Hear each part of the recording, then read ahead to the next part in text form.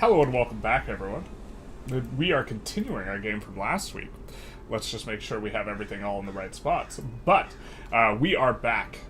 We are so back, baby. We are continuing here in Victoria 3, in our 3v3v3, and what we have going on is our match that we started last episode, or last week, where the team one was very, very strong and decidedly came out with a very strong finish, getting over 9 points. But now, things are reset.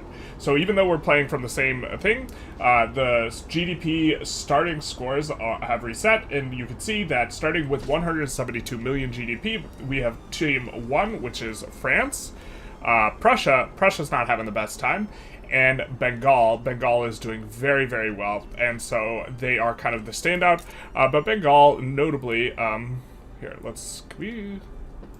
how do we, observe Bengal? I think we control-click to observe them.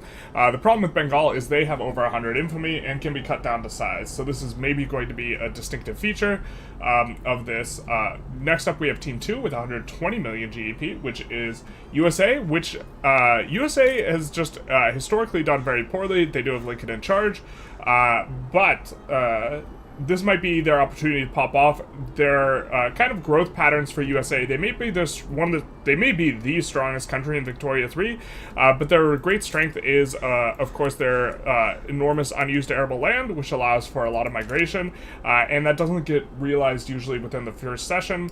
Also on the team is UK, which has taken, looks like they have decided to peace out on some of these wars, negotiating kind of deals, which have given up more of Prussia to Great Britain, yikes, which is going to greatly change kind of the GDP as well, and also Austria here. So this very, very strong block in the middle of Europe. And then finally we have the third team, which is going to be with 148 million GDP here. It's going to be Belgium, China, which has been released with Belgium Tech, and so they're in a pretty good position, having skirmish infantry, and also Russia. And Russia and China both have very good growth potential, I think, and so we will be getting into it. Now, let's pull up the chat and start talking with the chat now that we've kind of introed what's going on. We are continuing the session. Hey, Genius, how's it going? Hey, Tyler Durden. We are continuing the week from last week. How do you join these multiplayers? So if you try and keep an eye on the community posts on YouTube, we do post when they are going to be happening, and generally there's a key phrase that you have to say in the LFG section of the Discord, and if you do that, you can sign up. The priority will be given to players who haven't played yet, with a little bit of a, it looks like they're going to be, I think they, talking to the players beforehand, they were planning on white piecing this war, but there's, someone unpaused. How do you join this server? So if you go into the description, there should be a link in the description to join the Discord on the YouTube. What's the reasoning for the reset? What reset? We didn't reset. But notably, Russia, if I'm not mistaken, Russia can do a Diplo interaction.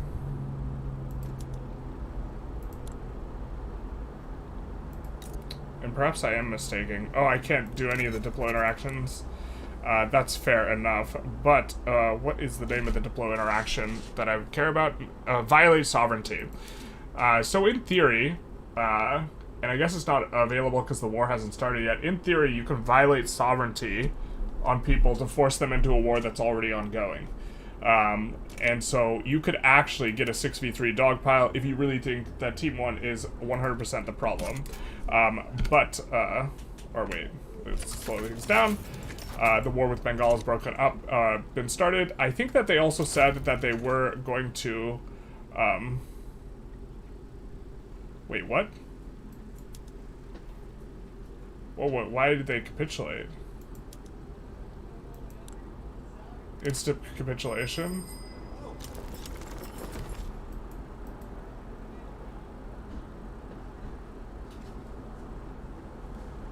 I don't know. I feel like an agreement was a little bit of a vibe there.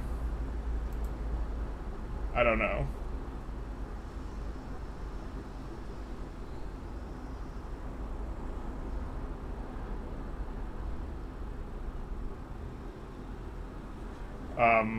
They just got enforced on instantly. I don't know why that was. So we're gonna jump in and we're gonna try and see what happened. China accidentally capitulated instead of doing. Maybe we take a pause? That's kind of a weird start. Yeah, they shouldn't have capitulated. They were trying to wipe peace. So we could rehost. They're definitely not supposed to capitulate there, and that's not what they had agreed to. Well, it is the very start of the session. Alright, we're gonna... It doesn't matter if that's how it works. What happened, like, with China capitulating? There was a big agreement between me and... They have somehow gaslit them into thinking that because the score reset this session, now we're the #1 team? Even though they're still 4 points up in total? China was meant to white peace, but they capitulated. Right. By mistake. Oh my god. So that was just like an error? Like a misclick? Yes, it's an error. Yeah. Okay. I think what we're gonna do is we're going to reload the session and let them like actually click properly. Because it's the very beginning. Okay. Does anyone have a problem with that? No? Okay. So like, No, would we have to like restart our clients? Yeah, let's restart clients. Because I think that influences things greatly. Also, just to clarify how the starting score is working, and you're all on stream, by the way. Just to clarify how the starting score is working, your GDP start is not from the starting date anymore. Your GDP start is from the end of last session. Yeah, I'm aware. What's happening right now? Okay, so we are restarting the China did a big China misclick. China did a big misclick at, like, directly after unpause, so we're just going to give them the grace of not losing 10 million GDP, kind of, because they misclicked. Fair. Which I think no one really had a problem with. But just to clarify the way the score will be working for you guys and the stream, you can say hi to your mom if you want. She's probably not watching. Hi, Mom. The way that score is going to be done is going to be from now the beginning of the session, not from the beginning of the game. And so the amount of score that you had locked in for your own team is now going to effectively, for the purposes of scoring, not help you out any for this session. Everyone is starting with the GDP that they ended off with on last tag. And so... Right, but you're still going to have the scoring from last session, so if you were 4 points ahead, you're still 4 points ahead now. This is an entirely independent session. Correct? For the purpose of the league, yes. For the purposes of, like, the league, but not for the purposes of the session. Right? And the way that the league points work... The way that the league points work is your league score is going to be your top 3 scores plus your average score. Does that make sense? Okay. Yeah. Yeah. So, I thought you were going to add the 2 scores together to get an ending score. no. Oh. So it doesn't, this is a whole new thing. So, like, if you crush it in this session, that'll be good for your league score, especially if you play over 3 sessions. Do we retake all the steps we did? Wait, so are far? league scores per team or per person? Per team, They're per person. person. Oh, okay. That's The weird. league scores are going to be per person, but the score that you receive is going to be per Team. yeah, because I don't want to create a situation where people are incentivized to act against their teams, which would be if they were individual.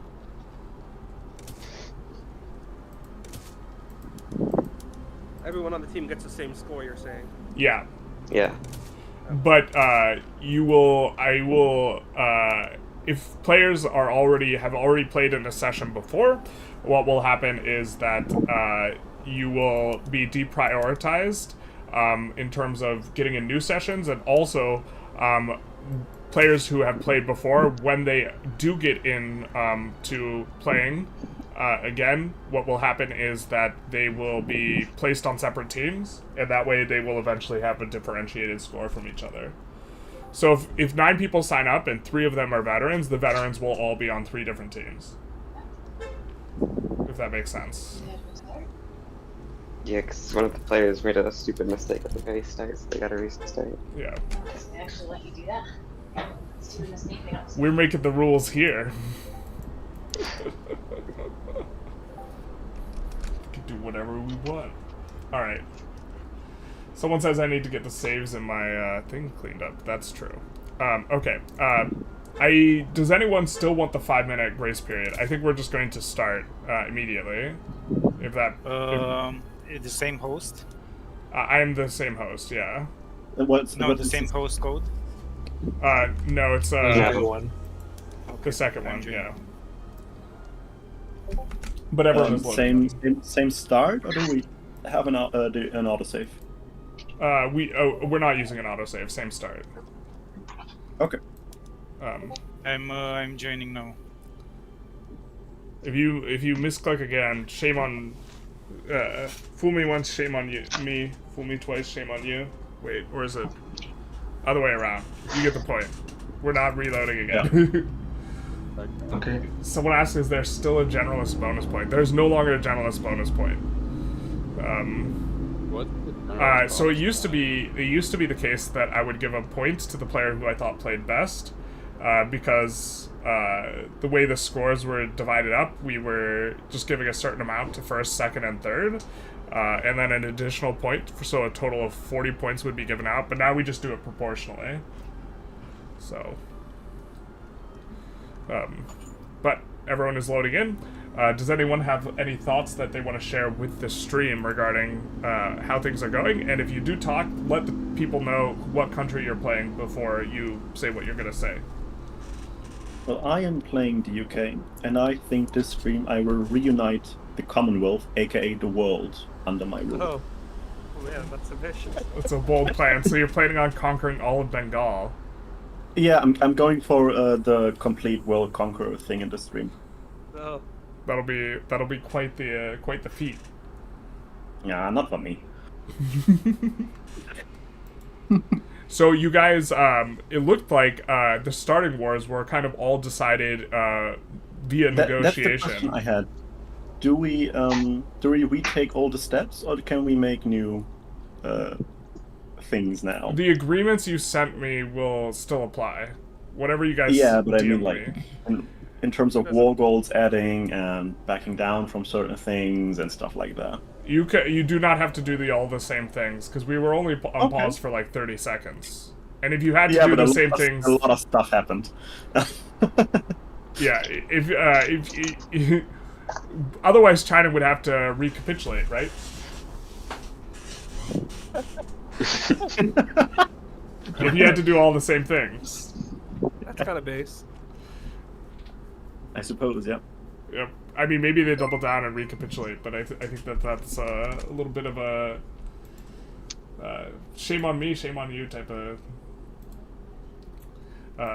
thing. So I noticed that you guys negotiated to give away a bunch of Prussian land to Prussia is notably not on the same team as the UK, and then a bunch of land went over to the UK. Would you guys care to comment on that? That was them backing down so they could fight Austria and get Russia to go in on the butt. Ah. Yeah. The Prussian states are pretty weak. They don't have a lot of GDP. Doesn't make any sense for Russia to do that. But, is the market capital in the east or the west? No clue. I'm not sure. I think it's in the west. It's in the west. Okay. Yeah. Are you guys ready? Is anyone not loaded in?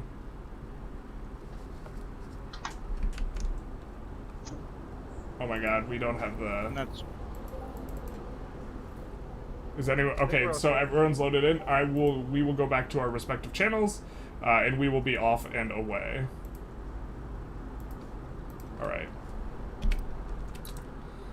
So they do have multiplayer wars, so we'll go speed 3, and we will be back at it. Sorry, everyone, for that. I do think it would have been a little bit less interesting of a session if we had China giving up 15 million at game start, in terms of just capitulating. But we do have kind of multiple wars here. We have, I think that this is a mistake to give up this land to Great Britain, kind of for nothing. Okay, there's, this will be worth a lot more GDP, or it was unclear to me, and I wasn't able to tell what they were giving it up for, but these territories will be worth a lot more GDP with the market access from Great Britain, which is maybe something that they didn't take into account. I guess it's maybe just a total of about 1 million GDP, but they should be worth more than 1 million GDP with like, in total. But it does look like there's a rather sizable war against Austria, and also against, wow, that's a very sizable war against Austria, where we have France, Russia, Ottomans, Prussia, and then a couple other players, but not players who are human players. And this is very, very significant. Looks like they're going to be liberating Krakow, big memes, liberating Hungary. That's going to be enormous. Returning Silesia, which doesn't really do much because it won't be connected to the market unless they want to move their market capital. But that is a lot of stuff. And Austria is on Team 2, which I think this is very, very good for Team 1, that they're trying to make this war go through. Because I think Team 1 is in the lead, kind of unambiguously, and if they pull a little bit further ahead, which this war might do it, they will reach the point where they can 3v6. If they 3v6, they just like crush. So I think that this is actually a situation where you would want to white peace, or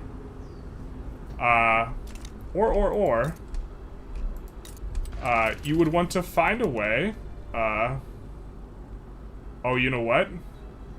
Let's see. So Russia's notably on Team 3. So Team 3 can just avoid fighting in this war. They could just not assign anyone to the front, not fight Austria at all, and let this be kind of a 1v1 with France versus Austria. But, this is a little bit of a thing. Yesterday you had a run killer as Argentina, where you went universal suffrage to single party state somehow, and the game didn't create a party, and I was stuck with 0 legitimacy, so yeah, rip. Do you know why it did that? Yeah, you went from, if you go from like a no voting system to single party state, or I forget exactly how it works, but you need to already have like voting and parties and stuff like this.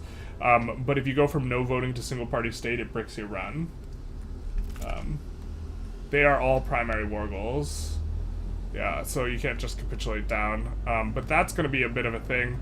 The China versus this is going to be a bit of a thing. But I think that this is a mistake. So Russia, rather than fighting Bengal, which is on Team 1, which is in the lead, they decide to fight again on the same side as Team 1 against Team 2. Which I think, whatever the diplomatic negotiations happened before this, I think that this is probably a mistake. And as part of that, they decided, I assume, so they could do this, I assume that there was some sort of agreement to give wait, why did they give this to Team 2 while simultaneously wanting to shellac Team 2? Oh, wait, no, wait. So Great Britain gave up land. They gave up land to Great Britain. Team 1 gave up land to Great Britain, immediately followed by engaging in a big play? You were on census with a parliamentary republic. I had party before that. I don't know what did that. It could be a little bit screwy, though. Looks like Austria is building a bunch of barracks, though, but this is not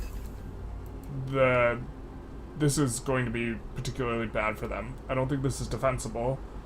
I don't think it's that close. Minus 93 is a huge disadvantage to have, and they have a third of the troops, and France, notably, has been paying for, like, all the mobilization options, as well. And so their military is very expensive, but they don't have medical support. They could have medical support, they don't have medical support, so that kill rate is going to stack up quite quickly. I really think that, I think the opener was to cut down to size in Bengal. I'm not sure I like this open, you know, from Team 3. I think that Team 3 shouldn't be, I think this shouldn't be what they're doing here. I think that they should be, I think they should be uniting against Team 1. And I think that this is going to really inform the rest of this session in a very substantive way, because Team 1's already very strongly in the lead. And so, if they get one huge war where Team 2, having to release Hungary, completely kneecaps, like, this will be a loss of, like, in terms of Austrian GDP alone, this is going to be a loss of probably around 15 million. Which is, you know, a little between a third and half of their country. And Prussia joins in against them. And was this... Or were they always fighting them? Or was that new? Just visually changed? When they got the front? Or did they get... did they use the... what is it? I forget the name of the diplomatic action. We did mention it at GameSite. Violate sovereignty to pull them in. Oh, man. I guess maybe we could take a little bit of a poll on the YouTubes. Should Russia 3 be helping Team 1/France? And I mean, I suppose I've already tainted the well here, so you should just regard this poll to some degree with a grain of salt, but I do think that this is... I think that you are destroying a future ally here, as Team 3, and that this is going to be... I was expecting a 6v3 from the start, but not this kind of 6v3, you know what I mean? And I think that this is also going to inform a lot of the two-session strategies here in the future moving forward, because I think that you have to try and 6v3 the strongest person, the strongest team. Unless you're just going to try and play for second place type of points, where you're just going to look to bully the weakest team. The weakest team after this is done is definitely going to be Team 2. Yeah, Austria is just getting eviscerated here. Team 3 is like, welp, we won't win, but we'll last. Screw you, Team 2. Yeah, I mean, I guess. Team 2's score, if they really decide to take it to Team 2, this could be, yeah. Maybe they gave land to the UK so he didn't join Austria's side. Doesn't make a lot of sense, but I don't know. I don't know why that... yeah, but... I mean, Austria is almost done here. I don't know if their capital is in Austria or Boho, but, because you can move it to Boho. Boho is a reasonable place to put your capital, but looks like they... Where is Austria's capital? Looks like Austria did move their capital. Where is it? They moved it to Danubia. Fair enough. So this is a little bit more central, but they're still not going to be able to do anything. Looks like we don't see any landings going through. But to be fair, Austria probably doesn't have any boats, or many boats. Looks like they didn't build any from game start, which is probably a mistake, but I think having one really big fleet is pretty valuable. But if you're gonna lose, looks like China changes up their government a little bit. Oh, China was released, and now they have their own market, which means that if we go on Belgium, so one of the problems here was complete lack of convoys to be able to support everything as Belgium, and now there's no longer the same lack of convoys as long as they are in the market. Unless they just reduced autonomy, they are still in the market. I don't like them having them as an overlord, but they did reduce autonomy, it looks like. So so that they wouldn't have to continue with payments. And we see a release of Hungary. Maybe that wasn't as bad a GDP kind of situation, but it was a loss of roughly 15 million. So why don't we give them an updated score? And in terms, moving the capital is bad due to devastation. Does moving capital really cause devastation? Looks like you guys are around 1/3. So, a little bit less divided than I thought. And maybe if I didn't taint the well, you guys would be closer to 50-50. So that is actually fascinating. Let's update these scores. So starting the session at 56 million was France. Now France, notably, does have a revolution brewing that's pretty big, but I think they can just abdicate to it or just decide to pass universal suffrage, and it's really not too big a deal. But they started with 57 million GDP, or sorry, 56 million. This is because they were mobilized. Mobilization really increases your GDP. If you're going for just particularly one stamp, of your GDP, or we'll make that 53.4. If you're looking to have a very large GDP, you notably do want to be fully mobilized when that comes through. Prussia started with 9 million GDP, but they got Silesia back, so they're up to 11.7. And they also, were they returned to state? Because I could have sworn Silesia was not contiguous. Were they returned Brandenburg from something? Or maybe I just don't have eyes. Probably just don't have eyes. And EIC was at 107 million, but they demobilized, so now they're down to 101 million. So total, we have negative growth that we are seeing from of around 7 million from Team 1. Just because they're not mobilized, effectively speaking. Taking a look at the UK. The UK is at 40 million GDP, down from 42.2, so 40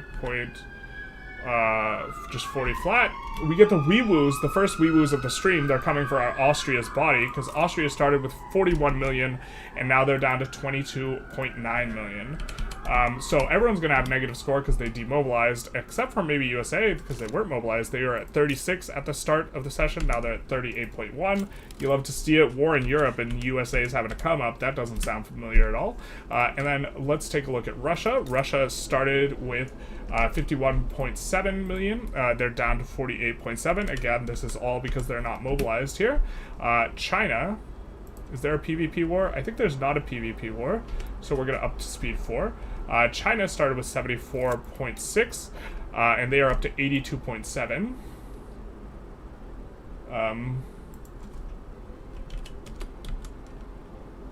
Let's do that. 82.7. For Belgium, we need to actually input the total, so the updated score is not updated yet. Shocker. Belgium, we started at 21 million, and now they're at 18 million exactly. And so we can have an updated score where the growth is very significantly negative, but it's all... I'll just tell them to ignore the growth percentage, because having negative value, negative values is messing stuff up.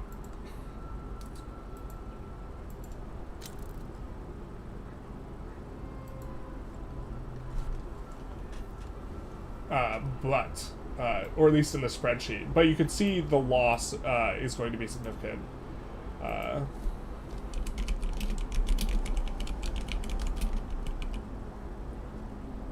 Wait, is it showing absolute values? Why is it set up to show absolute values?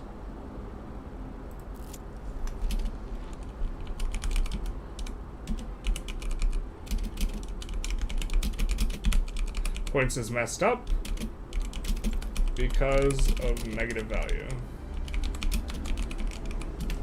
So we give them an update, kind of basically what happened to Austria's GDP, which is that it was kind of cut in half, which is pretty significant. And we see immediately Russia is going to be pouncing.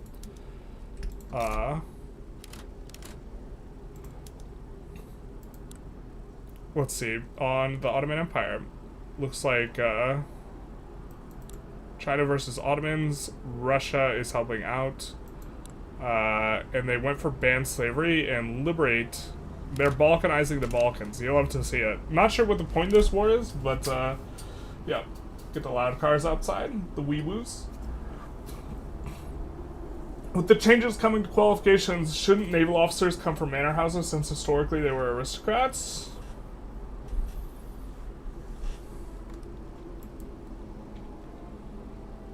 The thing is anyone whose ownership class is almost certainly going to have max job satisfaction and would not switch jobs, if I'm not mistaken. Wait, team lost the most GDP and has the most points? Yeah, it's because it's dividing by a negative number right now because the overall trajectory is negative. Is there a mod for 1500 era? There was a mod. I don't know if it was updated. It was really bad at the time. I don't know what's going on. Ooh, we see a Polish uprising. So is maybe an opportunity...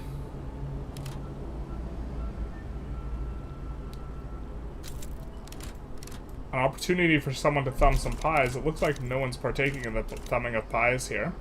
And so I guess we are kind of settling into a little bit of an economic sort of approach here for the various teams. And so that'll be interesting. Why is Team 2 score not negative? Because the overall change in GDP is negative. The spreadsheet is dividing by a negative number, which makes having a low score a good thing in terms of how the spreadsheet is calculated, because the spreadsheet is not doing an absolute value. I think I would need something to do an absolute value in a spot in order to make the spreadsheet like kind of work properly, and it's not doing that. In this situation, I had wrongfully assumed that the scores would be negative. This is a war for recognition on behalf of China. That makes sense. That makes sense. I don't think this is enough war goals though. They needed to put in more, but they did just use as many maneuvers as possible. They also probably have positive relations, but maybe they just need a little bit of progress. If they already have a little bit of recognition earned, they'll be in a good situation, but they could also just declare another war against one of their allies and just have their ally back down. Or capitulate immediately, rather. For something like ban slavery, you know, as it do be.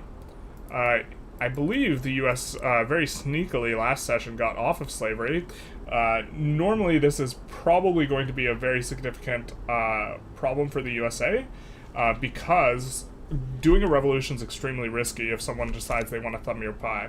But why don't we just take a kind of look at the economic growth. So we have Team 1, and we're going to take a look at construction here. So Team 1 is up at 374 construction for France. Prussia, notably, will have more once they have Silesia back, but they have 48.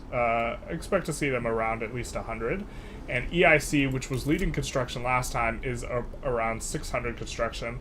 So the team's total construction is, what was it, 3 and some change plus 5 and some change. We'll call that 900. We'll say that the team's construction's roughly 1,000. And I really think that Team 1 should have been gone after, but instead they went after Team 2. Team 2, taking a look at their construction. UK, boy oh boy, do they have a lot of construction, but it is also idling, and they are in they're in a deficit with an enormous amount of construction. They will probably have to delete some down, but we'll count that as 600. Well, that's not 600 they could use. That's 330 for USA. I don't know what to make of this British construction, but they're not going to be able to utilize all that. We'll call that 330 as well. And then finally Austria, which did get a bit of a shellacking.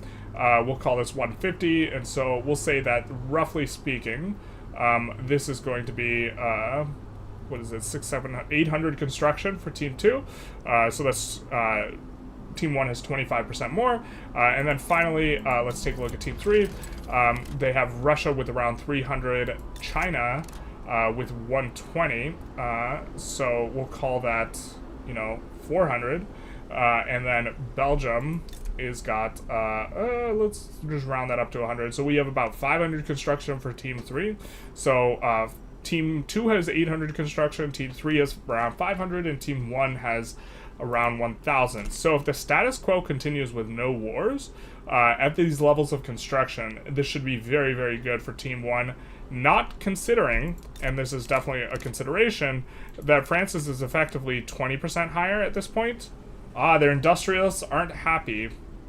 But if you can get happy, powerful industrialists, which you definitely do want to have, it looks like they abdicated in a way that they should not have. They abdicated to the laissez-faire thing, but they abdicated while the industrialists were in power. Definitely a little bit of a mistake there.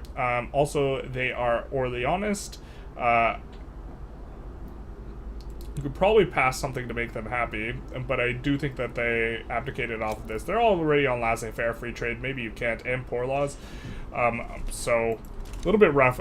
France is starting to run into kind of the normal French things, which is that you will have an enormous amount of radicalism because of kind of your French flavor. Great Britain player is struggling. Yeah, maybe this is, maybe we should only count this as 100 construction rather than like 300-ish for Team 2, in which case, we would consider Great Britain, or Team 2's total construction, to be around 600, in which case they barely have a combined construction, Teams 2 and 3, that is barely more than Team 1. So I think that from the outset, you know, I think this is an error, and I think it's a really significant error, in terms of playing for first place, but it might be the case that Team 3 is just trying to lock in as big a score as possible, and they, yeah, I mean, they might just be trying to lock in a score. I don't even think that makes sense. I think you really want to take the opportunity to peel stuff off of Team 1. So I think Team 1, whatever their negotiating strategy was between sessions, is paying off, or lack thereof between 1 and 3, or 2 and 3, because I do think that this is a bit of a mistake. Did China declare bankruptcy? Probably. I'm wondering, how does the debt work when you give someone a state and take it back? If they gave a bunch of states to Belgium and then took them all back, does this wipe the debt from the state? I don't know exactly how this works. Because debt is owned to... Oh no, it won't wipe the debt, I don't think. It'll give you more debt amount that you can hold up. It looks like they're taxing grain, not like this. Those poor people. The poor people, this is the regressive tax here that we're seeing from China. They're taxing grain, opium, and liquor. I wonder if he's trying to intentionally reduce his standard of living. Is that the idea? Huh. Interesting.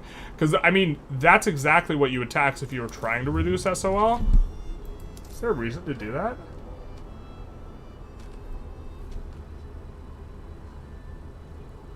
Are you trying to get them to migrate to Belgium? That might be what they're trying to do.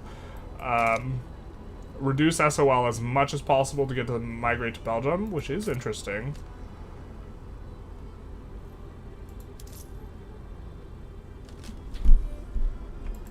Let's see Paul Allen's taxes. Yeah, okay. Everyone's on max taxes. We're going to start seeing also kicking in more this session. We're going to start seeing radicalism cause turmoil. And turmoil is going to cause construction efficiency malices. And so another question is how well can the players manage their turmoil via their abdication cooldowns? Because you'll see, you know, places like this, 26% turmoil, a huge minus in state construction efficiency. So even though you got 600 construction, if you're building in places with the turmoil, you effectively have like 400 construction, right? And so this is going to be another thing that was not really much of a factor last session, but is definitely going to start playing in this session. Russia has way less, for example, turmoil than everyone else. They might be running lower taxes. They are, and they do have a tax system that, okay, they're taxing opium and liquor, which is regressive, but they're also not running as high taxes. And so Russia's construction is going to be more valuable on a per construction basis than Bengal's, because Bengal's going to be building a bunch of random stuff in places with state construction efficiency analysis, whereas Russia does not. So Russia's economy looks stronger than it actually is.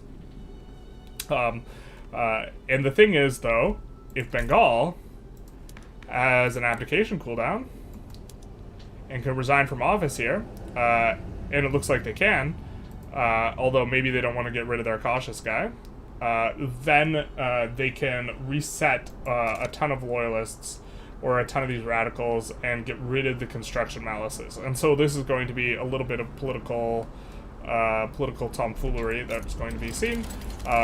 Is anyone siding? Looks like Russia's siding with the Russian. Oh. Did you sway in for something? Bruh. This is huge. Becoming a protectorate here is Hungary becoming a protectorate of Russia. So really looking nice for the Russia player here, both in terms of their situation in regards to turmoil. Because if we just look at the radicals alone, this is going to let you kind of know what's going on. And this is partially why, look at the state construction efficiency. Now, their state construction efficiency isn't as bad as EIC, and that's because they have a law enforcement institution that they're increasing to try and offset this, which is definitely what you do, but they also are eating a bunch of construction problems. But let's just kind of take a look through the team. So France, they're going to have quite, they're actually not as bad in this department as I thought they were going to be, mainly just eating the construction of Malice and Paris, but also Navarra. They are on max taxes, but they don't have any regressive taxes as well, not taxing liquor or opium, and they're still paying decent military wages. Prussia is going to probably, they have a lot of radicalism here. That is a little bit of a vibe, so they are probably eating very severe malices here, and so that's going to be another one. EIC we already took a look at. Great Britain we took a look at. USA let's take a look at, has a lot of radicalism. Let's see where it's at, where they're going to be eating construction malices. In a lot of places, notably not in Pennsylvania, so if they're building in Pennsylvania, this isn't too much of a penalty. They're running high taxes and a regressive tobacco tax, but the tobacco tax is yielding them the most, so this is a decision. It is going to negatively affect things a little bit. We see Austria-Hungary form, of course, where there's no Hungary.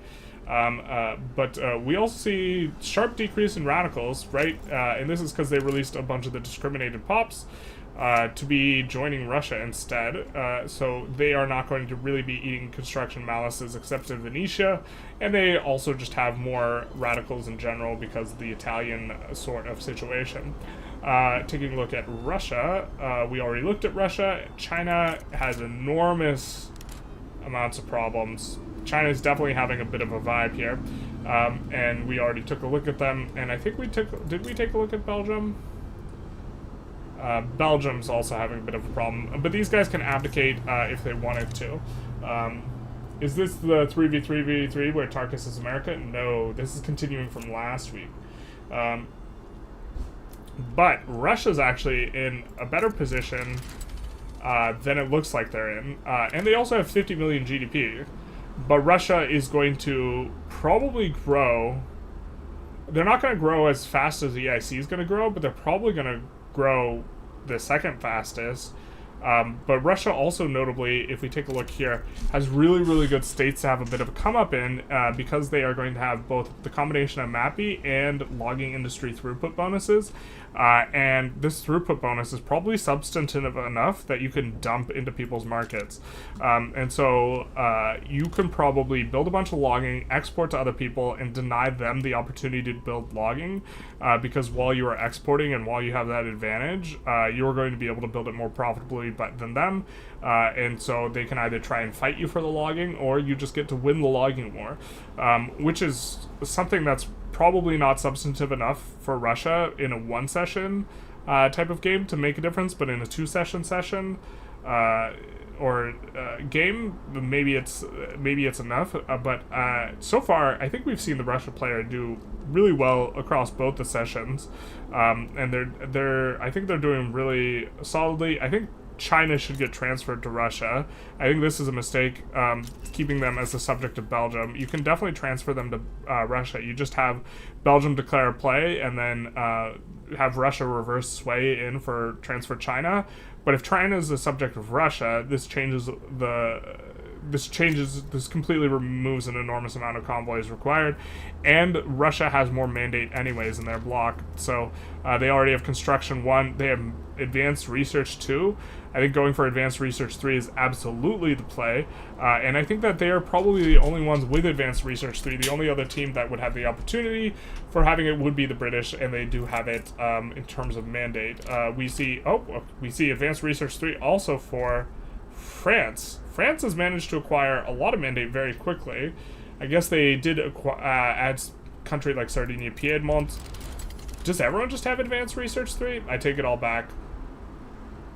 I take it all back, except for this is not gonna... Wait, everyone just has advanced research 3? Bruh. I absolutely think that this is the play, but... Okay. I think construction 1 into advanced research 3 is probably... Are we just...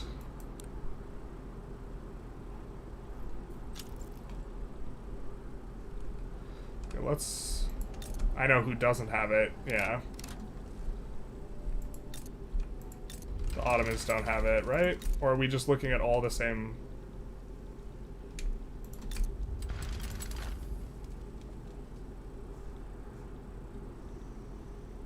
Are we just looking at Russia repeatedly?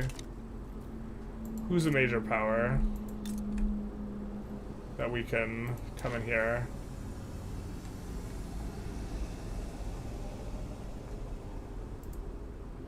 Right. Nope, they're just all advanced research. Okay, so here, Britain is not actually advanced research. We just didn't have eyes. But we do see advanced research 1 for France. Okay, this makes more sense.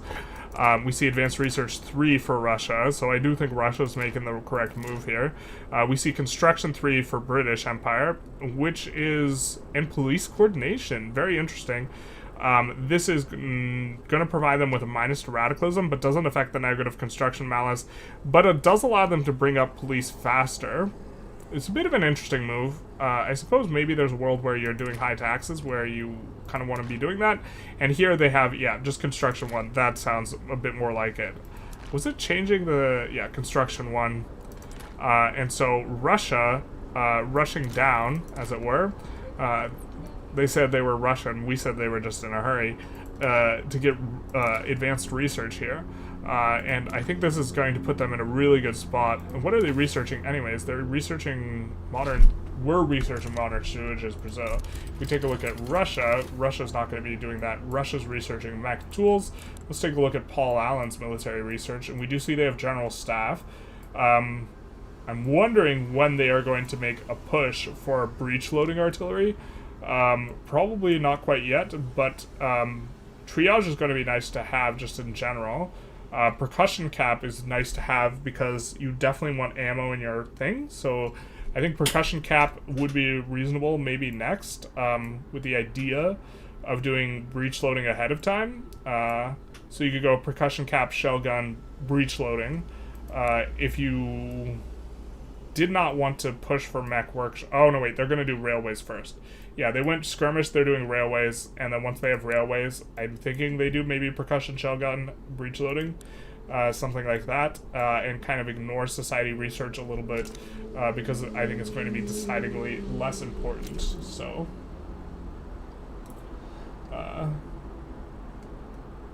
Any idea why no one went in on cut down to size on Austria? Well, I think Austria's already been cut down. But they could cut down to size on Austria. They could also cut down to size on Bengal. Bengal, I think, is still over. They're no longer over 100 infamy. So we do see Austria is still over 100 infamy, but Austria, I mean, they've already gotten Hungary released on them. But this is the thing is, actually, I don't know what all will get released. I guess Bavaria, but if you don't do it in the near-ish future, nothing actually would get released.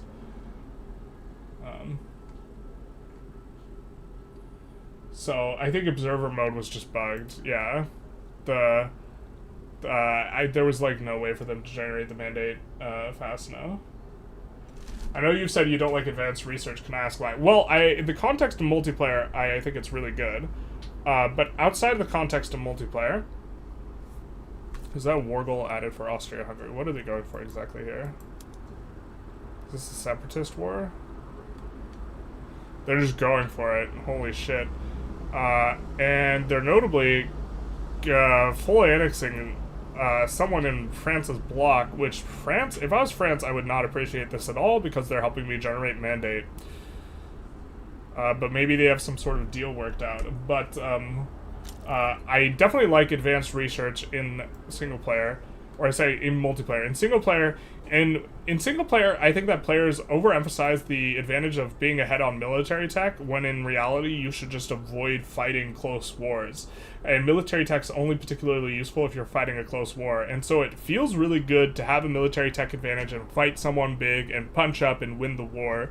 But fundamentally speaking, GPs you should always maintain good relations with because bankrolls are so valuable. And so the fact that bankroll meta is a thing makes advanced research a lot worse, and I don't really like it for single player.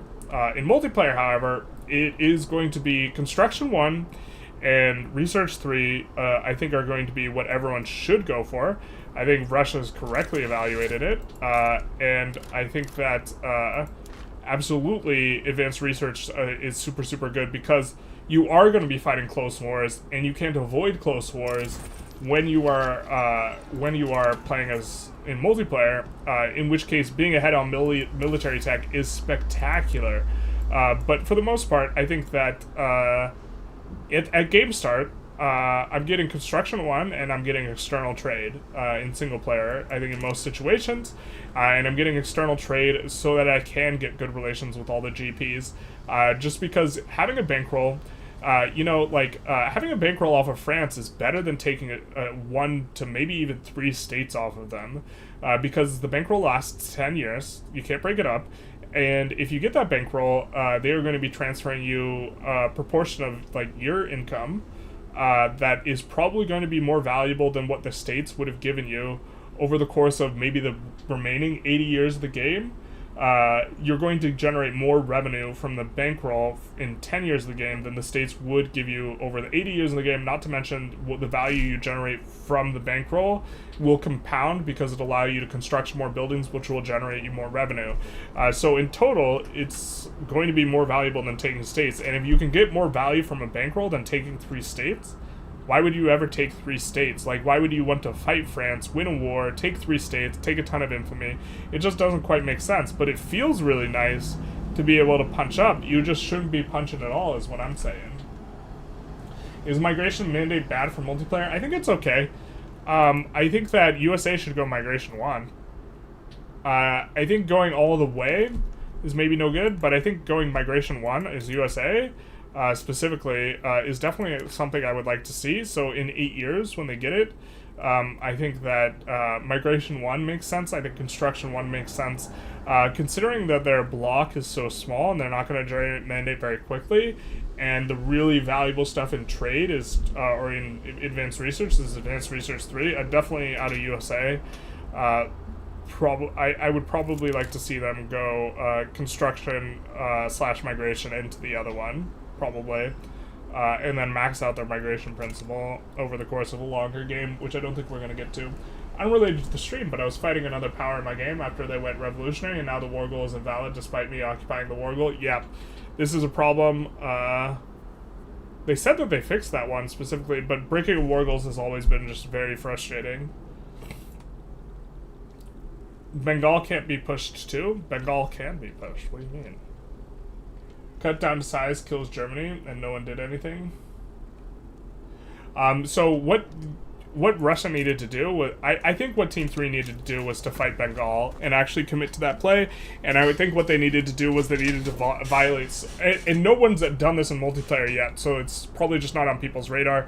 But I think that you just need to violate sovereignty to pull as many people into the war as possible and just 6v3 Bengal, cut them down to size. And then, rather than taking a go at Team 2, effectively, I think that this was an error, and it certainly leaves Team 1 in really, really good shape here, I think, for being able to kind of run away with this. And I think things could have been dramatically different had that been the case, but now I think I think Team 1 getting under 5 points is going to be very, very difficult unless there's a 6v3 fight. So...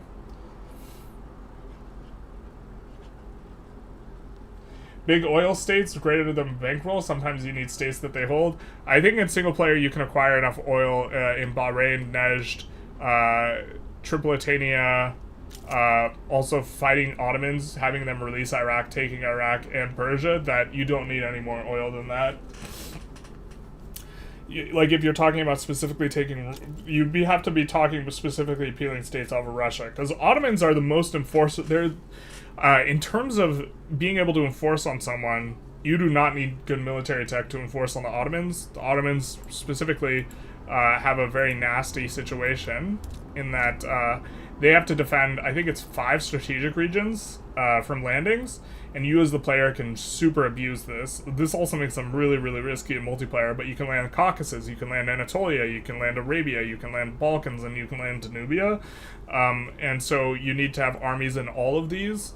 Now you can't multi-land all of these, but you would need to have at least 1 stack in Danubia and Caucasus and maybe 2 stacks in the other 3, and then they can just shift gears with an army or a navy right here. They can shift from Balkans, Anatolia, and Arabia faster than you can shift over your army, and so they can multi-land any one of these, and so it's just an absolute nightmare. But if you're playing against single player, against them, the Ottomans in particular are very easy to enforce on as a result of this, because if you have a bigger navy, or if you just micro your navy properly, you can enforce on them with like less troops than they have by just landing two-man armies with 1 infantry, 1 cavalry in a bunch of places, pushing, and then assigning defensive weewoos to fronts, defensive armies just to hold fronts, and then repeatedly landing in a bunch of different spots.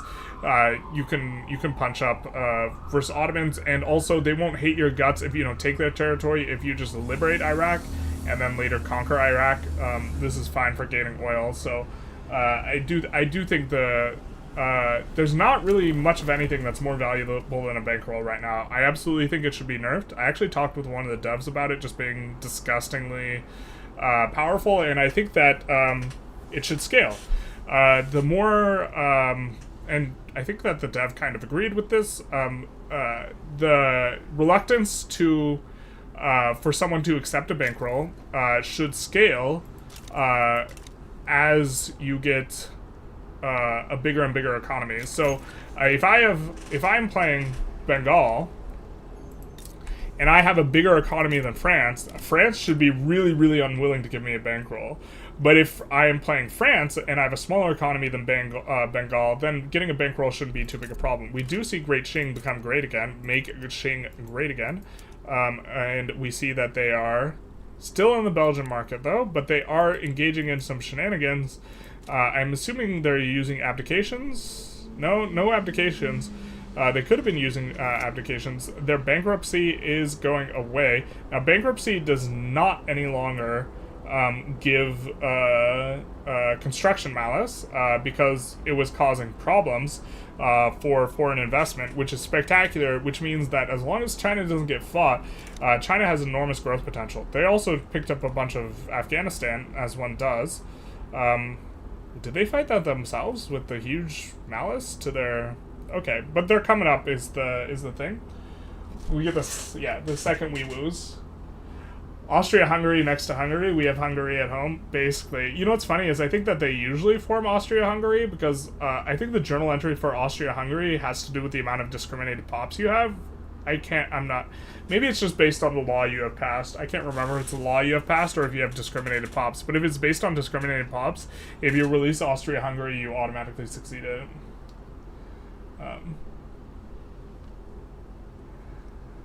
I try to avoid fighting GPs, but sometimes one of them pissed me off in the whole game, and I need to shit on them when I can. Well, I think that the ultimate way of shitting on GP is getting a bankroll from them, because then they will go bankrupt multiple times over the course of 10 years. I think this is how you shit on them hardest, and I think it's not close. I think the metagame changes once they do something about bankrolls. We see America. Did they always have that? Rio Grande, you sneaky, sneaky sneaker. I can beat Ottomans with 20 skirmish in 1860. It's just micro your navy. Yeah, this is the they are the easiest to enforce on country in the game. China states are better than bankroll because besides they can't. It's only based on accepting Hungary. I would rather have a bankroll than a single Chinese state, I think. It depends how many states you're talking. Flango, the mod, they give the follow. Ooh, we forgot to mention Sonegod and 00. Also, they give the follows. Big nice. The biggest of nice.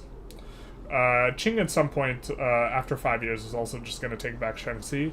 Shaanxi, I imagine, has quite a big... I imagine Beijing, or I imagine they were building in Shaanxi before the Great Calamity. And so I imagine Shaanxi has a very substantive... They have a lot of pops. We'll see Paul Allen's GDP. 3 million. Okay, not that big. But looks like British are declaring some rivalries. Ottoman, Spanish, Piedmont, Prussian, whole bunch. Just looking to acquire a little bit of Diplo, which I assume they're going to be spending, or they are floating to help decrease their infamy. Notably, you really want to avoid going over 100 infamy, so you can't get cut down to size. This seems to definitely be the meta, because losing the cut down to size war, I don't think we've seen a single team ever win after losing a cut down to size war. So, yeah. China's about to pop off. I think so too. I don't know the multiplayer meta. Why does Belgium own a lot of China, and why is China's Belgium's protectorate? So, the last session, and you can watch that, the VODs are on YouTube, and I think the Twitch VOD is still technically up, but it's only going to be up for a few hours. This is a 3v3v3. China is on the same team as Belgium, and the game started with China feeding all of their states to Belgium except for one, Belgium conquering the final state, and then Belgium releasing China so that China would have, if we take a look, China would have both Belgian laws and Belgian tech. So you notice here, they have railways, water tube, boiler, and they have the very, very important skirmish infantry under general staff. They also, in terms of, if we take a look at institutions, they have the Belgian institution, notably getting education, which is actually incredibly hard to get as China under normal circumstances. They have this already. And it's also religious education, which I think you're fine with, considering how good the Confucian scholars are. So that was the entire strategy in terms of the open for Great Qing and Belgium being on the same team as each other. So now you are also, very significantly, Belgian laws are probably best. Not just because you only get one institution and the bureaucratic cost of multiple institutions would be backbreaking, but also you start with national militia. So every single one of your states gives 100 conscripts that are all skirmish. And so this is the idea. In your games, Iraq, Trucial, Arabistan are so populated I struggle to get any oil off them. What am I doing wrong? This is kind of normal. You can encourage migration there. We do see taking on debt. Russia is helping out China a little bit, which, okay, makes sense to some degree. Russia is just doing very well. Russia's kind of... I want to say the anchor of their team because they're holding down the fort, but anchor also implies that they're sinking their team, which is definitely not the case. I always get reluctance to bankroll -100 once I'm a GP, even with amicable relations. I have a really tough time getting more than 2 and 3 bankrolls a game. Yeah, but just a single one, you just pop off. They have introduced more modifiers that make them not want to give a bankroll, but in the existential wars, they would often be willing to give a bankroll. In a situation where the bankroll is going to be, the cure is worse than the disease. We see Russia add a little bit of construction. They're up to 400 construction. In the lead is Bengal with 570, but they're idling 100 of it. So considering Bengal's construction malices over the course of kind of what they got going on, they abdicated here. Looks like we do see an abdication. Yep, so we're back on the landowners. We're so back, baby. We're out of the rural folk. We do see an abdication. Now, is this... They're a chancellor. Did we also get back onto... No, we didn't get back onto monarchy. Getting back onto monarchy so you can get back onto... So you can abdicate again. Definitely very strong. But now that the construction malice has gone away, this 500 was worth more. But if they were eating that construction malice, Russia would have actually been effectively getting more construction. The most construction in the game. Ah, no, France. France actually probably has the most effective construction. Their industrialists aren't happy, but 500...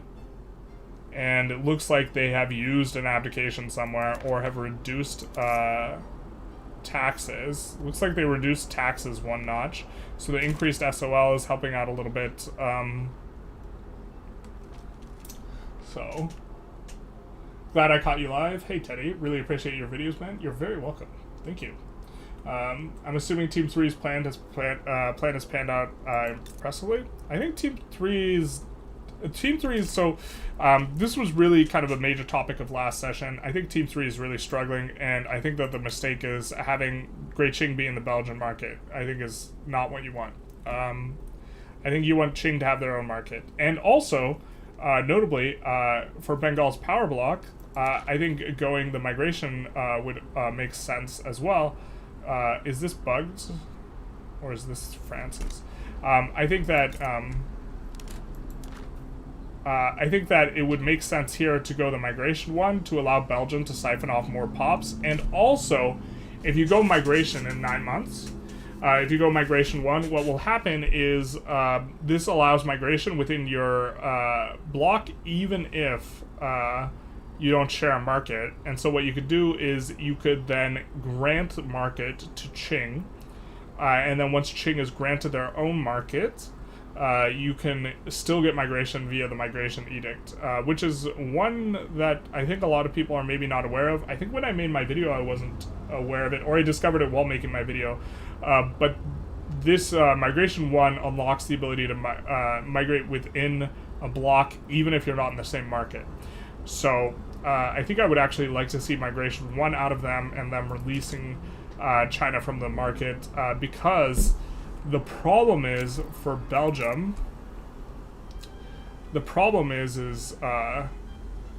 well, their port connections cost was around 8,000, and you're definitely not allowed to listen in, but it does look like, as we were talking about it, they have granted them, nope, they don't have, they're still not in the Belgian market. Why does Belgium suddenly have an enormous surplus of convoys? Do they move their market capital?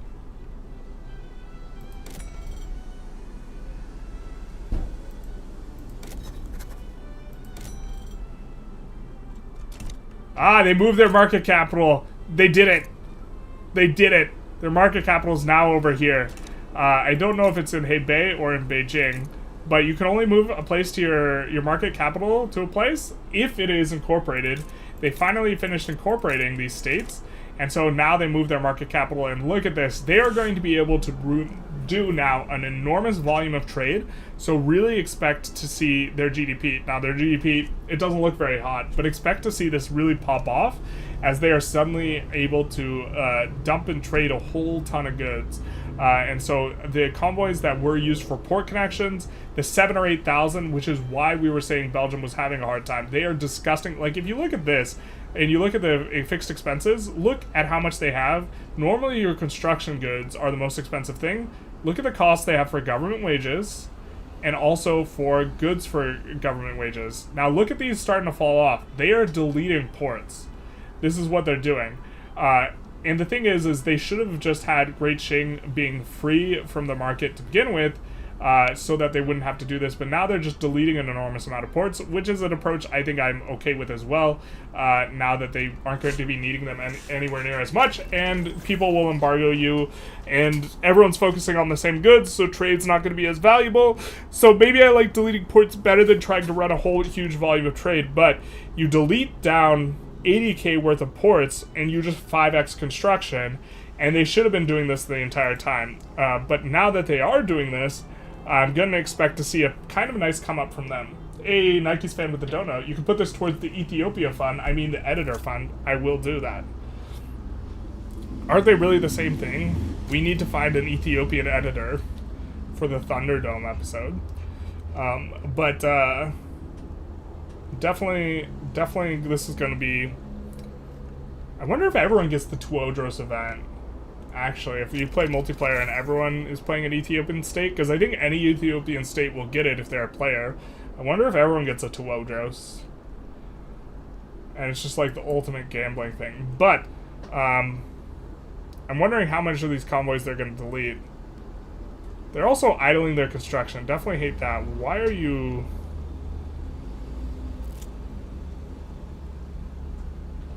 Yeah, they gotta delete down more of this, I think. Bro, just delete, like, all of those ports. Also gotta do something with this. But okay. I think that Russia's probably the strongest player on their team. Russia's making a ton of money. They're idling the queue. Do they have a player war going on? Oh wait. That's not a player war.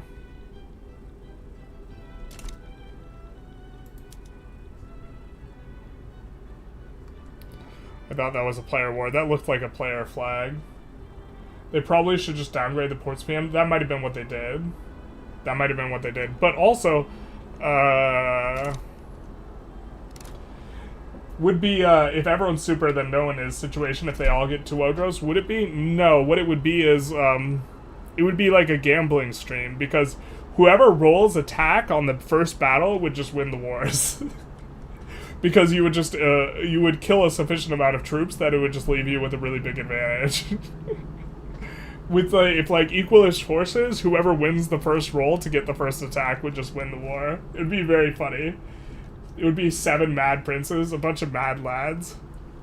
Which makes the Thunderdome idea even funnier, but we do see a massive Prussian uprising here.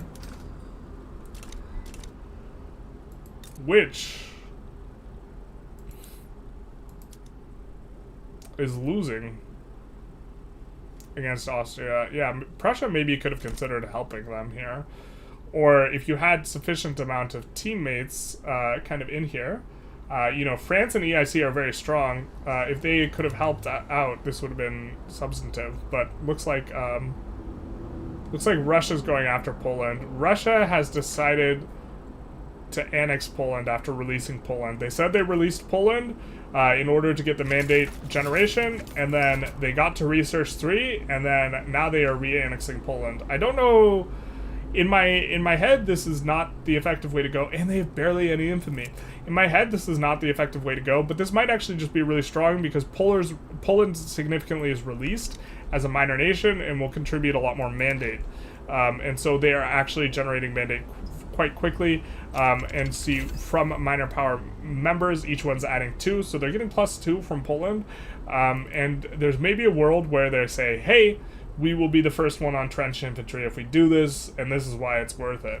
This is why I'm hot. This is why I released Poland. Take notes.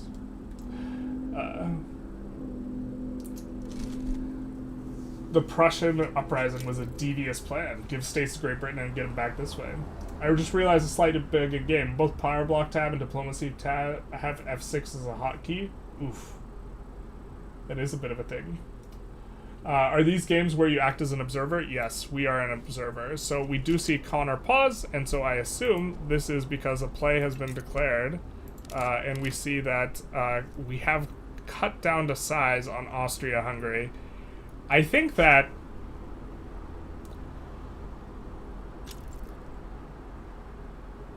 I absolutely think that teams 2 and 3 should unite against team 1 here.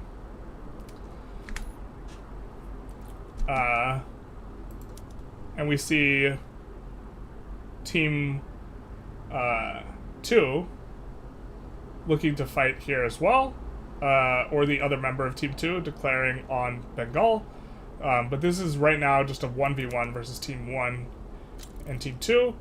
And if you allow Team 2 to get weakened anymore as Team 3, you will not be able to 6v3 later. French Republic has abandoned Bengal.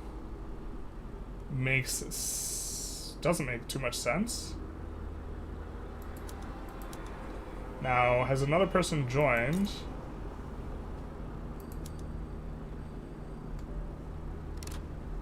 I think we unpause here. Unless another person joined. So now someone joined. But that was the play they were already in. We're pausing here. We're forcing the matter until another person joins. Let's take the POV of Austria here. This cut down to size is not, so it's going to remove all this territory they just took, and it's going to remove, I think, the South German Fed nations. Yeah.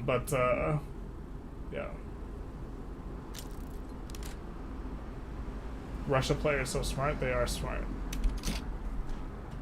Prussia has started a Diplo play. I don't like this. I don't like this at all. I really hate this. Or no wait, I like this. They're part of the same team. So we are seeing, so far it looks like a 1v1. I don't think Team 3 is anywhere to be seen here. That's Russia, China, Belgium is not intervening here. And in the 1v1, France, Prussia, EIC should be able to take Great Britain, USA, Austria. So this is, I think, a bit of a mistake on behalf of Team 3. I think Team 3 needs to get involved here. Just taking a look at the Discord, Team 3 does have most of Team 2 in there, so I think they are discussing it. War goals were enforced on Prussia. Crush the secession. Fair. Fair.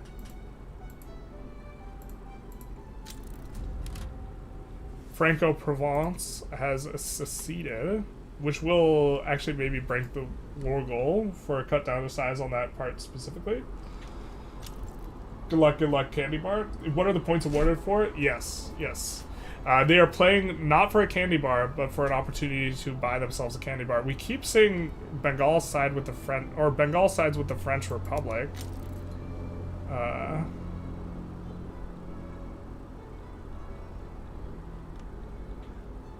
Prussia backs down to Austria-Hungary. I don't know why that was a thing. I don't even know what they had to give up. Maybe war reps. That's fair. Ottoman Empire is cutting Great Britain down to size, which is funny. We have revoke claim on Palestine as the primary war goal. Yep. We have the memers. I think we haven't seen someone side or start a play here, so we are just going to be going at speed 3. And we are going to be seeing, Russia's currently annexing Poland, right? But will Russia start a play against Bengal or France? Or join a play? Now, they could still use violate sovereignty, but I don't think anyone has used that line before. And they are going to be... Yeah, let's update the GDP. I don't think that's been a line that's been used in multiplayer, and so I think that people are unlikely to see it, that you could violate sovereignty to force people into your war, to allow people to join late wars. France, from last check-in, is up from 53.4 million to 67.5. Prussia had 11.7 last check-in. They have 14.3. Gaining the market access back, gaining back their crown jewel of Silesia, really valuable. Bengal, EIC, was at 101. They're now at 126.1.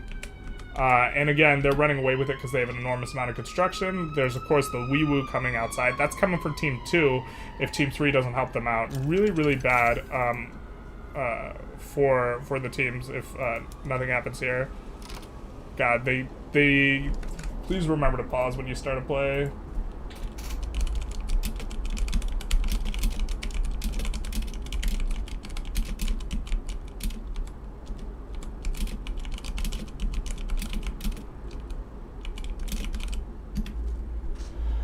Whoa. I don't want to be pausing for them.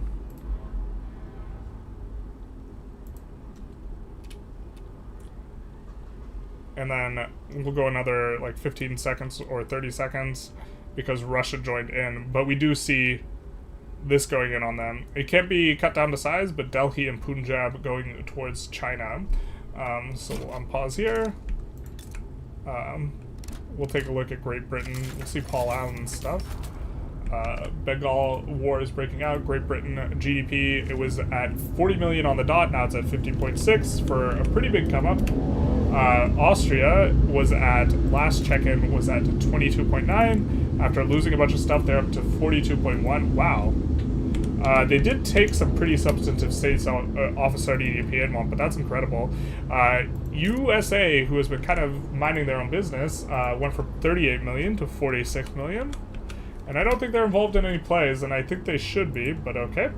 If USA doesn't help out Team 2, then it's just Great Britain and Austria, and that's only like 90 million combined total GDP from their team to try and fight. Like, EIC alone has 126 million. Russia was at 48 million last check-in, and is now up to 64.2, so big come up, as was expected. Despite them not taking any states. China was at 82 million last session, and again, expecting China to have a pretty good come up. They're up to 111, so very, very nice. And Belgium was at 18 million last setup. Now, Belgium did feed a state back to China, so they are down a little bit, so they're at 15.7, but of course that makes sense with the refeed, and we see that currently on the session, Team 3 is in the lead. And Team 1 is in second. Now, this will maybe throw a little bit of a wrench into kind of how people are viewing the Diplo, but this is what we are going to be feeding in terms of score. Not that score. Wait, is that really 9.45 again?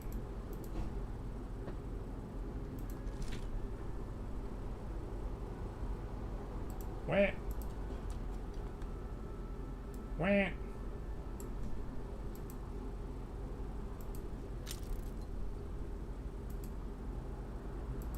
Okay. So currently, Team 1, 5.9 points, Team 2, 3 points, and Team 3, 7.7 points is the current state of affairs. Wee woos indeed, good sir. Wee woo, wee woo, wee woo. China is popping off. Yeah, the longer this goes, the stronger Team 3 is, IMO. Yes, I think that this does favor kind of China in the long run. We'll see if there's any violated sovereignty. We see the UK landing in Bengal, but not having an advantageous front. Bengal is the main kind of power here. We see in terms of Austria-Hungary, they are suffering on this front, and Bengal is winning on these fronts as well. So this is looking good for, currently, for Team 1. And if Team 1 wins these wars, this is going to be really, really big for them. But it does, we are seeing, if we're just observing Bengal, they are fighting 4 wars simultaneously.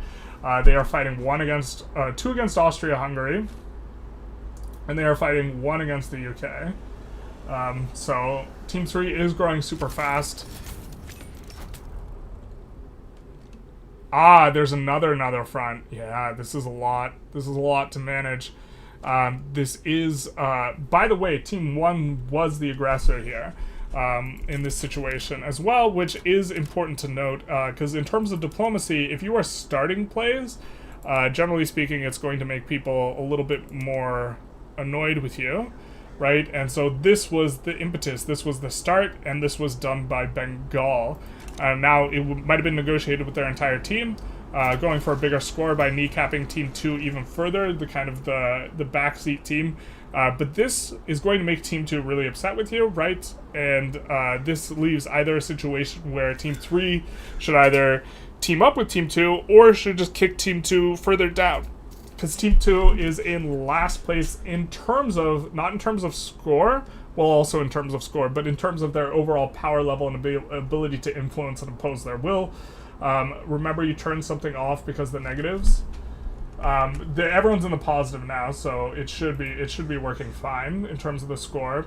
This does appear to be the real score. And in terms of percentage growth, Team 3 is doing the best. But also, they fixed some things that they had going on. And very excited to see Belgium actually start to get playing now. I think that they're still trying to fix stuff. They're still paying too much for the government buildings. They need to delete.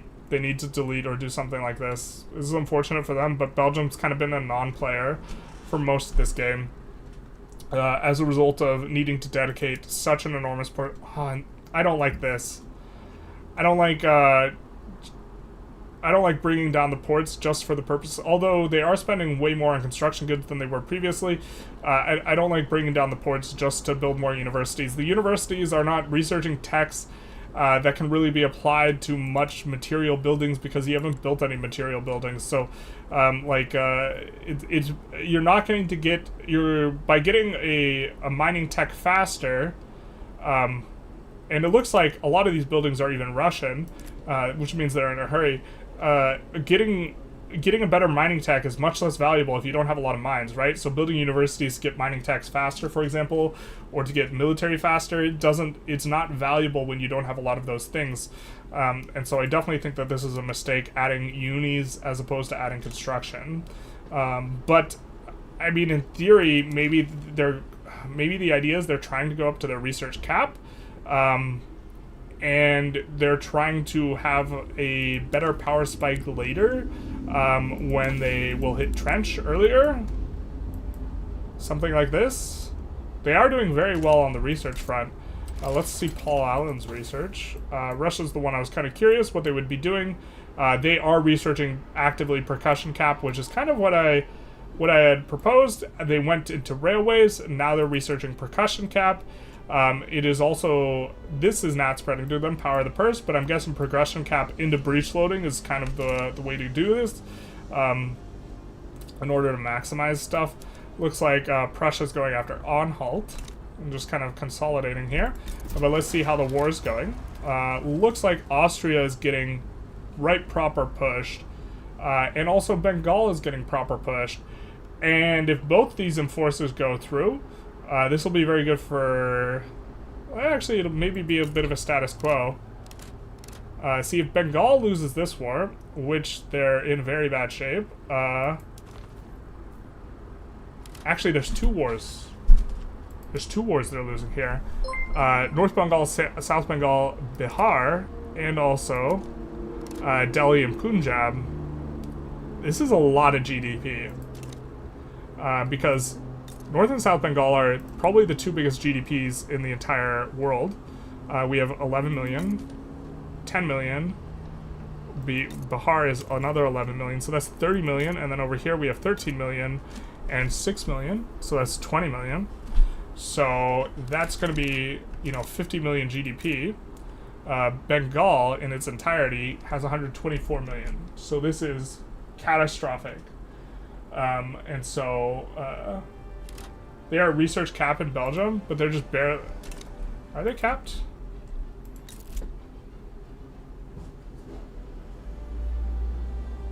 They're not at cap yet. Unless they're exactly at cap. Because the uncapped needs to be bigger, unless they're, like, exactsies. I didn't do the math to see if they were exactsies, though. Now... UK's POV, looks like they're doing another landing here. You definitely want to litter the place with landings, and it looks like that might be what they're trying to do. They do need to take, I believe South Bengal is the capital. It is the capital. You can move it. I think they're trying to move it. They're trying to land South Bengal currently. That's not going to be very successful, but it looks like they're landing with a 5-stack, so just looking to abuse various features like they are abusing being able to be over here. But really, is Bengal going to be able to repel this, actually? I mean, they have advantages on a lot of the fronts now, just not against China. China is trying to push through up here in the north, but Austria is going to get enforced out pretty soon here. Their capital, again, they moved it to Transdanubia, which is very cute, because in Transdanubia, it made it so this didn't go up to Hungary. But what you should have done, in theory, in principle, if you're going to move your capital at Austria. Oh, this is the capital. Did they change that? It used to be the case that if you had, if you moved your capital to the capital of the releasable country, then that country was no longer releasable. I'm not certain if that's still the way it works. But that made it so that when France moves their capital, they move to the capital Occitania, so Occitania is not releasable, is the way to do it. So Bengal having a bit of a time. And the front spaghetti is also going to be a little bit brutal for them. It looks like they are getting onto fronts. And they also only have to play defense, right? Because the UK needs to take these things in order to enforce them out. Let's see what the war goals look like in total. So, conquer Venetia, liberate Croatia versus Rhone and French war reps. British war reparations. This is stupid to put in. You gotta do something else as your primary. This is a really bad war goal to have as your primary because it requires you landing the British Isles. And it looks like Britain is specifically defending the naval nodes. I guess they're not defending this one, but I don't think you use Faroe Bank to land Highlands. I believe this lands Highlands. And so there's no way to land anything. And I'm assuming that unless they've been very proactive about building their navy, and they haven't, their navy is never going to get in on the UK. So the UK, this war never gets enforced out if the UK wants to drag it on. And if the violate sovereignty line is found, this will be good. We do see Bengal versus Austria-Hungary. All this requires is occupation of any Bengali territory. Unfortunately, that's never going to happen from Austria either. So France will get to stay in on Austria as long as they like. But it looks like France is getting pushed back. How many wars is France involved in? They're involved in that one. Yeah, just the two. They got a double rainbow double war because they declared on the exact same time. So, okay.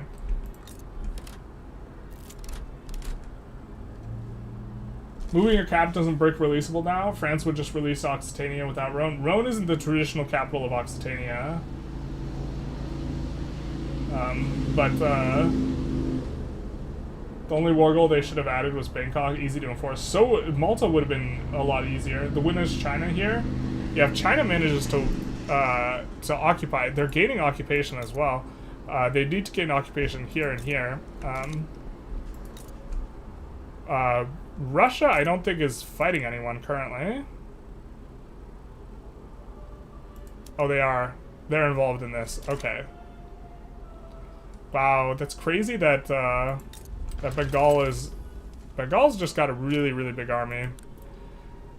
They also went up over 100 infamy, which I think might have been a mistake. But they have enormous amount of conscripts, so they are coming up. China is going to have the very similar thing, but they have more conscripts. And the only question is can they economically support this? Because they have a much weaker military than Bengal.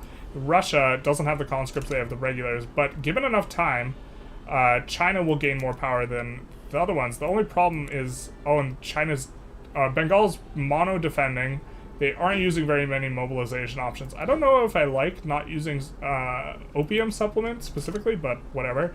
And China is trying to push. The thing is, China last time, and they might be doing it again this time, you can't push with all infantry. You need artillery.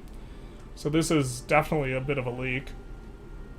If you had artillery, this would be much better, considering you are trying to push and they are mono-defending. But you also are going to have like double the amount of troops because there's way more pops for China. And we do see Russia looks like they are landing in now. And so, yeah, USA is getting in it. USA is getting involved. So, but it looks like Bengal is pushing France back. It looks like they, despite having no cannons, are pushing up here, which is pretty significant. I forget how exactly occupation works when it's split, because it is split right now. But I think that, Yeah, see, the thing is you have, like, no offense because it's all... Because all these are 100%, there's no offense. See, the Russian ones have a lot more offense. No offense here. This is really, really... This game would be... If Bengal wins this, they would not have won this without China not conscripting up any, you know, artillery. So Bangkok is so much easier. If you're landing Bangkok, they are militia, right? Yeah. China is 3K, India is 1.5K, and Russia's a cap at 600. Goes to the war leader. Okay, that works. But, I mean, here they're grinding them down. See, the thing about the Bengali army is they're running out of morale. And this is also another reason why, in terms of micromanaging the armies is hard. I'm actually spectacularly bad at it. In terms of what's going on, for the mobilization, they should be using at least one supplement so that their morale doesn't get ground down, which is why they're losing here. We do see front spaghetti here, though,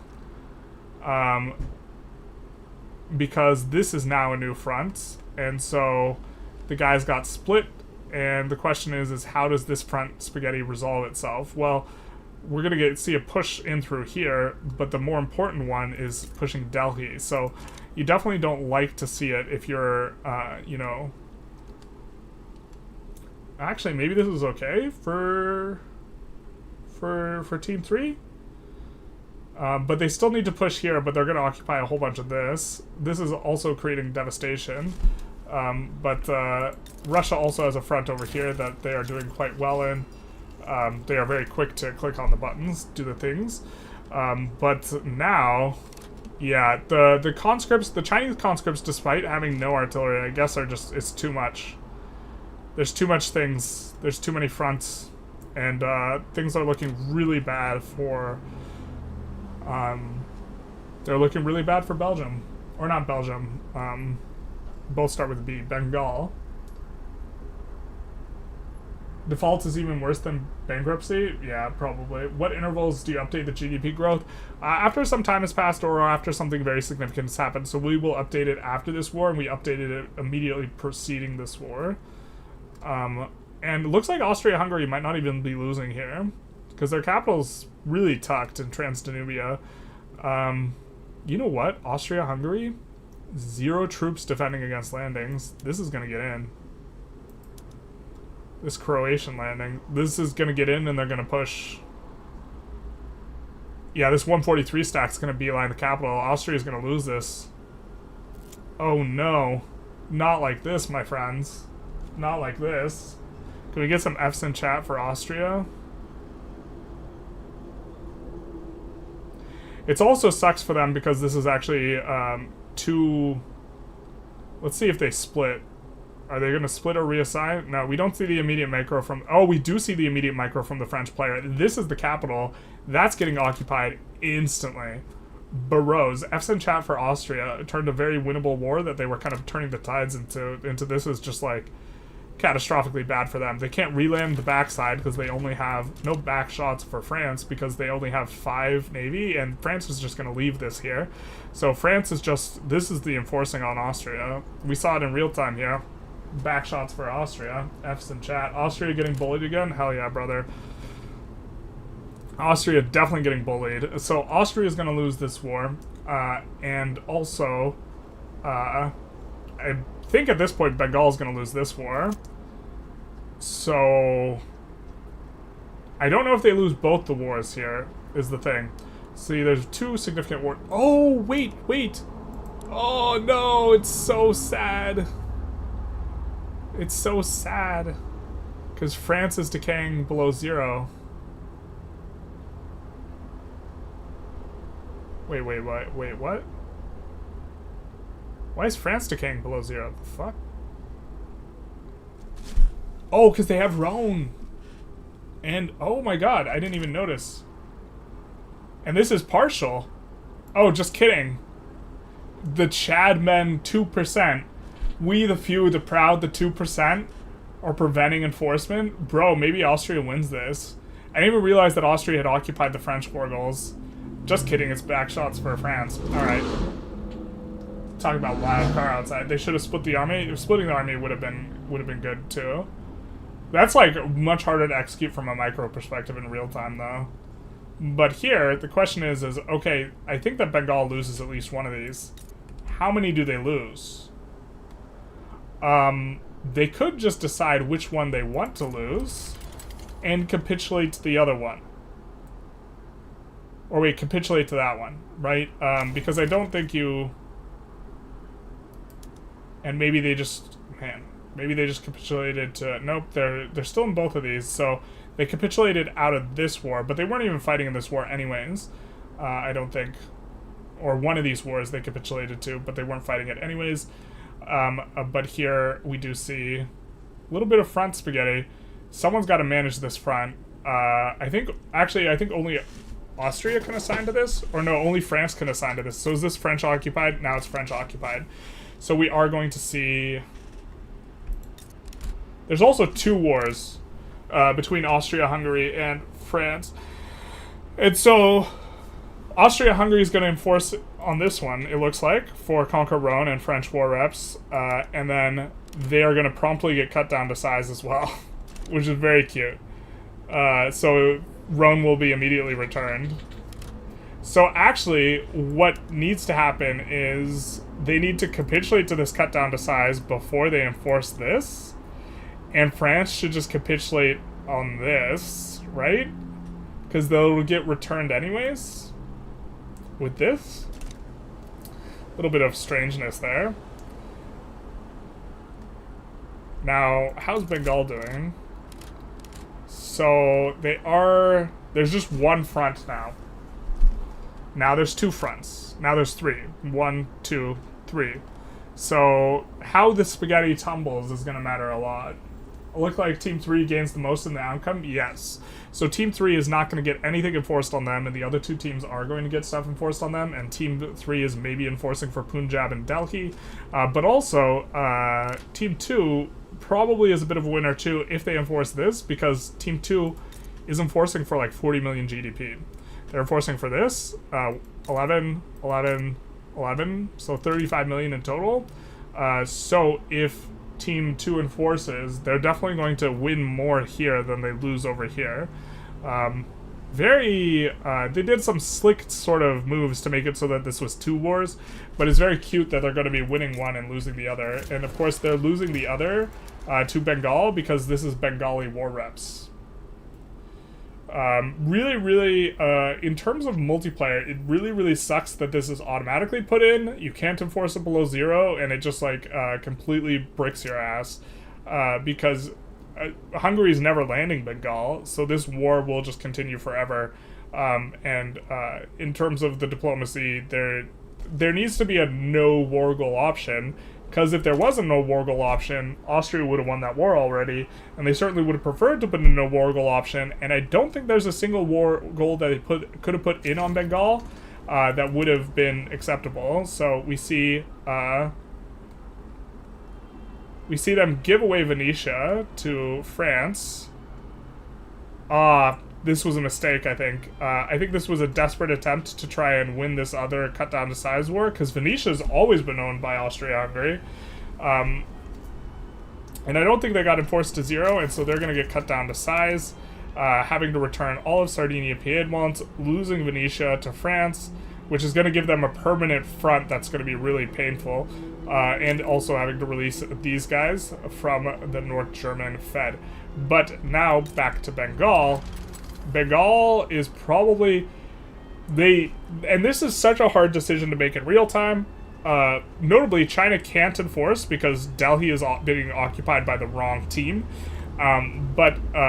So the teams need to, I guess, just trade South Bengal back and forth. But Bengal should just decide that they want to lose just one of these wars rather than losing both of these wars. And it might be a little bit too late now. But I think that they could win versus either one, or I think they should capitulate to just the China War. Yeah, I think they should capitulate to just the China war, because and then I think they could maybe push back the UK, but maybe it's also too late now.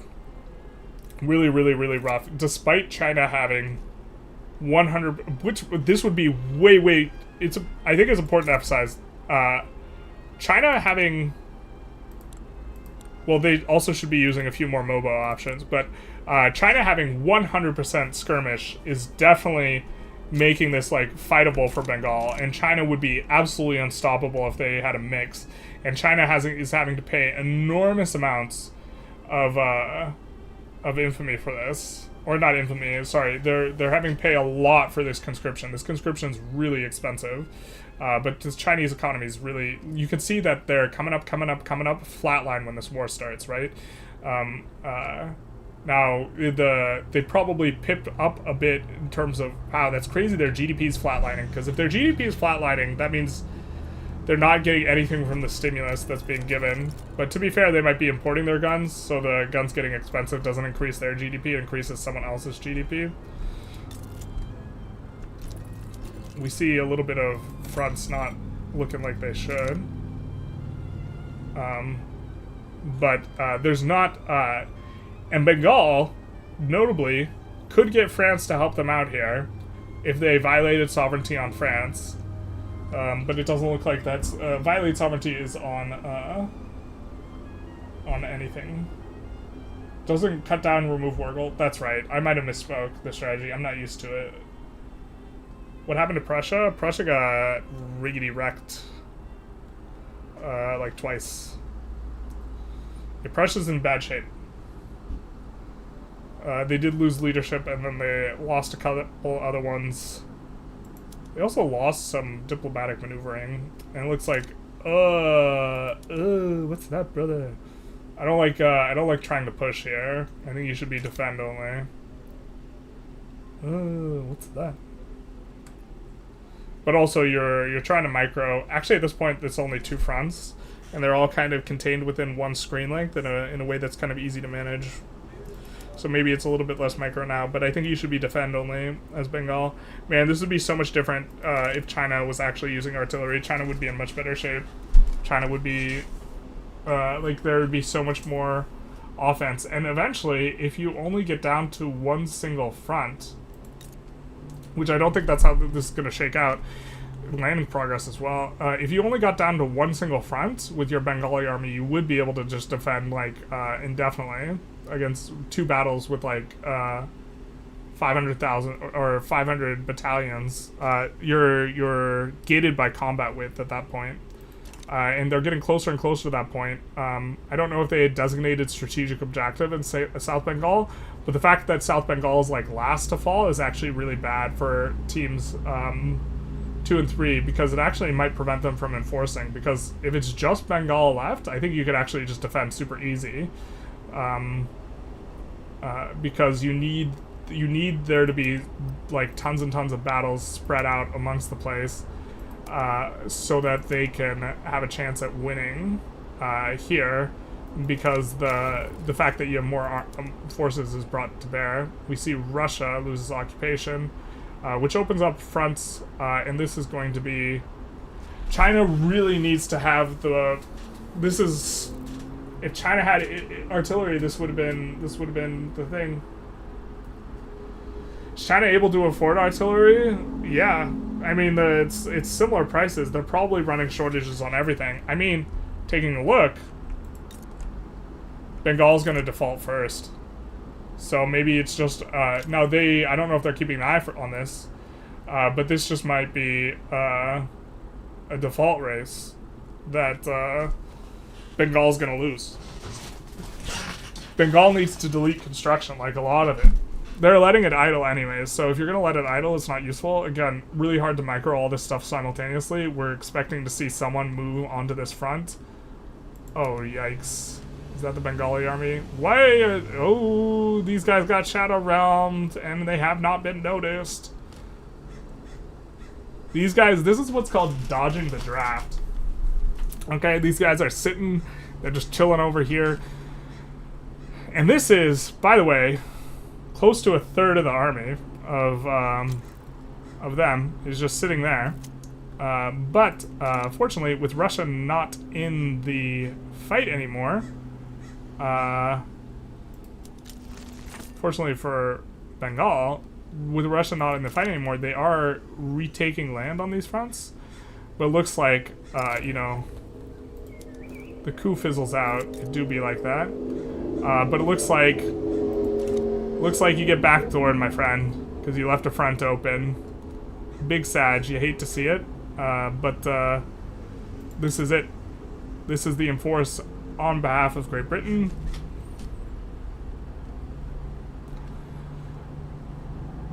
Big sad.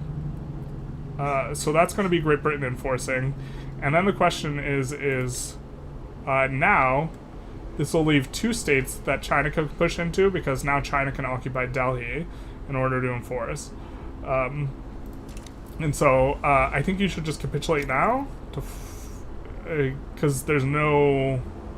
I don't think you can retake this. I think you should also notice that this is happening, but, you know, to be fair, there's some problems with the AI and guys getting yeeted off of fronts, and it's really easy to not notice this. But this is... They're going to default before China does, and it's not close. So they absolutely need to delete an enormous amount of construction sectors. They even have more construction sectors than it looks like, because they're not even on all iron frame. To be fair, the math on iron frame is not as bad as I thought it was. So 15 aren't on iron frame in North Bengal. But hard to... I mean, the thing is he probably sees green numbers and he's like, bro, I got this. But this is the problem. You're not... and this is the problem. It's idling anyways. You just have to delete down to like 100 construction. Whatever your investment pool can tolerate, this is what you should delete down to. But this is also it's very tough to like actually play these wars in real time as well. So those armies are smart. They're taking paid vacation. Yeah. It would also be different if those armies were on the front. A little bit different. I still don't think they pushed the UK out. The UK might just be on all defend now. I'm not sure if they are. Yep, they swapped to all defend. Good execution by the UK player, both in terms of noticing the open front and just swapping to all defend, because you don't need to push at this point, you just need to defend. And there's no way the zero Mobo option... maybe there is a way. I was going to say there's no way the zero Mobo option, or just only... ooh, I don't like this all mono offense, but... just having extra supplies is not going to be it's going to be a bit of a problem. Zaid, we do see a pause from. Now Zaid is playing on Russia. So let's see if...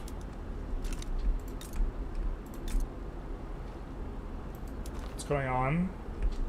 Okay, we are going to drop in on Team 3 and see why they have paused. Okay, they stopped. They unpaused. It looks like we did see an enforcement in the interim.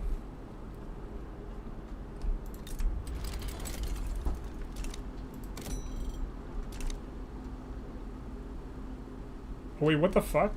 Why did they leave? What the hell happened here?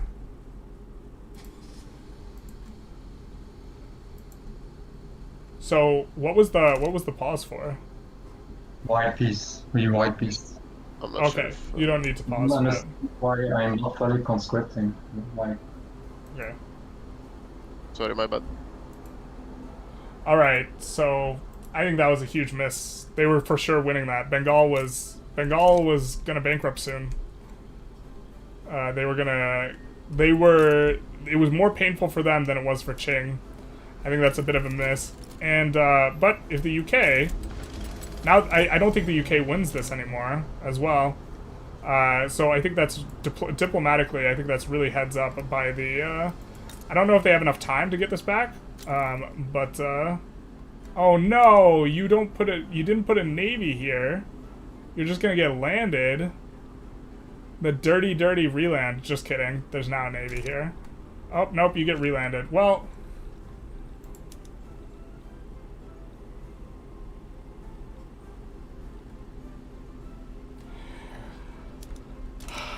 that's such a miss by Team 3. They're 100% winning that war because Bengal's out of money. It's the Great Britain that can't enforce on Bengal 1v1. Also, they did lose... I don't know why they didn't have a navy there, because they needed the navy there when they landed. And Bengal has 5 boats. Or sorry, 1 boat. So with that 1 boat, the boat in a dream, all you had to do was park any amount of navy here, and they would not have been able to stop them.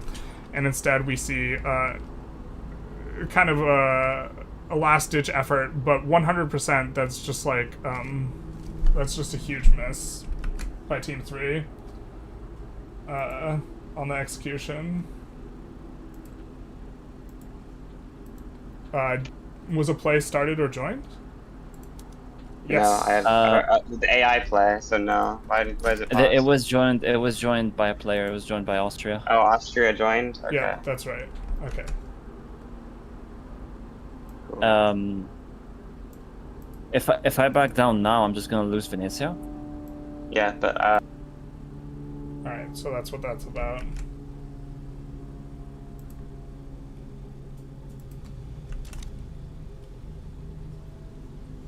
Yeah, this was just a huge mistake. Like,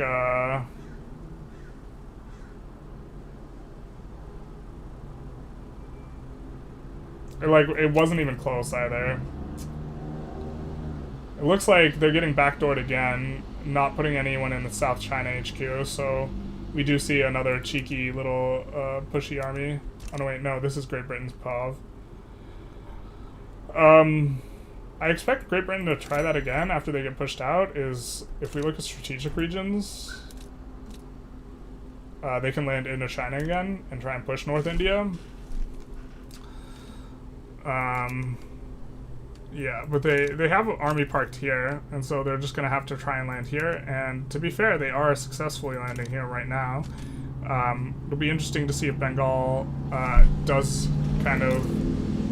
Bengal's actually just going to bleed out versus the UK, though. If the UK sticks in it, this is going to be a super nice come-up for Team 2 when this is all resolved. Because the UK probably... Oh, no, wait. Bengal resolved their money issue. How'd they do that? How are they making way more money? Wait, what? Ah, they downsized... conscripts? Wait, what the hell? Bro, they have almost no army anymore.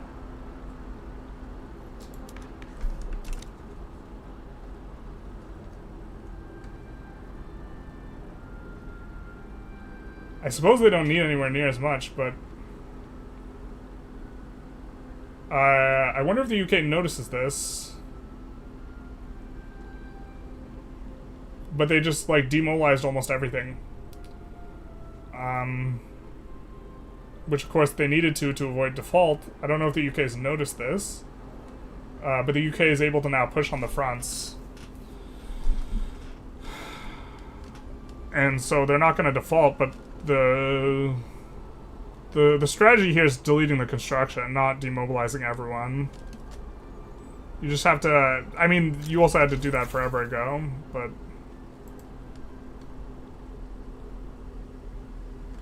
But now, I think that this is probably just too much to defend against all this. So really, really, Team 2 is going to end up winning, even though, okay, Austria-Hungary did get... Wait, what the what is Mecklenburg? Bruh. Even though Hungary has gotten diced up some more, you never, ever, and this is also heads up by the UK, because it looks like the UK can't possibly win, right? But the fact that Bengal was on the verge of default, and the UK is just chilling in the war, and the UK can never get enforced on ever, ever, ever, because good luck landing them for British war reps. The UK just sticking this out for as long as possible and just trying to repeatedly do this and eventually get these war goals. Really, really going to be good for them. We see Bengal somehow managing a defense here. But we're going to see more landings coming in. I hope the UK does. I hope the UK sticks on this war, because I think they win it. Oh, they have 83 landing progress. Someone has been moved off of a front somewhere. Someone has been moved off of a front somewhere. 83 landing prog. Pragnananda, very strong Indian chess player. It has nothing to do with landing progress. But I think the UK really needs to stick in this. Shadow Army's gone. Are you sure they don't need an army? Why did China white peace? White China was hemorrhaging money, they felt, I think, and they white peace for that reason. They just like, yeah, I mean, if they stuck in it, they just win. It does look like the UK is going to win, though. This would have been a huge different thing. China would have had, you know, another 20 million GDP. However this shakes out, the fact that China doesn't get these two states and they would have had those, it's gonna be like it's gonna be a score differential. But we see Great Britain in force, and now let's do updated scores. Let us update the scores. For France was at 67 million last check-in, and now they're at 72.2. So for a little bit of a gain. To be fair, this was during full mobilization that we checked in the last one, so some of these guys might be a little bit lower. Prussia was at 14.3, they're now up to 17.9. EIC was at 126.1, and now they are down to 86.3 because they lost an enormous chunk of their GDP. Their team only has 2% gain on the session. Absolutely brutal losing these states. These states are the most valuable states in the entire game, considering Bengal was so strong. And so this is going to be really good for Team 2 overall. Great Britain was at 50 million. Big reveal here. How much GDP did they gain? They went from 50 million last check-in to 90.5 million. For a gain of like, they basically doubled their economy in the session. Austria went from 42 million, I'm assuming it's going to be down, to 20.7 million, losing all their gains in Sardinia and Piedmont. But notably, their infamy has been reset, so they can kind of do stuff a little bit. It looks like they changed the name of their power block to the HRE. Good luck with that, my friend. It's looking more unholy by the moment with all these exclaves. USA was at 46.3, kind of minding their own business. 46.5, really minding their own business, staying virtually the same in terms of GDP. And then we have Russia was at 64.2. Now they're at 66.8.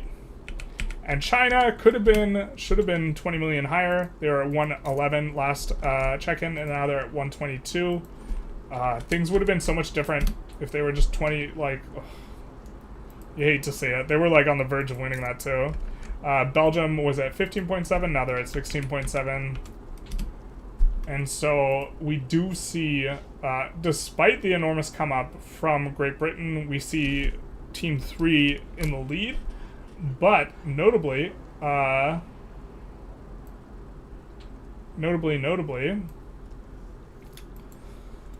could be so much stronger.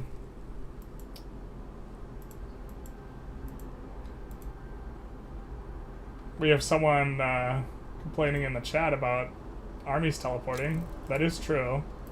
I think the Bengal player is complaining. While I agree with them, I also think that absolute godsend for them that Great Qing was willing to... I don't think they win that if their army doesn't teleport and Great Qing doesn't white peace them, so... It was the greatest deal in the history of deals.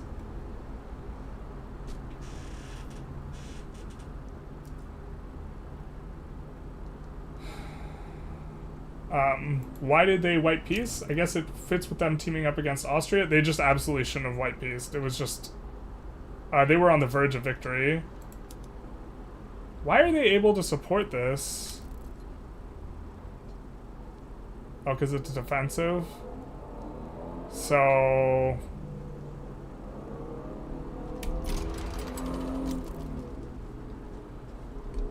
I'm really starting to get... I'm going to start applying penalties if people don't pause when they join plays.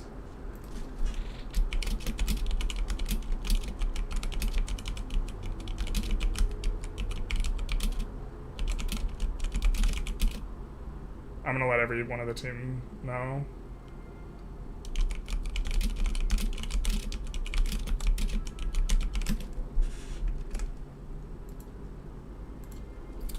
Alright, just coming in to give everyone a warning that I am going to start applying penalties when people do not pause when joining against PvP wars. Joining is definitely more egregious than because you get the diplomatic play when it gets sent to you, but the join, it's very easy to miss that happened. So I'm gonna let the other teams know. I'm just going through all the teams. So, just coming in to give you guys a warning, I will start applying penalties if you guys join a war and you fail to pause versus a player. Ah, okay. Yeah, Even if it's not initiated by us and only by the AI? Yeah, well, so if you join against a player, you need to pause, because it's very easy to not notice that happening. And so I paused for the Bengal and now France joining against the UK. Okay, yeah, thank you. For this instance in North Germany, if Sweden is joining against Hamburg and No, you don't need to join. It's only if you, as a player, join against any other player on any play, you have to pause. You have to be the one to pause. Do we have to pause, or do we also have to declare that in the Diplo chat? If someone pauses, everyone should take that to mean that someone has joined against a player against another player, so they should be able to figure it out. Okay, just coming in to give you guys a warning. I'm going to start applying penalties if you join a play against another player and you do not pause. Okay. And I'm going to unpause now, and any further joins that are not paused will give a penalty. Wee woo. After starting a play, should we also pause? Yes. Okay. Do we pause after the escalation phase, or after what? As soon as you join, you pause. Okay.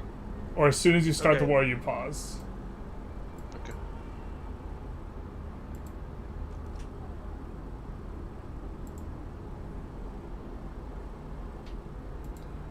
But we do have to.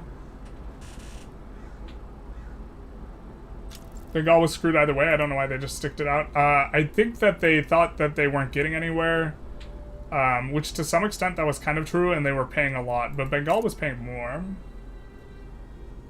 But, I mean, really, really pivotal for Team 2, and also, this is, I think China should definitely join this. I don't know if they have an interest here is the problem. Do they not have an interest in North China? Or North? They don't have an interest up in here. No interest here.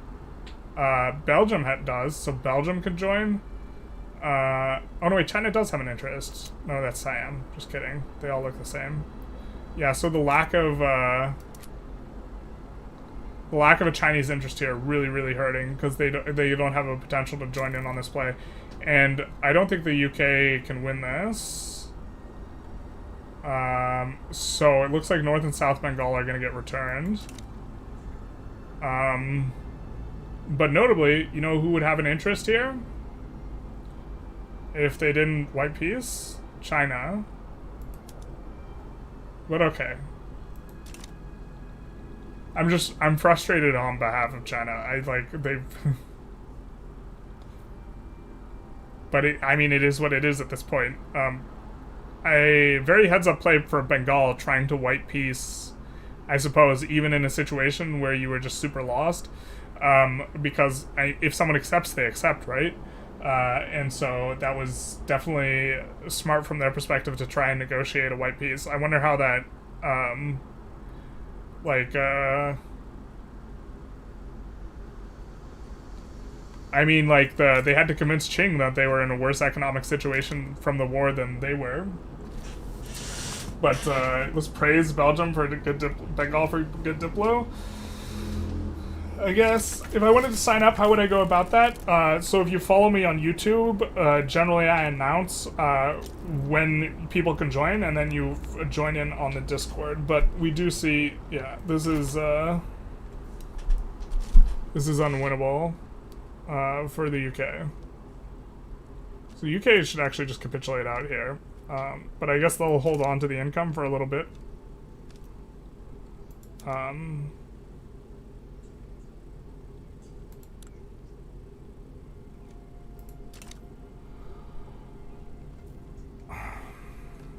I don't know how I feel about fighting this.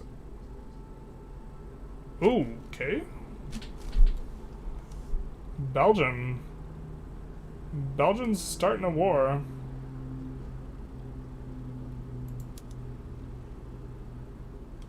I don't know about this, but I'm sure that a bunch of other players are going to join here. But I'm guessing this is to give UK a front. Now, I think the UK 100% loses this war no matter what, even if they manage to crush Bengal in an adjacent war.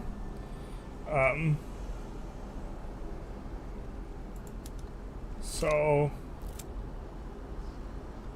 oh my God, you can't just do it. Oh, you know what? Bengali's super landable. If actually it looks like they're parked here, so we do see Connor pause. So I assume that he has joined a war against a player here.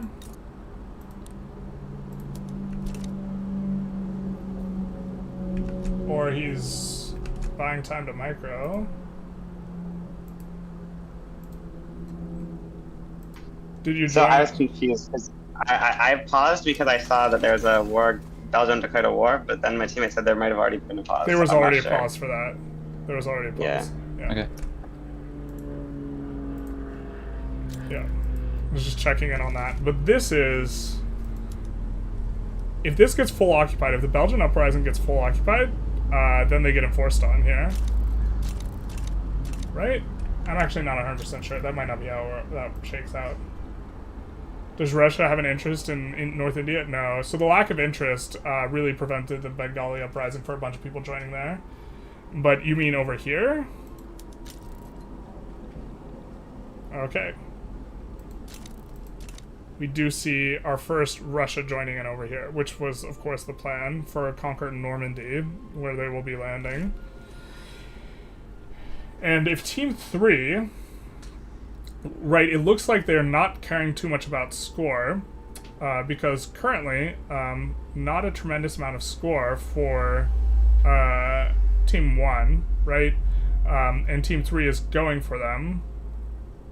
But also, if you're going to do this, then why not just stay in the other war? And just bankroll China. I think is the way to go. So, I think it's been about 45 seconds, so we're just gonna unpause here. But,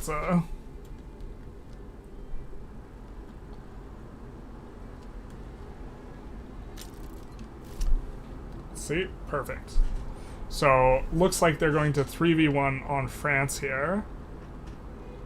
And this is for some substantive stuff. The Rhone is pretty cute, considering,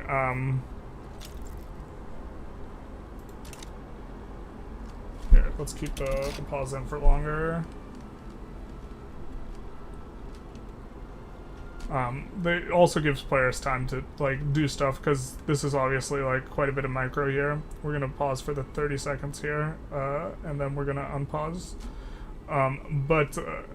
They're going to move everyone to this front. It's going to require convoys, which is going to be fine. If no one joins onto France's side, France, I think, just loses this. And I really hope China eventually does, put in some artillery, but they can use artillery, right? I'm not just imagining that, like, maybe they can't use artillery and I'm just being a moron. I know that they changed stuff a little bit. I thought that they could use artillery, but maybe that's not the case. Bengali Uprising, I believe their capital is now occupied. It is. Yikes for them. And the thing is okay, the UK actually has a standing army and Bengal has a conscript army, so Bengal is in worse shape from that perspective. And they just white peace out. So they're leaving this to their fate. And instead, they're going to be focused on this, I assume.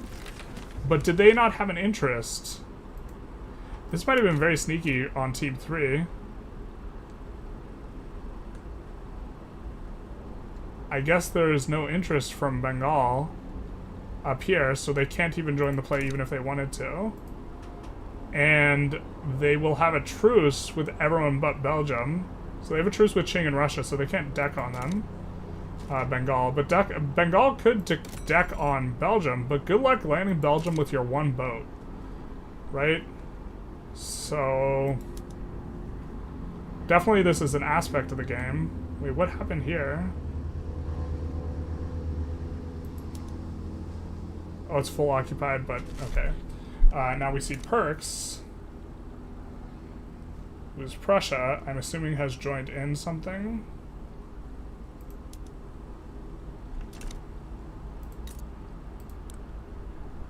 No, he's not. He just standard kind of accidental pause.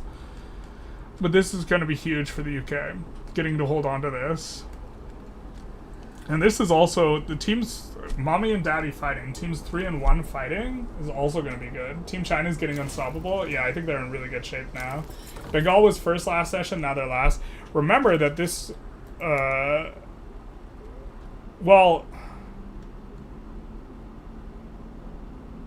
I think they were in a good spot to just keep ecoing. The thing is, Team 1 was ecoing harder than the other two teams. If, like, they just kept ecoing, they would have been fine. I think the play on Austria was probably unnecessary. And really makes Team 2 kind of a bit mad at you. Teddy Rupskin, thank you for the follow, big nice. I randomly pause from time to time. Yeah, I mean, I'm not going to penalize people for pausing when they shouldn't have paused, but this is going to be a rough kind of start here for France, and I think this war is really bad for France. No one's going to help them out. This is a spot that other people need to start plays if they want something to happen. And we see UK starting a play against Prussia, which is fantastic that they're pausing now, because they weren't pausing before and I was having to pause for them. But is this gratuitous? They're just freaking going for it. Jesus Christ, look at this. They're just coming to eat. I think that this... Look, I don't think that they're abusing truces here, actually. Because the strongest person on their team is Bengal. Bengal can't declare on the UK because they have a truce. And if they don't have an interest in North Germany, which I'm certain they don't, they can't join in on a play, and Prussia is kind of powerless to defend, and expecting to see, oh no, wait, this is Team 2 now. Hold the phone, pump the brakes. Got it. Team 3 is going for France. Team 2 is going for Prussia. They are just dogpiling onto Team 1 now. And so this is probably, which doesn't make sense from, I mean, like, if you're trying to maximize your score, it's better to take from Team 3 if you're Team 2. But it might be the case that if you're the Austria-Hungary player, right, you probably feel some kind of way about being forced to release Hungary and then promptly being cut down to size immediately following. And so yeah, now Team 1 is getting the shellacking that they probably deserved at the opening rather than Team 2. And this is all to the benefit of Team 3. So in terms of Diplo, we are seeing some interesting things. We saw kind of their opening salvo where Team 2 got dogpiled on, which was kind of a win for Team 1. And then we also saw Team 1 win in the fact that they got Bengal, or they got China to white peace, which I think very advantageous for them. But now we're seeing Team 3. This is really to Team 3's benefit here. And I think that this doesn't... I think in another world, you know, we rewind time, we turn back time, and Bengal never declares on Austria-Hungary for cut down to size in an alternate timeline, and they just all eco it peacefully, and then Team 1 is the winner. Right, in a separate timeline. But the fact that you lost this, and then you lost, now you're getting attacked here, and you can't have your strongest player do anything. I think that's really substantive. We also see the USA jumping in here. And so we see all the returns as well, which makes sense. But unfortunately, look at the very top what we see. I don't know what that was about. Look at the very top we see war reparations. Liberate Rhineland, brutal. They're really just going for it. Is this a full annex? Holy shit, just Westphalia will be left. Brutal if you're the Prussian player. Super brutal. A little bit less experienced here as well. He was kind of one of the newer players. Feel really bad now. We're going to wait another 10 seconds or so, and then we're going to unpause. But absolutely brutal. Because I don't think that... Look, I think that France... If you want to win this war, you have to capitulate out of this war, right? And so this might be... And this is really tough to do as a player. Because if you're playing versus the AI, you don't do this. But in multiplayer, in real time, it might be the case that you just say, hey, we're going to capitulate this war. You know, here. Ah, look at this. Belgium's proposing just taking Lorraine. And we see them accept. So now, we're going to see... Yeah, this is really heads up by the French player to just give this up kind of without much struggle. And perhaps good for Team 3, because now they can just eco. And let the other two teams fight it out. And we saw that Russia sides over here, though. So no pie left unthumbed. Russia sides over here for nothing. And it looks like they sided before peace was gained over here. So Russia, probably the strongest over here, for Team 3, is going to keep fighting Prussia and France regardless. And so I guess some French territory is saved, but Team 1, France and Prussia probably can fight off Great Britain and USA, but I don't think that you can do it with Russia in the mix as well. One Broku, thank you for the tier 1 subscription. Big nice. Oh, they're helping. Got it. Wow, so Team 3 is flip-flopped, now turning on Team 2. Which I think actually makes a ton of sense. Okay. A little bit of a flip-flop. And maybe that was in exchange for just the cheap Lorraine. I feel like I would have wanted to push for more if I was Belgium, but fair enough. Just leave them Rhone, because it's going to be locked out of your GP anyways, and take low counties as well. Maybe that was too much for France. But yeah, we see Russia... Okay, Russia is going to push out the UK. Here's the thing, though. Britain decides when this war ends, I think. Let's take a look at British Navy and the Russian and French Navy. Although France, in terms of players, France has been demonstrated the most willingness to spend money on war, and really kind of carrying their team in the wars. It might not show up in the scores, because EIC has put a lot more towards construction, but France has really committed a lot more money, I think, in terms of proportion of their economy in a lot of the big wars than anyone else. 100 flotillas here, 74 flotillas here. Yeah, you're never landing Great Britain. So, really, and this is like, I mean, as a player, it's very easy to let something go to escalation and not put in your war goal, but this is catastrophic, because you will never be able to enforce on the UK if they don't want you to.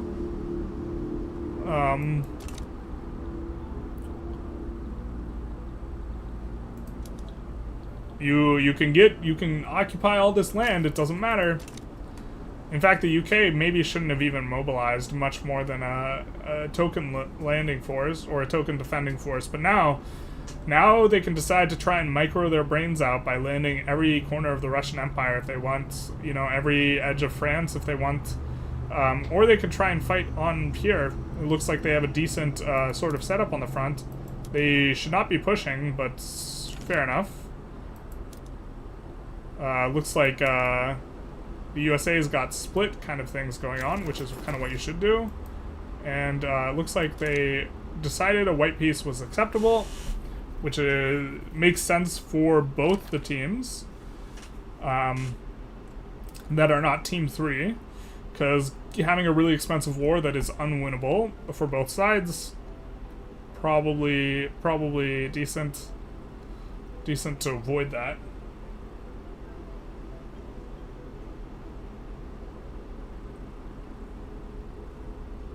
They can land? Where can they land? What do you mean?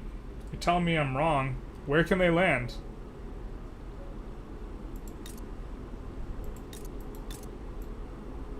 Oh, you're right. They could have enforced. War reparations only involves going for an incorporated state. Poston's incorporated. But going for war reparations requires that you occupy a state that is... I was unaware that this was incorporated. Doesn't Russia actually capitulate at one point? They don't have war goals on them? Same for France? You're right. So they actually could have gone for that. I'm mistaken. They would have gotten them forced out. And then Great Britain could have just landed at their leisure and mopped up Prussia. Well, this is the confound, though, because this makes it so you can enforce on the UK. This is actually really bad. They'd prefer this not to be incorporated. I wonder if this is incorporated because of an uprising, not because they actually incorporated it.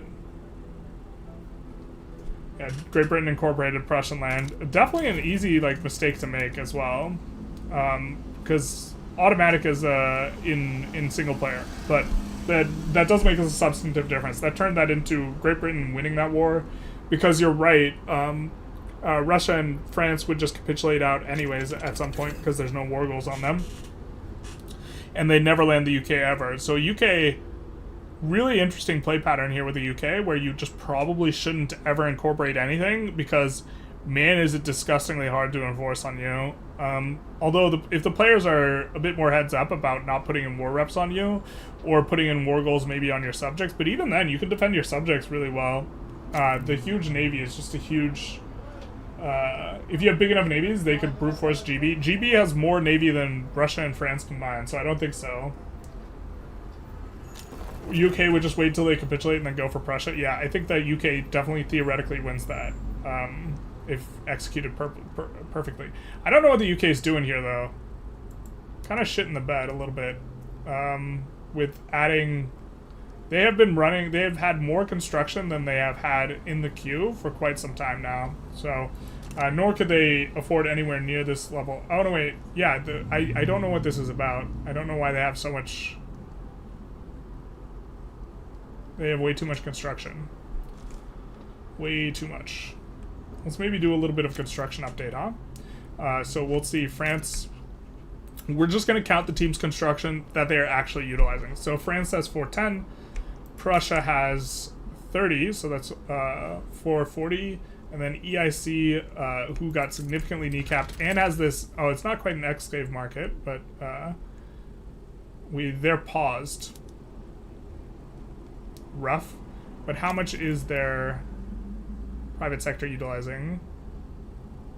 Just 30. Wow, why are they in such a bad shape? So we have around 500 construction. Losses from nationally owned buildings. Fair. If this is isolated, that's super fair. Are you paying out a ton of war reps out the ass?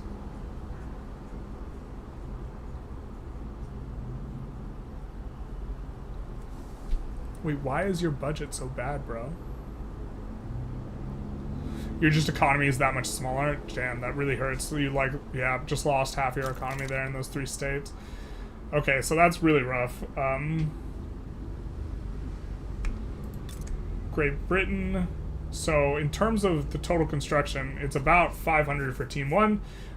Great Britain, we're going to call this 350 because they have 1,200, but they're not using 1,200. So 350 plus the USA having 250, so that's 600. They have a little bit of a migration control problem. And they don't want migration controls, so we got 600. Notably, they have 380, but they're not fully utilizing it. And then Austria... it has 79, so we'll call this a total of 680, maybe 700-ish construction. Both. Why are we at speed 1? Bengal went bankrupt.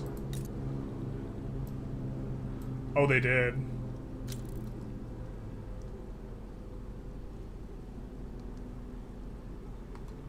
Rough. There are no PvP wars. We should be at speed 5. Okay. I don't know who slowed it down. Unless that was me on accident. So, a 500-ish construction for Team 1, 680-ish for Team 2, and Team 3, I'm guessing, is going to have the huge one. Russia, 440. 410 here, so 850. And then Belgium has another 100, so 950. So now it's reversed, where Team 3 is approaching having nearly the amount of construction as double the teams combined. And we do see... that's not one we need to pause for or reprimand anyone for not pausing. So we see 950 total construction and an hour and 15 minutes to go. This is looking really, really good for Team 3. Who, notably, kind of at the outset, was feeling very not optimistic about this. But this is huge for Team 1 would look so much better with 50 more million GDP, right? My thing isn't updating, but with 50 more million GDP, that's nearly a 30% gain on their GDP, right? The story of the score would be much different, and if this, or sorry, it's closer to 40 million GDP here. If this 40 million was instead transferred off of Great Britain or Team 2, then also that would eliminate basically their entire GDP growth for the session. And instead we would see kind of a little bit more of a close thing between Team 1 and 3, but with it as it stands now, Team 3 in really, really good shape. And I think that the diplomacy for the most part has benefited them. They would be even better shape if they had gone in on Bengal and stayed in the war, because they would also have Delhi and Punjab, which notably Bengal, in terms of the economy size right now, 56 million. If they had an additional 20 million off, they'd be at like 33 million. They would basically be dead. Or I guess this is just 11, 12 million-ish, right?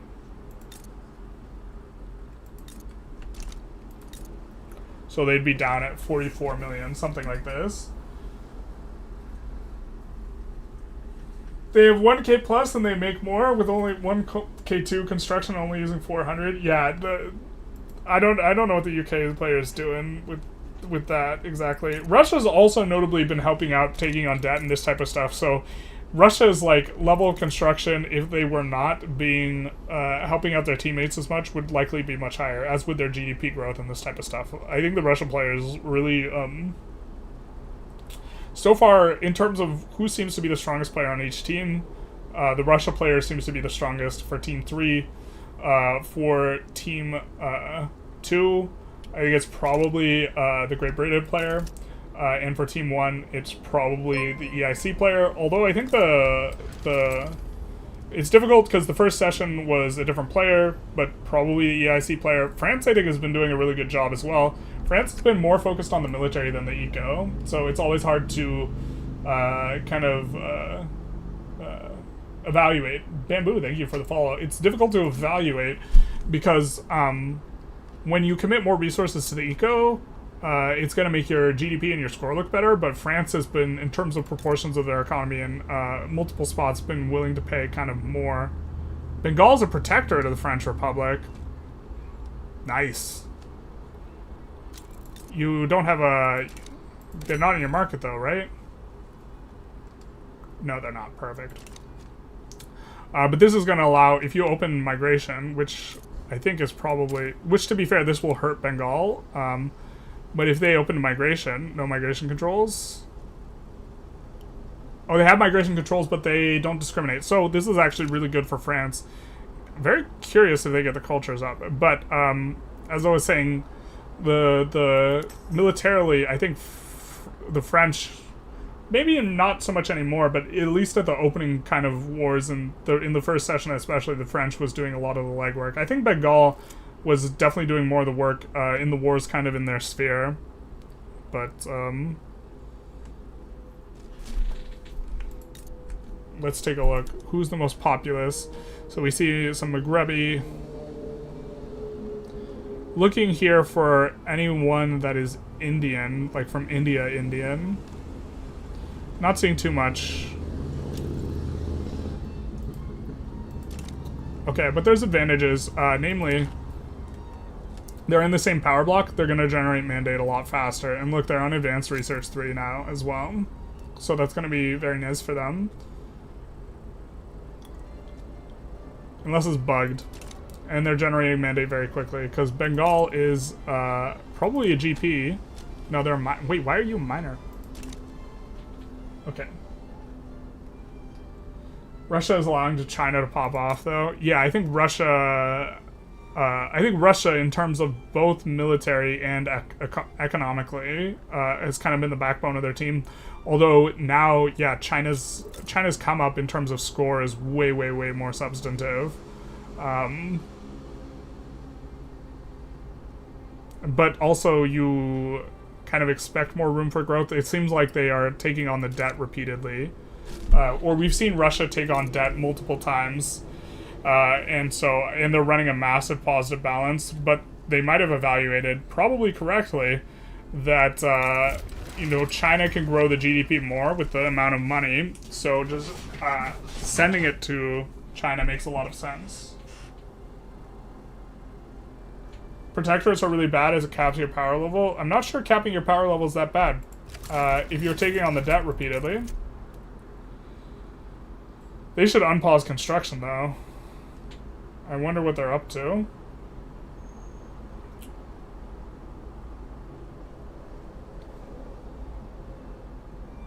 Well, they might just be very sad. I would be sad, too. I mean, we're watching their POV. They have several events off to the side. I don't know what they're up to. They're not talking with a different team. So I guess they were reading the event, but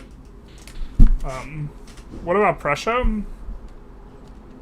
Prussia, in terms of play, or in terms of score, or in terms of military, Prussia really got kneecapped in a very early war for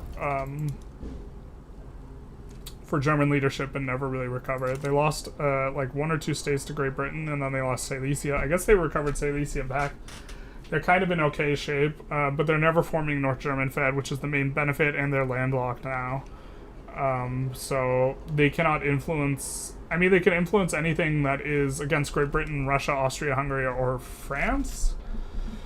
So in that sense, they're kind of... and they're also contiguous with France. They should probably join the French power bloc, if they haven't already, if this is possible for them. And it does look like they are part of the French power bloc. Very nice that actually the entirety of Team 1 has managed to get inside one single block. This is actually really nice because they're all getting advanced research and construction 3. And internal trade 1. I think that this is probably the setup. And then their other... I believe they're locked here, and I believe that the British Empire still has the number 1 power block, and as long as you have the number 1 power block, which I don't know how this block is not the number 1 block, to be honest.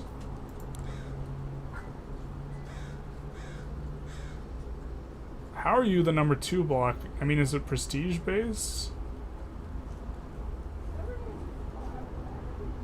Bro, they're within 40 prestige. Yeah, so... I mean, I don't think that the players are going to notice this in time, but I think in 10 weeks, you shouldn't go internal trade 2. Instead, you should just try and raise your prestige by 40 so that you can open up kind of a new one here. And some of the military ones might make sense. Specifically, the ones that reduces military goods costs.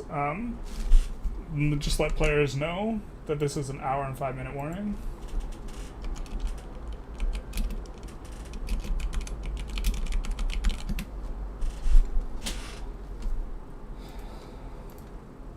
In terms of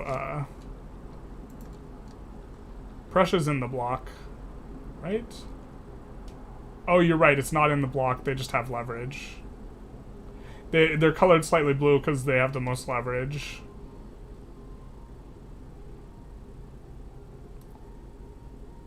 But it's still not plus 200.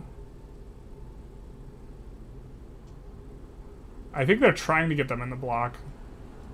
Would definitely be very valuable for them. Let's see what people are researching. So let's kind of just go through the teams one at a time. Let's start with France. France is researching identification documents. Notably, already have breech-loading artillery. That's kind of going to be the last really substantive tech. I don't think anyone's going to be able to get trench works before the end of the session in about an hour. Unless they have really prioritized it. See here, they're researching steel frame up in Prussia, which I think I'm okay with.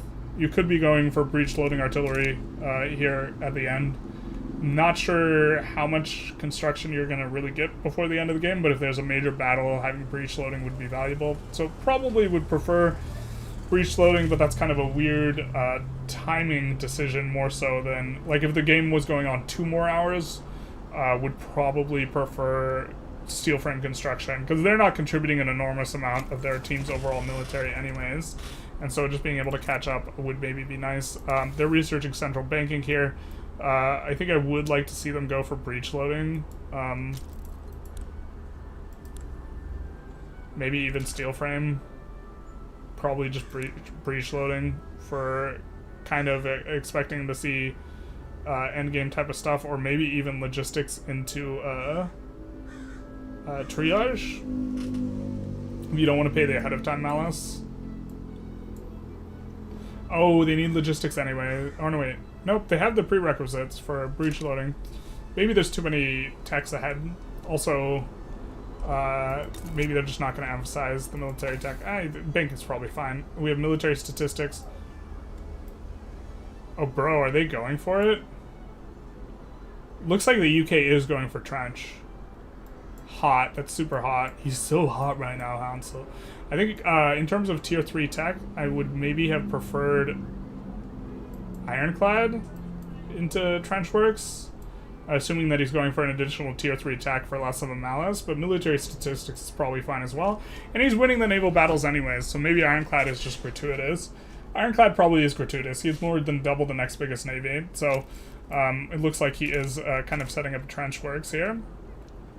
Zaid is the Russia player. I don't think he joined. I don't know what that was. Okay, let's see what USA is researching. Improve fertilizer. I don't think I ever like actively researching that, but you can make an argument for Steam Donkey. Steel frame buildings is notably better on the US than it is most other countries because you get access to the Statue of Liberty, but I don't think you're going to have enough time to make use of it over the course of this game. And then Hungary, what are they researching? Modern nursing into trench. Hungary is also going to have trench. So Team 2 is going to have a power spike here, I think before the end of the session, or close to the end of the session. Poor Prussia indeed.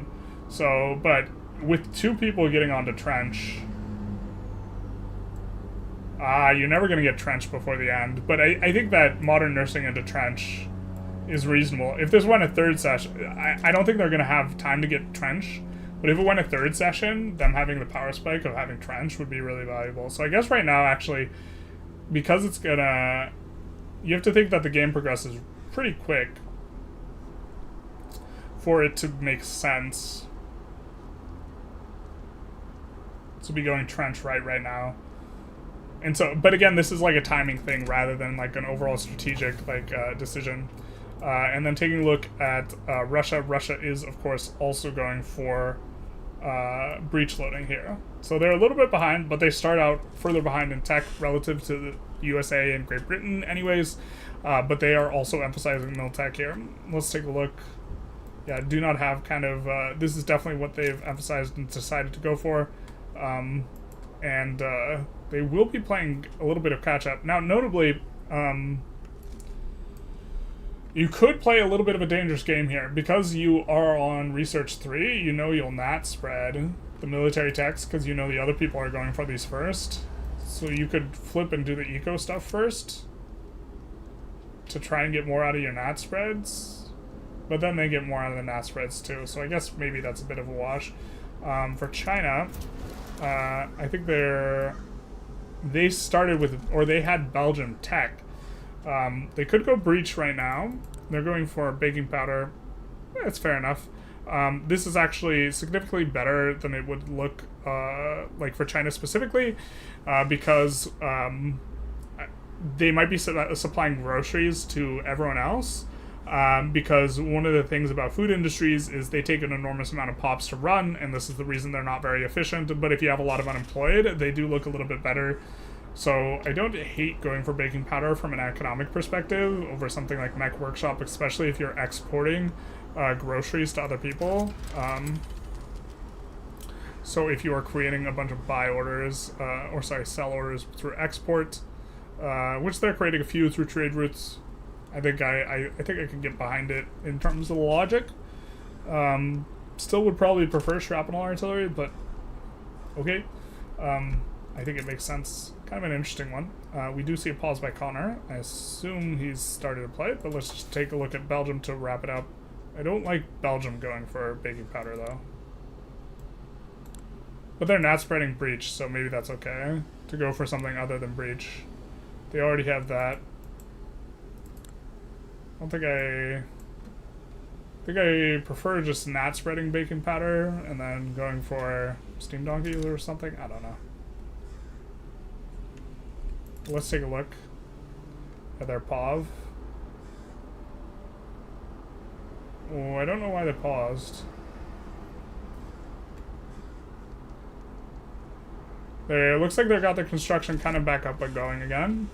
Starting to be in recovery mode. I think they need to fill their queue a little bit more.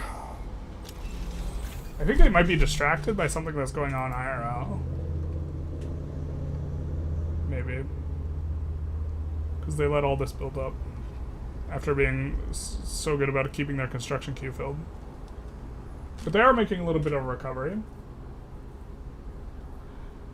And I said, where do we apply for the 3v3v3? So if you follow me on YouTube, I will post what the next phrase is to join up for the next session on there. Probably shortly after this stream. It's probably going to be, and you have my bow. Because last one was, you have my sword. Or was it, I will take the ring to Mordor? I forget which. Maybe we'll do looks like meat's back on the menu, boys. In the YouTube live stream, it is on the description. I think we have a link to the Discord on the Twitch. Honestly, my Twitch is super bare bones. It actually might just have only the dono link. And that was because people kept asking for it. Which, if you donate through that link, I get the biggest share of it. But I also don't hate YouTube and Twitch getting money. Because, like,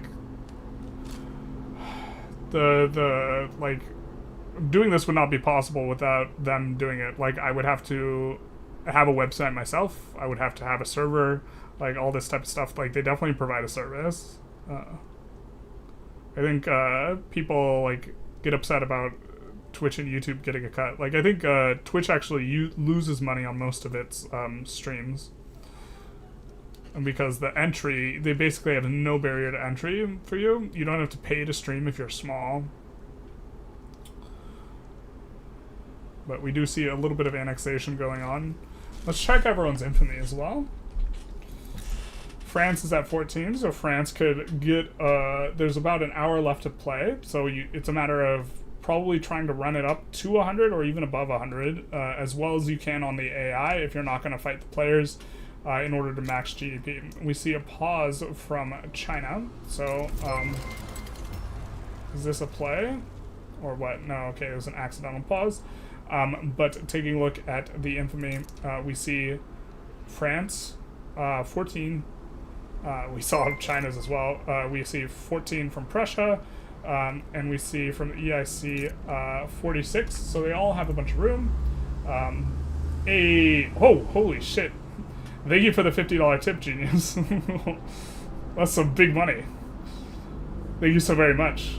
I will try and keep up the good work. I haven't been posting as often as I had been previously. Honestly, doing 3 videos a day for like the 3 weeks, like right after release, burnt me out a little bit overall. Cams, thank you for the follow. Big nice.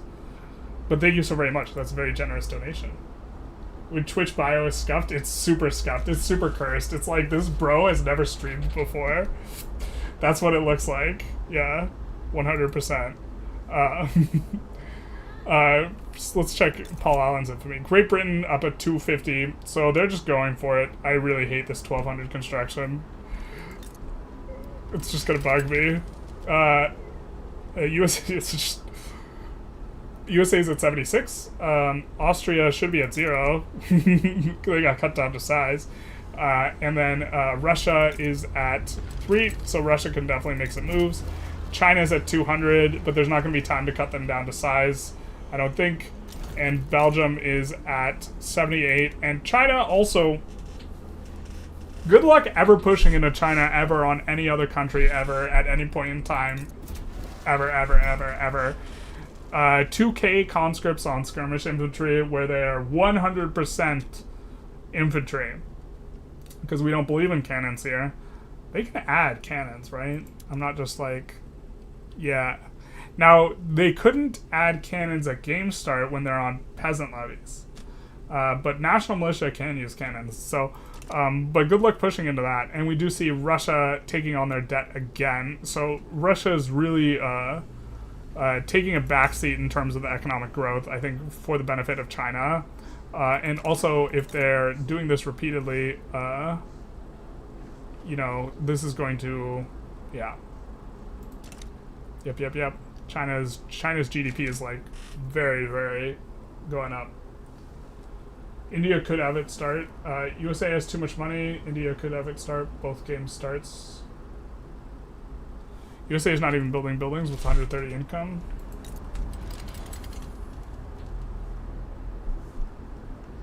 They are now.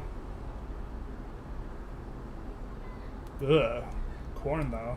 We hate to see it. To be fair, I think USA did go the agrarian tech. So, I mean, if you smoke them, got them. If you're gonna go improve fertilizer as the USA, right? Or I guess they stopped.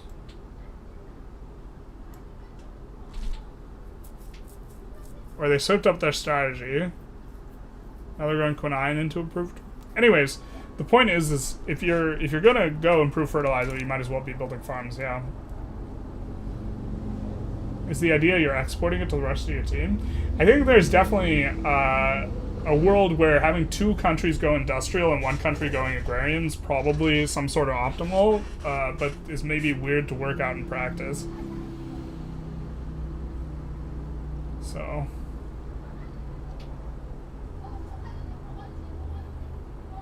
we see them improving relations with a couple people. Notably, if you have positive relations, it's a lot harder to deck a war. So you definitely want to manipulate relations a little bit as far as games go. But I think everyone's just kind of ecoing here. There's a lot of truces across everyone except for I don't think teams 2 and 3 have as many truces on each other. But Team 3 has been notably not very bellicose overall. I think Team 1 has been the most bellicose, followed by Team 2. Because Team 2, the first PvP war was in fact started by Austria. It was for German leadership, which is now kind of irrelevant because they had to spit that out anyways. So I think that we are going to give one last eco update to the players before the end of the session here. Now that things have settled in a little bit. So France's GDP, which we are currently on, so we can't take a look at them. They're up from 72.1 million to 80.9. Prussia is up from 17.9 million to 21.7. So Prussia's actually had a really nice recovery this total episode. They're up 238% on the session. And I think they went steel frame, and we were talking a little bit about that, but it makes sense if you're just kind of focused on internally ecoing. We have Bengal up to 86.7. 86.3. They were at 86.3 last time, so we'll just count that as 86.3, staying the same. So Bengal is having a little bit of a struggle. What are they adding? They're adding a whole bunch of ports. Did they join the French market? I think that's a mistake if they did that. No, they didn't. Okay, they just want some ports. Fair enough. We have Great Britain, which was at 90.5 last check-in, and now they're at 105. We're just going to stop doing the decimals once we're in the hundreds. Or we're just going to round. Austria was at 20.7, really kind of struggling as Austria. Now they're at 27.3, which is a pretty nice come up for the period, but they did lose Hungary during the episode and get cut down to size, so they are at minus 14 million on the session. So that's going to be a little bit rough for them. Last check-in, USA was at 46%. They've been taking states, so we won't have the extra states that they're about to take. And they're up to 60 million, up from 47. Okay, Sleepy pauses, so we'll see what that's about in just a second after we're done. So I think that was an accidental pause because it was very quickly unpaused. Russia was at 66, and despite taking on the debt of China repeatedly, because I think we've seen it now 3 or 4 times, they're up to 76.7 million. China was at 122 last check-in. This is going to be the big one. They're at 152 for a gain of 30 million since last check-in. So huge come up. China's up 200% on the session, which is the most on their team so far. For Team 2, Great Britain's up 248% on the session, but half that is states they took off of Bengal. And then Belgium's kind of our last check-in here to be made. They're up to 25 million for a gain of nearly 50%, up from like 17 million last check-in. And we kind of have a little bit of stuff locked in terms of how it's looking. And I gotta admit, it's looking like there was a very big advantage at the start of the episode for Team 1, and it looks like they were kind of on the receiving end of rough Diplo overall. And 2 was almost on the receiving end of that, but I think that the dual plays against Bengal, creating a situation where the UK could enforce on Bengal, whereas the UK could not enforce on Bengal in a 1v1, but the fact that China effectively subsidized UK winning that war, because China didn't win their war, I think is really... they were not able to win the 6v3. And to be fair, I think I was probably overestimating going into the episode the strength of Team 1, not really fully appreciating the power of National Militia China with skirmish infantry. Because even just not even using artillery, which they were still able to just do enough damage. I think that also Bengal should have been on... they should have been on a... their PMs could have been a little bit better. I think that the first... we have Holdor's army. I thought it was Hodor's army for a second. I thought they were supposed to hold the door. But we do see... Or this is Great Britain. So let's take a look at Bengal's army. Well, we don't like this kind of MOBO option here, I don't think. But I think that the first point of supplement is probably really good, and you probably build a lot of opium anyways, so you stimmy the GDP probably best by going opium, so I really like going opium. And then also, if you have sugar that's cheaper than your grain, which can happen very often in markets, so we take a look at cheap prices. If you have really cheap sugar, which will happen very often, they're at minus 75%, and this is a huge minus 75%, right? Effectively, that MOBO option is very cheap. And it's because they have a ton of grain farms. They could try and export this too, as well, because that would just be free profit for trade centers. They should, anything that's like way more than double the number of sell orders and buy orders is probably worth exporting. But in particular, the MOBO option would be very, very cheap. But then you don't use the liquor MOBO option or the tobacco MOBO option. I mean, you kind of hate tobacco because it competes with opium, so you don't want to create buy orders for it to make it profitable. But it's actually so unprofitable, maybe you just use all the MOBO options. So, in terms of things, you have very cheap MOBO options on that for Bengal. And maybe even the extra supplies are overly expensive because it's not like groceries are cheap for you, and you should actually, instead of extra supplies, be using some of the other ones. But that's not normally the case. Normally it's the extra supplies are going to be a little bit better, but I definitely would have liked to see at least chocolate, I think, actually would be the highest priority, followed by opium. But seeing 1 to 2 of those would have, I think, helped out quite a lot, because they were starting to lose on morale basis. But also, that's a level of micro that's hard to execute, because you're like also trying to manage the economy, and overall, probably more important to have a queue filled or this type of thing, you know?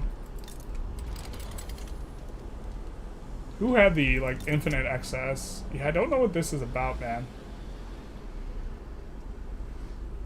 They're just idling their construction. Bruh. To be fair, they've been very, very naughty, boy. Maybe they're a little bit busy in some other stuff. We do see 2 Sicilies duking it out with Austria. See return Herat. We see return Venetia versus conquer Lombardy. A little curious why Austria didn't go for more.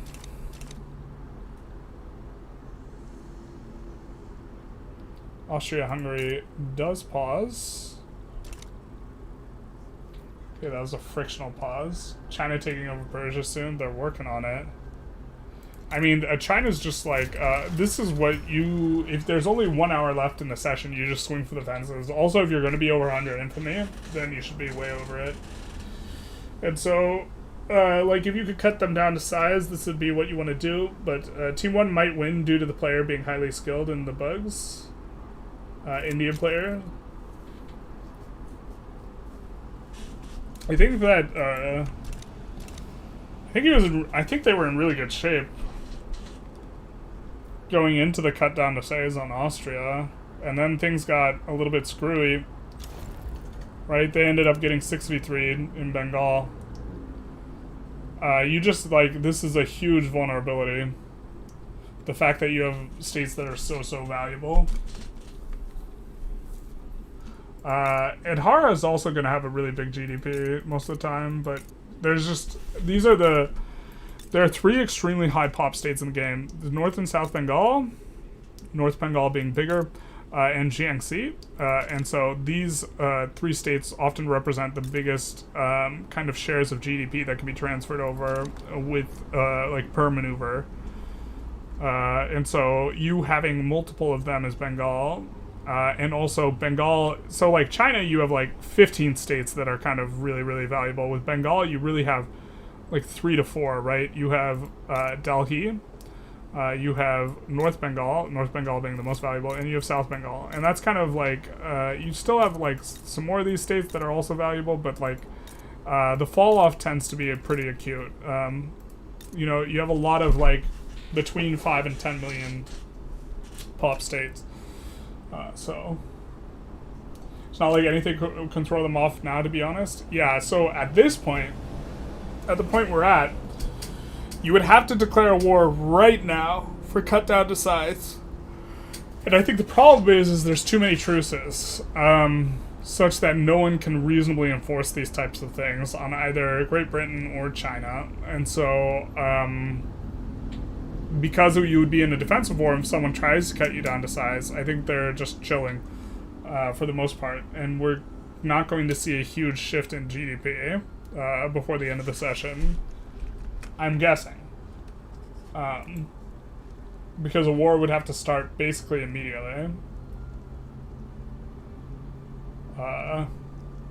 So...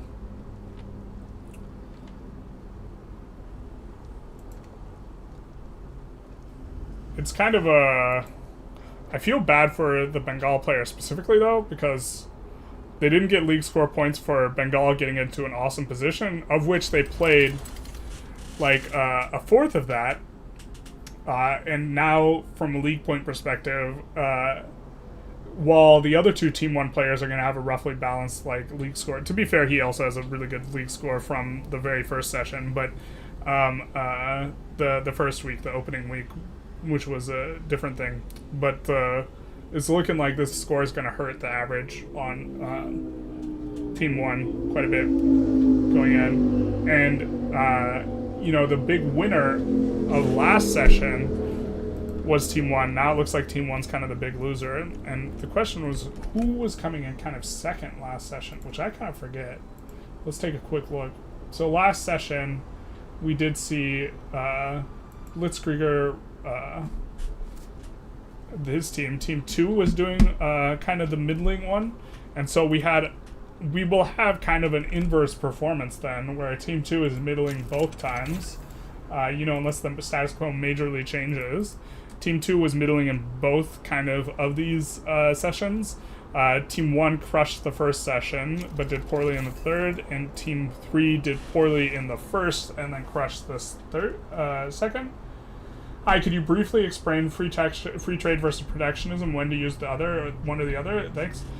Free trade is just better because manipulating prices and transferring profit over to capitalists is just generally superior. There's maybe a context in terms of PvP where... or multiplayer, where you would want to have protectionism. But the main idea is that trade routes, especially if you are the only one trading properly, are just really valuable. Because one, if you're on free trade and you don't, generally speaking, tariffs are just kind of bad. And if the AI is not playing intelligently, which they don't. And so if you do a tariff, you will not be able to export as big a volume. And so you won't be able to transfer as many units. Which is going to be something you want to do because this increases prices more, and you would rather pass profitability on to the capitalists because it stimulates free money modifiers, and they re-inject it back into the economy anyways. And so you will also make money at kind of two sites when the trade is larger, whereas if you're tariffing, you lose money at these two sites. And the two sites is at the trade center itself, which is making money, but also at whatever manufacturer you're exporting from, which will make money. And generally speaking, you don't export the agrarian goods, you export the industrial goods, and so it lets you double dip a little bit. Also, I don't know exactly how ownership contribution works, because I haven't taken a close look at it recently in regards to the trade centers, but they are run by capitalists. I believe they're owned by capitalists, and so they will have capitalist reinvestment modifiers as well. It just increases the size of your economy more, especially being more export focused in general, but import focused can also, you can manipulate, kind of who's in power, and shift stuff towards the capitalists a little bit. Let's take a look here and take a look at the trade center. There's 0, their weekly balance is positive, and then you will see a big chunk is going to reinvestment. This looks like a capitalist shopkeeper split. No, wait, this is really small. This is like 5%. Is this smaller than 5%? So I guess, well, it's only on, they're not on free trade. Sorry, we're looking in the wrong spot.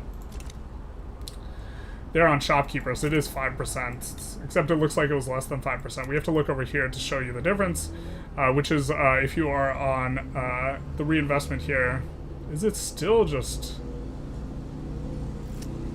The reinvestment here is much closer to 10%.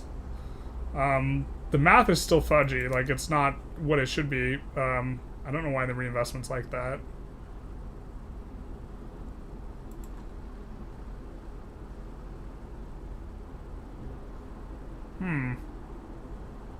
Oh, the clerks have ownership? This is the only building where clerks have ownership, as far as I know. I don't think the clerks have ownership in... The clerks don't have ownership in... That's kind of interesting. That makes the math make sense, though. So the clerks having some ownership, but of the proportion that's capitalist ownership, the contribution will be better than shopkeeper, which notably, if you're on free trade or protectionism, you will have capitalist ownership. If you're on mercantilism, you will have shopkeeper ownership, so it's also going to be better.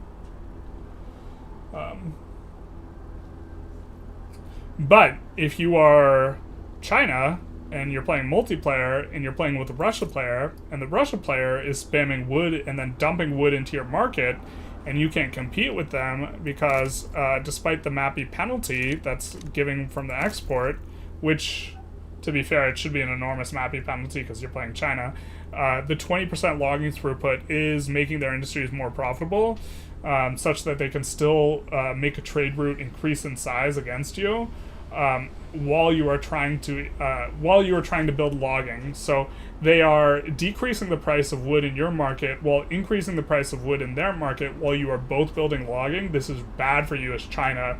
And if you had protectionism, you could just tariff it to make the trade route size just decrease to the minimum size.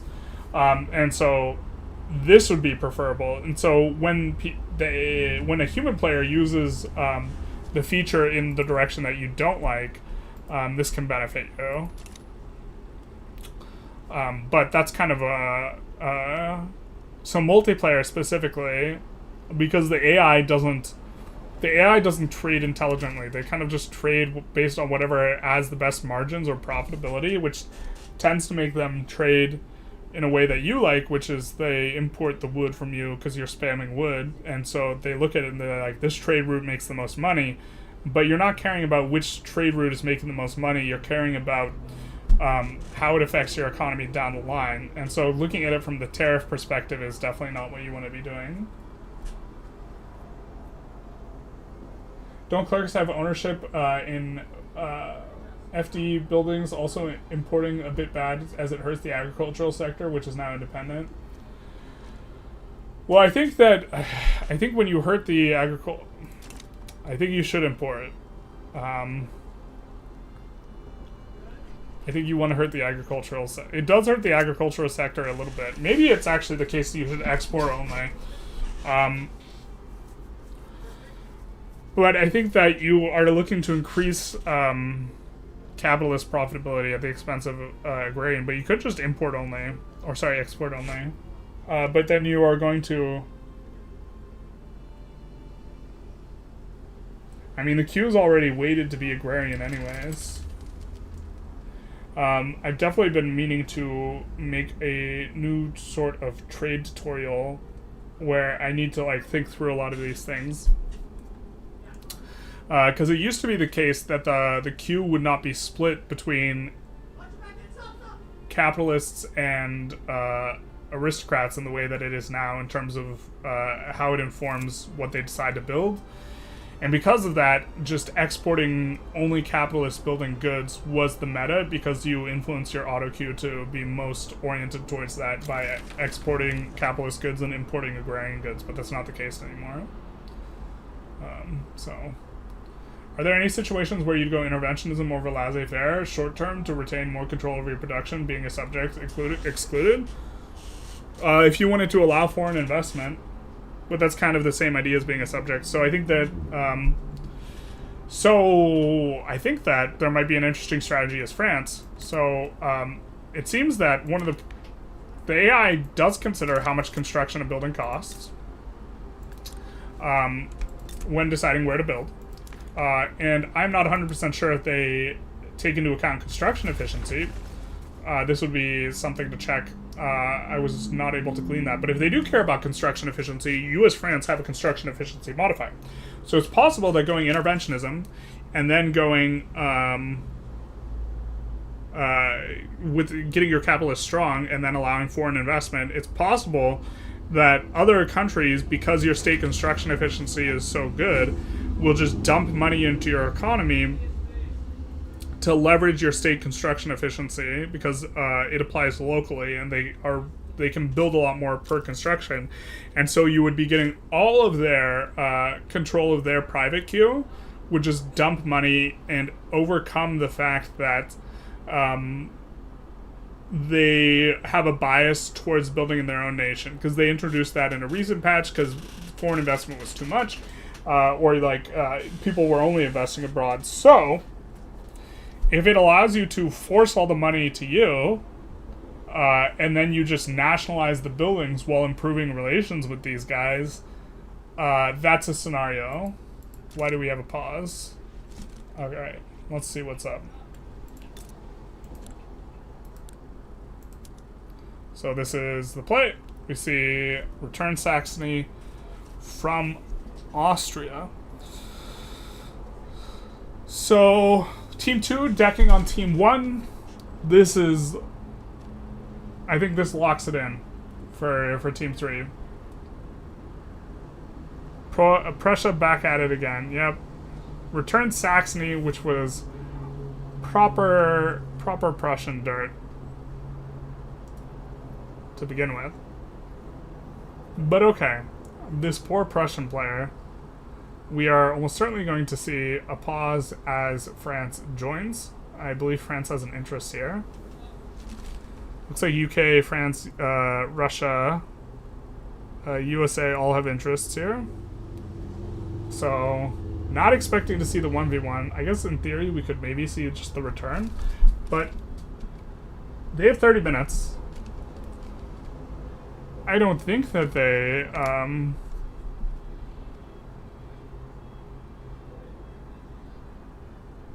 I don't think that they have time to enforce if anyone joins. Like, if this is a big rumble, I think if it's a 1v1, Prussia just gets stomped.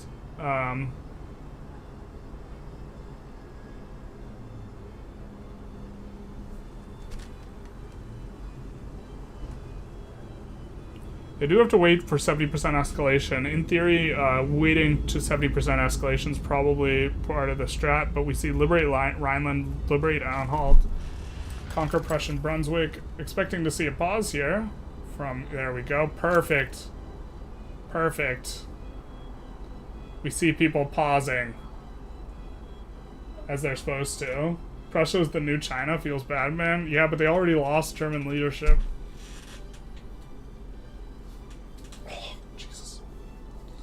Yeah, I hurt my collarbone, so we do be in it. Conquer Montenegro is very, very... They're supposed to swing for the fences here, I think. Really. So I don't like these liberate plays, as opposed to just conquering territory, because the session's almost over. You're not going to get cut down to size, so this is just going to be the state of things. So you should just try and conquer as much land as possible. But seeing... Now it's not mommy and daddy fighting, it's the children are fighting. Mommy and daddy, of course, being Team 3. On the balance, I don't know. This actually looks like a really close fight.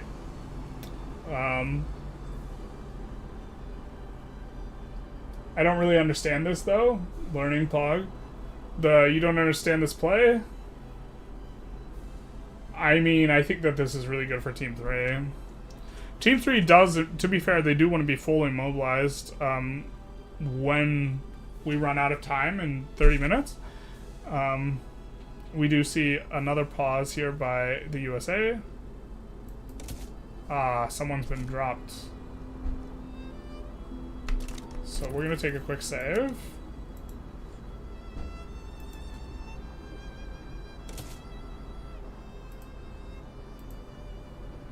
Hey. Hey, just wanna.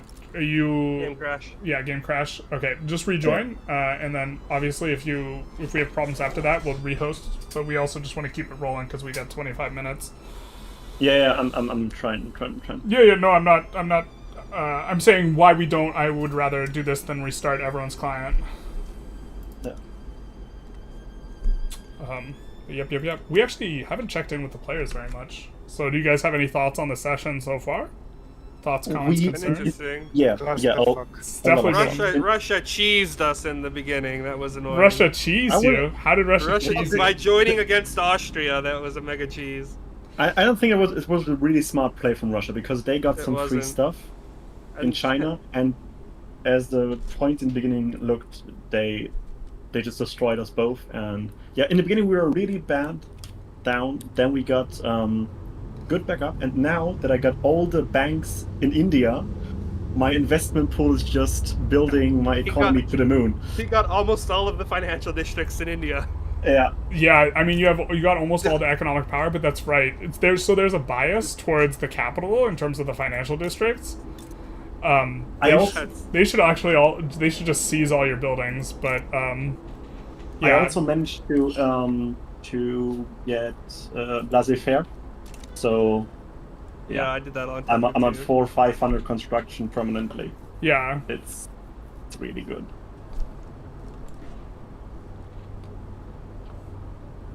Yeah. Yep. This war, I don't think will end by the time the session ends. But... I think it's unlikely. If it was just a 1v1, it wouldn't have. Poco, and let me know when you're ready. Has to be India. Yeah, I will. Yeah, if this is just a proper 2v2, this actually looks like the most balanced fight we've seen. Well, I can tell you so much. I will join at... When was the limit? 60%? Well, because he's going to force Bengal to be in it. Oh, yeah, well, okay, never mind. I will not join. No. The risk of... You need to join if Bengal... Bengal doesn't call have Bengal in. Bengal doesn't have a... It's hard to have a strategic interest. I'm back in, by the way. You can... He's only a protectorate, so he... Alright, I'm gonna get an update from Team 1 here. Oh yeah, not joining it might be the play, I don't know. But then he can force Bengal. I guess then you can deck on him for Bengal, right? Or did we desync? We are out of sync, I think. Okay. I think we could pull this to the side and just keep playing. Well, but I can't play. I don't have the option. You don't have the option? You got kicked? Desync kicks him out. Alright, we're gonna rehost. Go.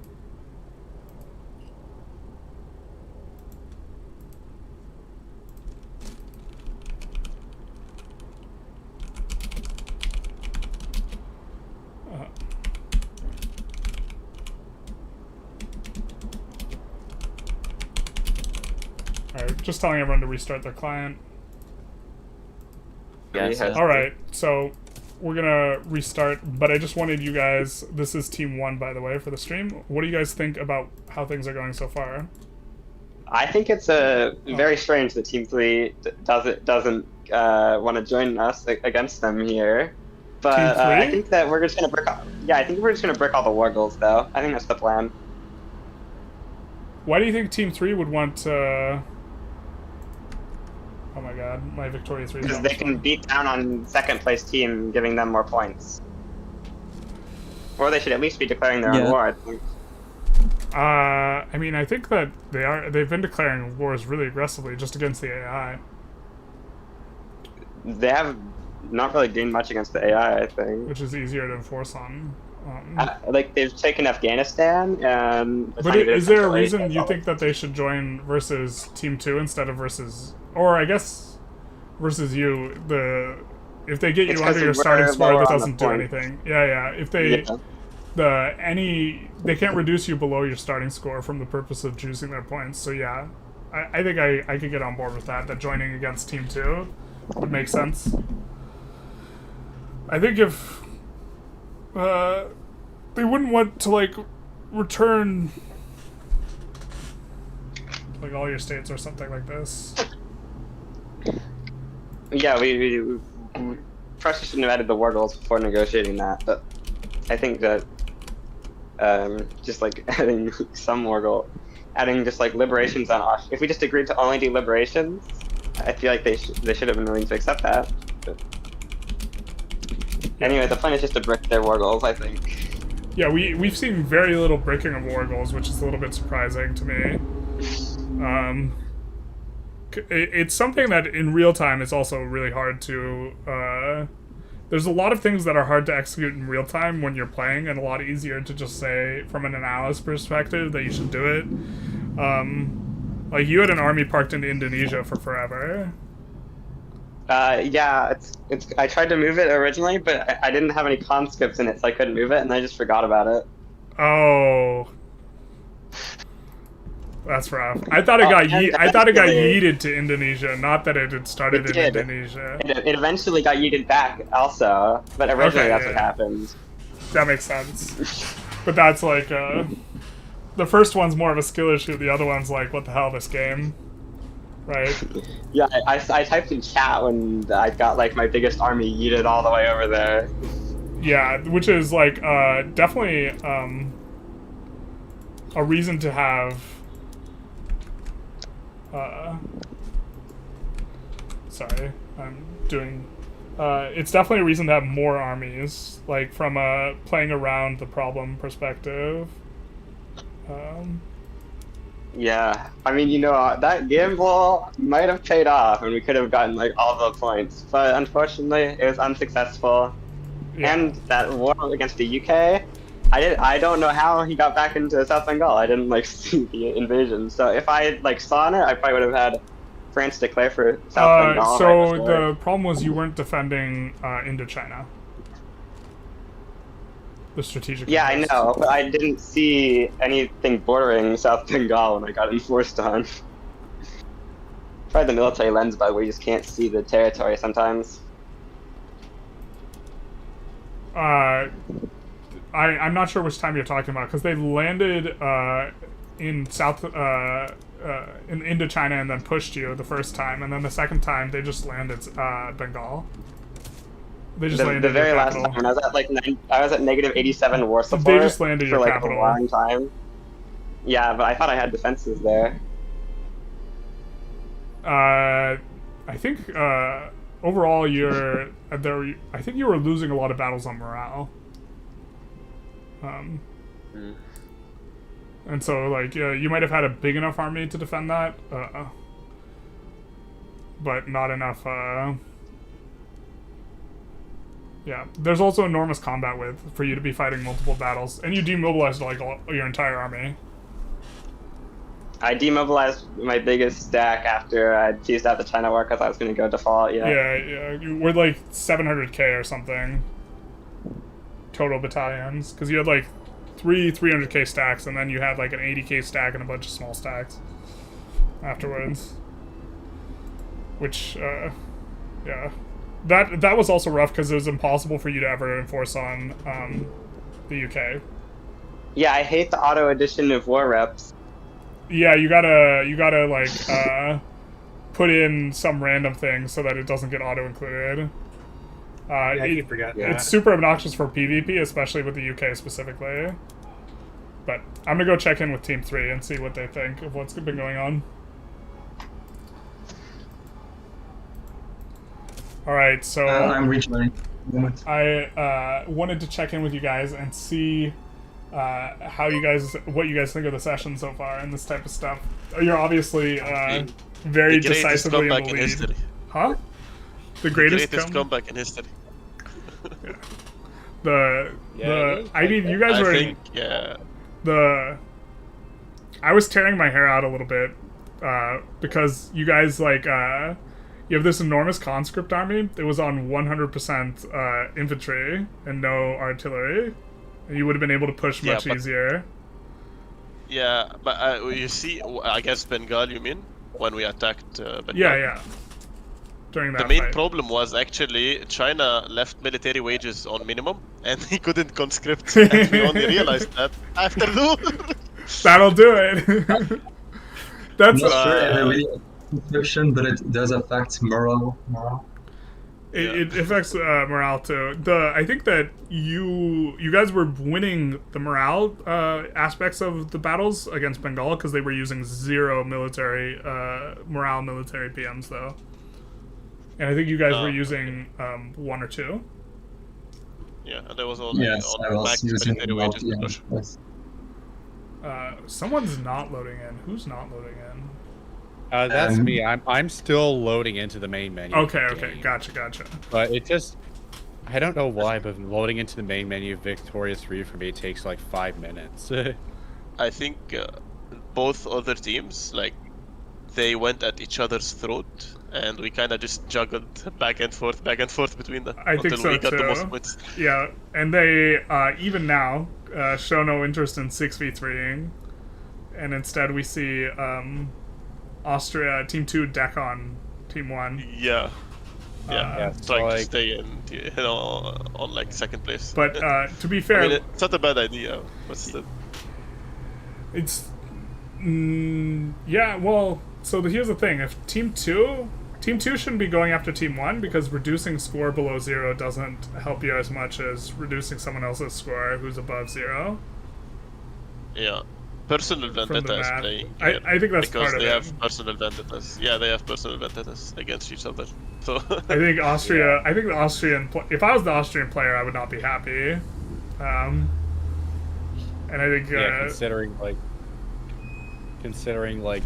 the empire was mostly broken apart, and my GDP is surprisingly close to there. And we're probably only gonna end up getting 5 to 10 minutes here, but yeah. So I finally loaded into the main menu of VIX 3. Yeah, I am trying to join in the server now. At what point, journalists? At what point? At some point, we declared a war on France to take a bunch of states. And the UK wanted to grab Russia. So I went to France and was like, okay, give us 1 state for free and we'll block the UK from taking Russia. Yeah. Having the biggest I thought that was I thought that was very amusing. I think you could have peeled 2 states off of them, but in principle I think that was probably the right play. Very amusing too. I think you definitely could enforce on France though. So you might just it was a bit of a gamble because we didn't have enough convoys to carry our troops actually into Belgium. I was at minus 2k convoys. So was China, and so was Belgium because their capital is in China. That's right. Yeah, I moved my market capital to Beijing, so I wouldn't need as many convoys in peacetime. Yeah, I mean that's definitely the play.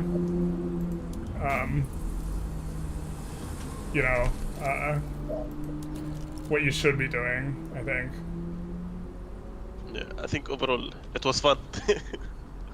Yeah, but the thing is, with Belgium, they don't have many coastal states from the get-go for the convoys. Yeah, I mean, I think that the play, in retrospect, would have been having China have their own economy or transferring China to Russia. Yeah. Yes, I agree. We spent a lot of time building convoys and I'm in now, and we didn't really need to do that. Yeah, and then as a proportion of your government spending. Exactly. The convoys in is a lot. Yeah, and the states he took from China, he was paying for them, but he didn't get taxes. So. Yeah. Oh, we see an instant pause. I'll go in and see they might have some money. Okay. Hey, hey. Hey, is this a joining a war pause? Yes. Okay. Yeah. Yep. Okay. Just want to make sure no one was AFK when we unpaused, because trying to get a little bit in before the next 11 minutes. In theory, you guys being at war actually kind of helps you guys at the very end here, because it's going to boost your GDP, because all the military goods are going to be more expensive. Exactly. So, alright, I'm going to go back to my corner. Alright, chat. I'm back chatting with y'all. I'm getting an update here. France had to capitulate to go defend Prussia, basically. I think the fact that they were effectively caught in a 6v3, I definitely think Russia, China, and Belgium could have enforced, but also eating the convoy penalty, it is a little bit spooky. And then also maybe there's some problems with landings, because France has a bigger navy than Russia, so it's maybe the case that France can land this and things can go horribly wrong. I do think the play to begin with was a bit of a problem, and I also think that you'd rather not have Belgium start the play. You'd rather have like Russia start the play and Belgium join the play at 70% escalation and try and get them to spend their maneuvers on Russia or this type of thing. So you still get the front, but not the war leader being Belgium. I think is not what you wanted. But if Russia started the play, then you couldn't have done stuff too crazily. But we do see kind of a big war a lot on Austria-Hungary's side. So Prussia maybe gets enforced on here in a theoretical sense, but practically speaking, not enough time. Hey Svanka, how's it going? Killing Team 1 does nothing? That's right, because once their score is so low that they would have lost score on the session, which I think they're in, there's a decent chance that that's going to happen for them. I think that once you're at that point, you effectively get to double dip score, right? If you increase your own score and increase your own GDP and lower someone else's GDP, that's like a double benefit. But the GDP growth can't be negative %, because there has to be the same amount of points available, so we're just going to set them as their starting GDP for the purpose of calculating points. And so them getting reduced to 0 points, below 0 points doesn't do anything. You have to peel points off of the people who actually have some from which to take. Why Montenegro? I don't know. It like really doesn't make sense, because maybe they just wanted...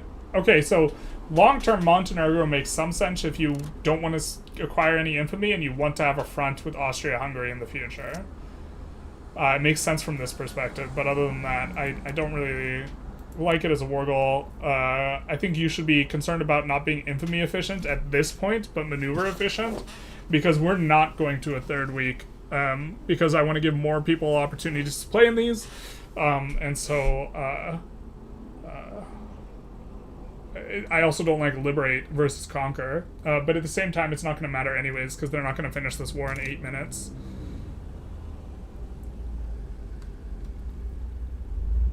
So I guess there's no shot that they finish the war in 8 minutes, right? Right? Prussia's already lost so many. Why are they losing -6 a tick? They've lost 99% of the battles. Oh, they gotta win a battle to... Oh, not like this. Bro, are they gonna get full occupied in 5 seconds? They have nobody on that front. Oh no, they're getting... Their spaghetti is getting raviolied. Not like this. Please make it stop. Oh, Jesus. Heh, they're bricking war goals.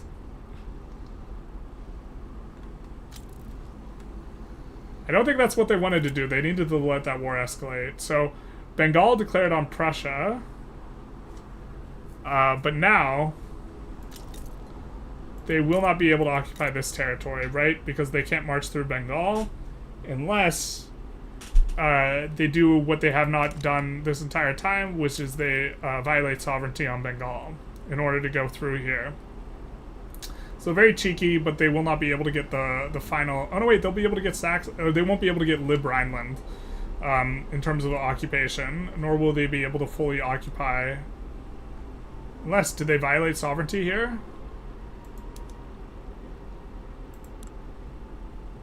Nope, they didn't violate sovereignty, so... Instead, they declared on Hesse, it looks like, is the adjustment that they have made. But they needed to just violate sovereignty Bengal and just march through here in order to enforce in the next 6 minutes. It is a bit of a blitzkrieg, but the mechanism they're using is not the right one, which is declaring on Hesse rather than violating sovereignty on Bengal. But it might be the case that you're not allowed to with a truce. This is not also like a plate pattern we've ever discussed ever at any point in time, but I don't think you are going to have enough escalation here. You know, you'll occupy them instantly here, and then you will be able to push. This is super cute as a defense mechanism. I think they executed it incorrectly. But they... Well, actually, no, I think they executed what they wanted, which was cutting off the fronts to brick the war goal, so it'd be impossible to occupy. Prussia's also notably never... So they're effectively bricking the war, but they needed to break the war goals. They needed to actually just transfer everything to Bengal, and just have Prussia get full annexed by Bengal instead of this. Would have been a little bit better, but okay. Especially because Bengal is in the French market anyways, so you would have market access up through here. You would get to snake market access through here, and this would be all well and fine. But I don't think that if we can swap to Austria here. I don't think that they occupy these guys fast enough for this to matter, because we are ending in 4 minutes. So, happy Saturday, General. Hey, Gene, how's it going? How much anarchy has erupted this week? This week's been a testament to Diplo, probably, is how we would probably think of this week in terms of how things have gone.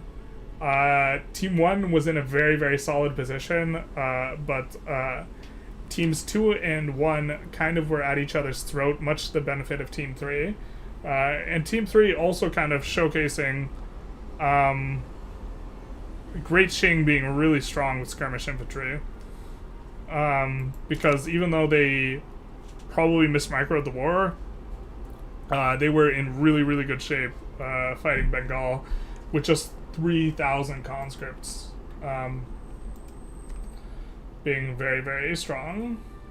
If I was Prussia in that game, I would be very salty. I would probably be salty too. He seems like a really good sport, having talked with him a little bit. He is in default. Now it's a race against time here. But it being speed 3, because there's technically a PvP war, being much to their benefit here. When did France join?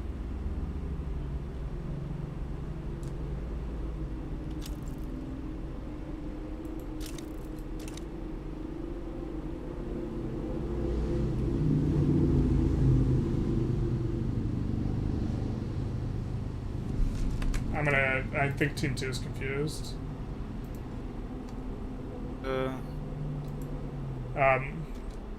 Were you confused I was not about really something? sure if France. So they matter. They can't get to that front. It would have mattered because they could get to that front. But second of all, I'm sorry. I was. That's not what I was responding to. I thought I was responding to something else. Sorry. If they actually joined that war, we would have given them a penalty. They would have lost 5% of their 0. Well, because they joined after 70% escalation. Russia was saying the same thing to me. We think it's really lame you can trade states like that to stop fronts, and we want it banned as viewers and as players. So now that in 2 minutes I'll tell you how to get around that.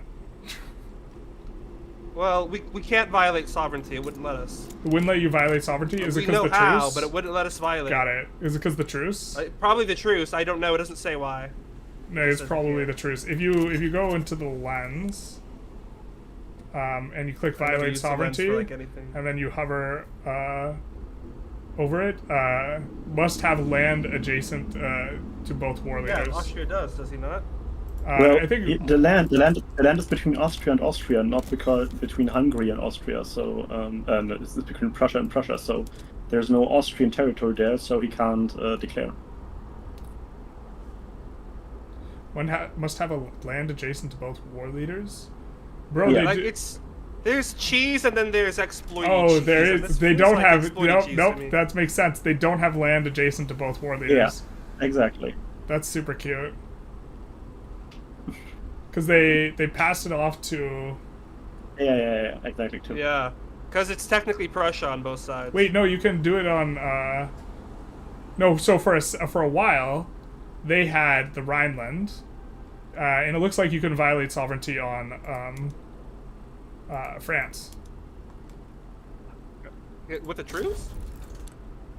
Or it looks like you in theory yeah, you can violate sovereignty on France. But then we have to fight France, right? Well, but you also could have violated sovereignty on you also could have violated sovereignty. Wait, why are we paused? Because it's 1:15. Because it's ending.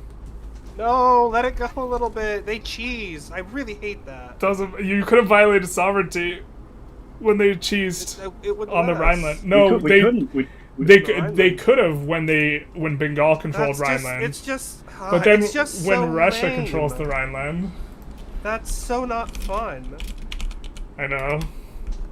Like they think they're being clever, but it makes the game not fun for anyone. I'm gonna go to let's go to org. We can talk about it there. All right. Time up. The time is up. Yeah. Please, in the future, ban that bullshit. It's not fun for anyone except the person doing it. Well, so breaking war goals has always been in here, but this is something that is, in general, it's been on the potential chopping block, but we also don't see it executed very often. Well, you will now. So it needs to be banned now. They should get a penalty. They should get a 100% penalty for that. I think 100% of minus of 0 is still 0. I don't care. It's the principle. It's not 0. It's the principle. I don't think a penalty is meaningful. Look at France's GDP, generalist. Huh? What war goal was? Look at France's GDP. I don't know. We have all the other stuff. It should probably the war reps. That was probably popping off a little bit. All right, I'm going to update everyone's GDP, but France is up by 50 million since last check-in. What is that from? Well, because he's how did he do that? What the It's fuck? kind of an exploit. Okay. Wait, did he exploit? Oh, nope. He's just playing the game. What did he do? Exactly. He increased expenses. Oh my god. You fucking made the market access on 0% on all states, so all the prices went way up, and then. Can we not count that again? Because that's really not in the spirit of the game, I think. Like, we might. That will be on the Can we chopping block. please not? No, we're gonna count it from the game. We're playing by the letter of the rules for now. That's like, but that might be something specifically. The spirit is an important thing because giving yourself 0 market access. I mean, How we does might. that even work? How do you do that? There's a shift video the on market my capital channel. to an isolated thing. That actually. I think this is just no. Again, Hold up. Let me talk. This is an exploit. Let me talk. Exploits are definitely allowed, but let me talk. Okay, so this specifically, giving yourself 0 market access, we are going to let the chat decide whether this should be allowed, because fundamentally speaking, the entire thing is you're playing to grow your GDP as a metric of how good your nation is doing, and getting yourself 0 market access, in my opinion, is not a reflection of that. So what the GDP is supposed to reflect is in no way reflecting what it's supposed to reflect anymore. And also, this is just an untenable thing long term. You couldn't keep this. Yeah, no, but you also can't keep. You can just a means to. So you also, in theory, should add construction in the last 10 minutes. You should just mass construction to do the same thing to. Increase prices up to infinity, you know, so that everything's super expensive. So I'm going to. Can you restore market access? Yeah. If you release Corsica as a vassal, it will restore market access. Do that, please. So we can tabulate the score. Except that's actually going to be like don't do a that yet. debuff on the score because of minus throughput. Can I just move back my market capital to No, you no, can't. it's mainland? got a cooldown. Once every 5 years. But we're gonna take a vote on the chat. But I have a feeling I'm guessing how the chat's gonna feel about it. Because you. So, I mean, I'm the one who did, and I think it's really, really cheesy. Thank you, Connor, for the tip, but this is ridiculous. EFC would have had a huge GDP bump if they didn't forget a port. We did that. We can see the last GDP that was recorded, and that was is the maximum of the chart, which is 89.1 mil. So you can look at what it was. Okay, so 89.1. We'll go off of that if chat decides that. Wait. I don't think 98.1 is the. 98. Yeah, sorry, I'm numbers. I was confused. 98. I know we lost, but you don't need to bring me down that much. Come on. Yeah, 98.1. Sorry, honest mistake. Yeah. If we're not I'm joking. We thought we were going to count that. If we're not counting that, then we need to remove our minus throughput penalties. Or you need to count my GDP as what it was before that too, because I accidentally messed up the exploit and have minus throughput because of it. The throughput penalties from shortages don't apply immediately. They scale up. No, you get a minus 10% throughput for moving your market capital. Only a quarter of the votes say yes. Nobody wants this, dude.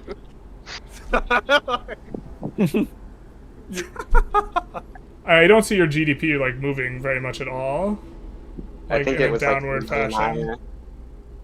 It looks like the same. No, yeah, it's all. Should I release Corsica? The graph doesn't have the update. I think we can see your You don't need GDP. to release Corsica like we did that on the Ottomans, and that was already enough. I mean, did you guys just do this stuff? If so, we could just load to the latest autosave. Yes. Okay. Yeah. Oh, but the month tick was just a day ago.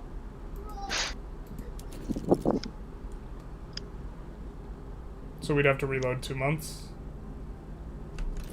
A month and a day. Alright. So we are going to load to get the scores, which of course is going to boot you guys out. But that could maybe reduce some of us. Well, I don't know. Well, yeah, so how do you want me to resolve this? Yeah, nah, that's fair. I could record everyone else's score. I think. So I mean, yeah, that's I'm gonna.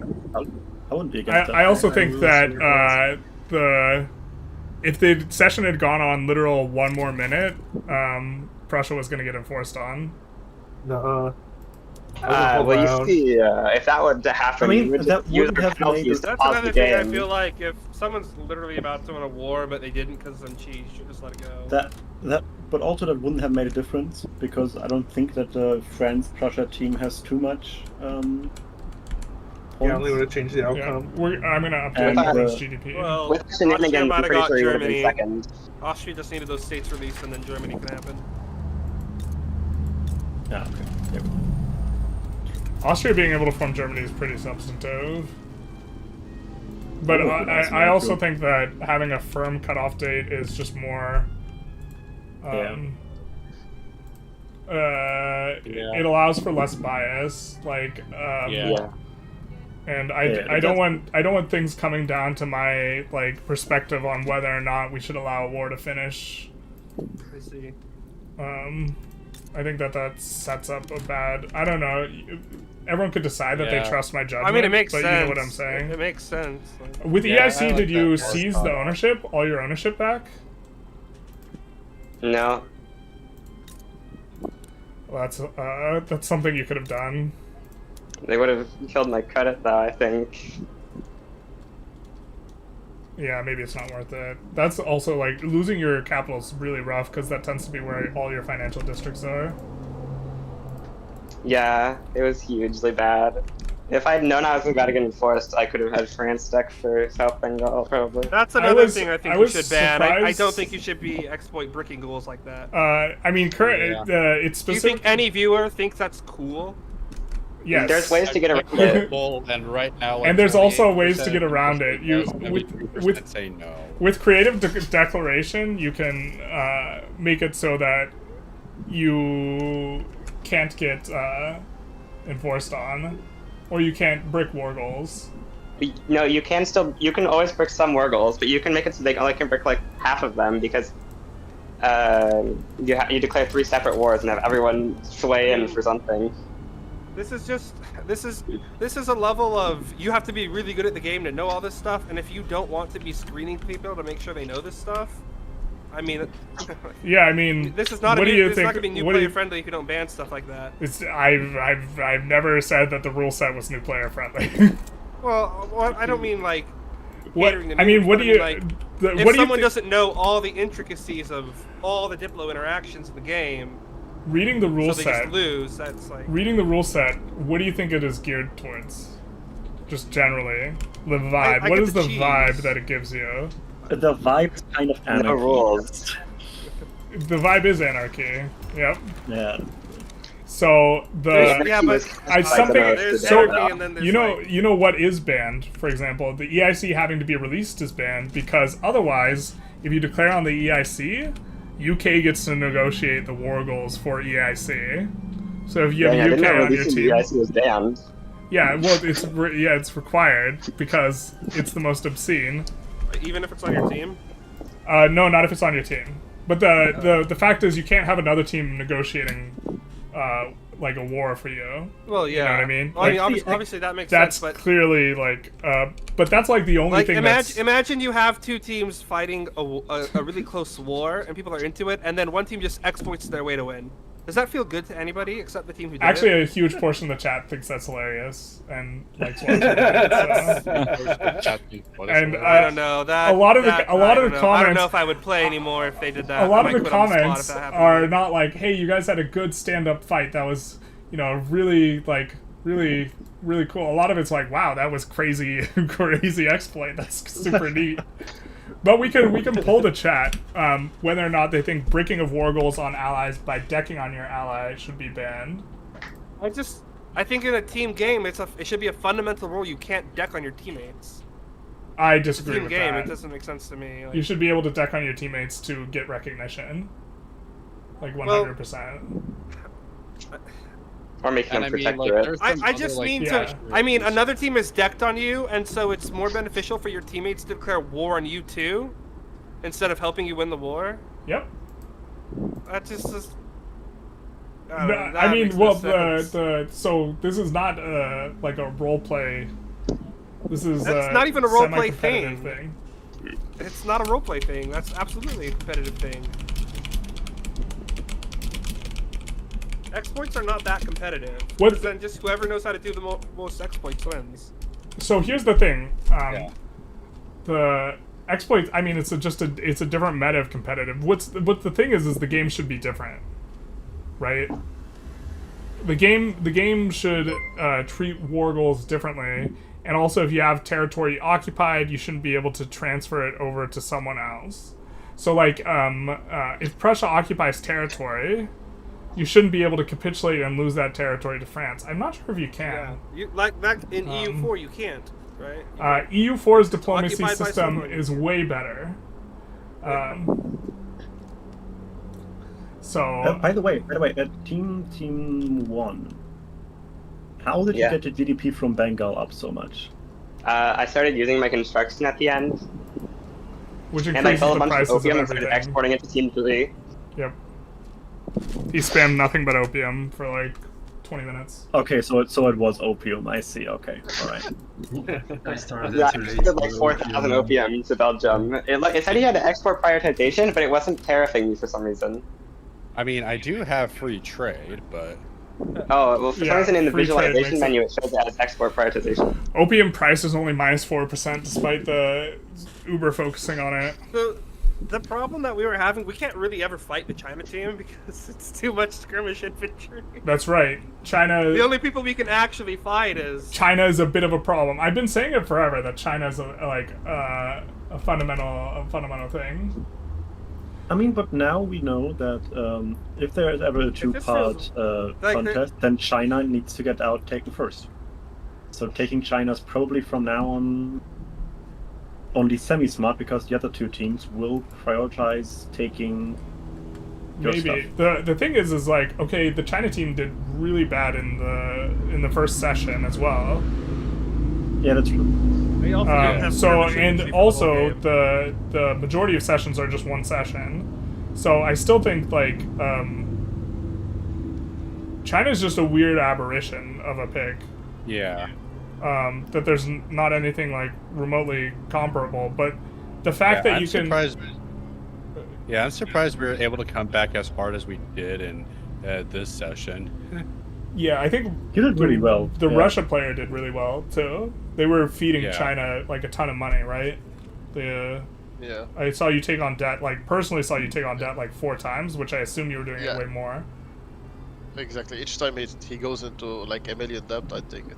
And that's because. By the way, he's unrecognized for minor, so his interest rate's worse. Bengal, just like last game, this game you were like almost any time I looked, you were at 50 million debt, even if not at war and stuff. How do you manage to keep your economy afloat with that much debt? Sometimes he doesn't. I mean, yeah, he did declare bankruptcy after a very long war, but bankruptcy no longer gives a construction penalty, so not anywhere near as bad. Nope. By the way, the war against Bengal as China, you were 100% winning that, like in the next 5 minutes, if you didn't white peace. 5 or 10 minutes. The biggest thing I see in games like this is people chickening out too early from things. This isn't like it's not a victory thing. I see it in EU4. Yeah. I mean, a lot of people, to be fair, fight wars too long if they're not going anywhere. Yeah, but thing is, my team is in the lead, and I didn't want to take risks, so I told China to just back out and let the UK fight it out. That's fair. It's just, it was also annoying that the UK occupied Delhi, so you couldn't occupy it. But Bengal immediately after that war stood down like 80% of its army. And still almost bankrupted. Yeah, still almost bankrupted and still defaulted. That knowledge, like you have to know that is going to happen and like how much they're about to lose. Yeah, the thing to have done would have been to check their debt, I guess, but also you don't know how much credit they have. You don't know how much credit they have, but you can look at your GDP relative to the size of their GDP and roughly estimate how much line of credit they have. No, you can actually look at that. If you are in a war, if you hover over the acceptance of peace, it shows you exactly. I don't know if it's against players also, but you can check exactly how much. At plus 100, he will be bankrupt. Gotcha. So perfect. You got the percentage. My wife cleaned. This was really fun, despite little cheeses. Good game, everybody. GG. That was an insane game. That was 30 million higher GDP. That was very interesting. Really big comeback from Team 1. I was looking like you're gonna have 0 score. Well, we would have gotten even lower if Team 3 hadn't graciously offered us to only take one of the states in the peace deal. And we offered them like some sort of vassalization where we agreed to join their wars, but they never declared a player war after that, so that didn't actually go into effect. Yeah, I mean, that maybe makes sense. I also think that Team 3 not fully kneecapping people is probably a reflective of like an underlying more diplomatic philosophy that probably is why they did really well this session, because Team 1 and 2 were just fighting each other non-stop, right? Yeah. Much. And Team 3 just was switching which side they were fighting. Yeah. And when that's happening, no one's really going in on Team 3, so Team 3 gets to benefit. At one point, we actually just accepted Team 3 is winning. Like half an hour, maybe 45 minutes before the end. and we were thinking about maybe having an opportunity to fight Qing or Russia or something, but we were like, nah, just go for a good second place instead of like completely losing it now. You were considering if it was needed to attack the Indian provinces of Great Britain. If it was needed, like if Team 2 came quite close, we would have considered it, but it was like not needed. We could just be defensive and defend our advantage in the points. Yeah. That's I think you could have got all 16 if you played better at the end. At the very end? Like in the last hour or two. I think after I got kneecapped. I think that they probably could have gone for more of the French land, but they were concerned because they had literal 0 convoys for all their armies. Which is... I don't hate being more conservative than just taking the one state. And then... Yeah. Also, had we played too aggressively, both teams would just attack us, honestly. Yeah. And so like, in bankruptcy though, so our team was pretty much military. But they don't have perfect information regarding like you can see bankruptcy. No, I understand, but like in real time, clicking all the buttons and doing all the things, it's difficult to be aware of where the other teams are at. Yeah. Absolutely. Yes. There's the practical player consideration. Like for example, you had a third of your army sitting in Indonesia for a while. It got rooted away. Yeah, but you know what I'm saying? Where like, if you had noticed that, the war might have gone differently as well. Maybe you don't get enforced on by the UK, or you get. No, the army was supposed to be in France, I think. Oh, okay. Well then, maybe not. Yeah, and I know like in both sessions as the Belgian player, I was benefiting a lot from neutrality. Yeah. I mean, you didn't really grow that much. But like, I basically just like trading with everyone, like for goods. Yeah, I see you still have Formosa. That's probably a good state to keep. I'm gonna go. So, it was nice playing with y'all. We'll be seeing each other. Bye. Bye. Bye. So, another thing is, I already mentioned this to Team 3. Is there any comments you guys wanted chat to know regarding what happened and the way things shook out? I think Team 2 was upset at Team 1 in general. Anyone on Team 2 here still? Team 1? I did prepare myself for the eventuality of breaking my country up. Yeah, you were in Austria-Hungary? So, yeah. Yeah, that was... yeah, I wanted to at least try forming Germany. That's why I was constantly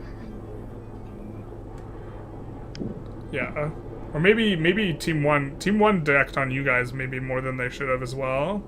I thought that there was one more where going for Team 3 made the most sense, and I forget if Team 1 or Team 2 who declared it, but they declared it on each other. Like, which war was that? It might have been the cut down to size on Hungary. The dual cut down to size and conquer Venice war. Two different wars, and they were in. The cut down was also brilliant diplomacy from Team 3 because I convinced them to do the cut down. Then that really works out well for Team 3 then. No, you hadn't convinced me. We were gonna do that anyway. One mistake I did is capitulate to France because Bengal was already out from the France war goals, the one with Venetia. And oh, yep, I saw that. I could have kept that one going and capitulated the other one. You also would have never got enforced on if you were defending the coast, which is very sneaky. But I rushed. We saw it happen twice, where it was a really big difference, where the UK landed in Indochina, and that caused significant losses for EIC, and then we also saw the landing in Istria, allowing them to push immediately. In they or Croatia. The occupation process on the Transdanubia. even if they didn't have any fronts on the Balkans. Why was the UK able to land in India during our war? So he only had guys defending North India. If you click on the lenses and you look at strategic regions, if you have someone defending against landings, they only defend in the strategic region. So what they did is they landed in Indochina. Okay. And so they didn't have to fight the army that was defending North India. And then the Indochina army pushed into South Bengal before there was like a response. And so the more strategic regions you have, the harder it is to defend against landings. So Japan is the easiest to defend out of any country. Yeah, one region. The hardest to defend is probably the Ottomans. Or Russia, but Russia's a little bit of a weird, different thing. Ottomans have 5 strategic regions that could be landed. It looks like chat 75% are not on board with the breaking of war goals by declaring war on your team. Yeah. I think that is something we could ban. It's not unreasonable. But I think it would be specifically you can't declare for something that's already a war goal from an opposing team would be the way to do it. What about war goals that are effectively the same? Lovely game, guys. See you. Thank you. Bye. I think it would be if they're effectively the same, then you can't do it. So you're saying if there's a transfer, I can't declare liberate on your teammate? Yeah, I can't declare a liberate subject war goal if someone has a transfer subject war goal on that person. That's right.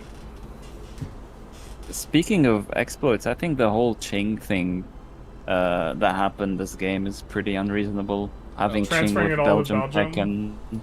Well, it's very counterable. What exactly is the part of it that should not be allowed, specifically? Transferring any state to an ally? I'm not sure what the exact rules should be, but it's just that having Great Qing with Belgium tech is a little ridiculous, and skirmish infantry early on. Generous, I have a suggestion to fix the problem with Qing. Simply allow day 1 wars. That would only fix the problem with Qing, specifically Qing Belgium. Maybe like a penalty on trading states. But I don't want someone's ability to click faster to be a determinant of stuff. I mean, Qing Russia is also viable, even though Russia doesn't have as good as tech as Belgium. It's still better than Qing.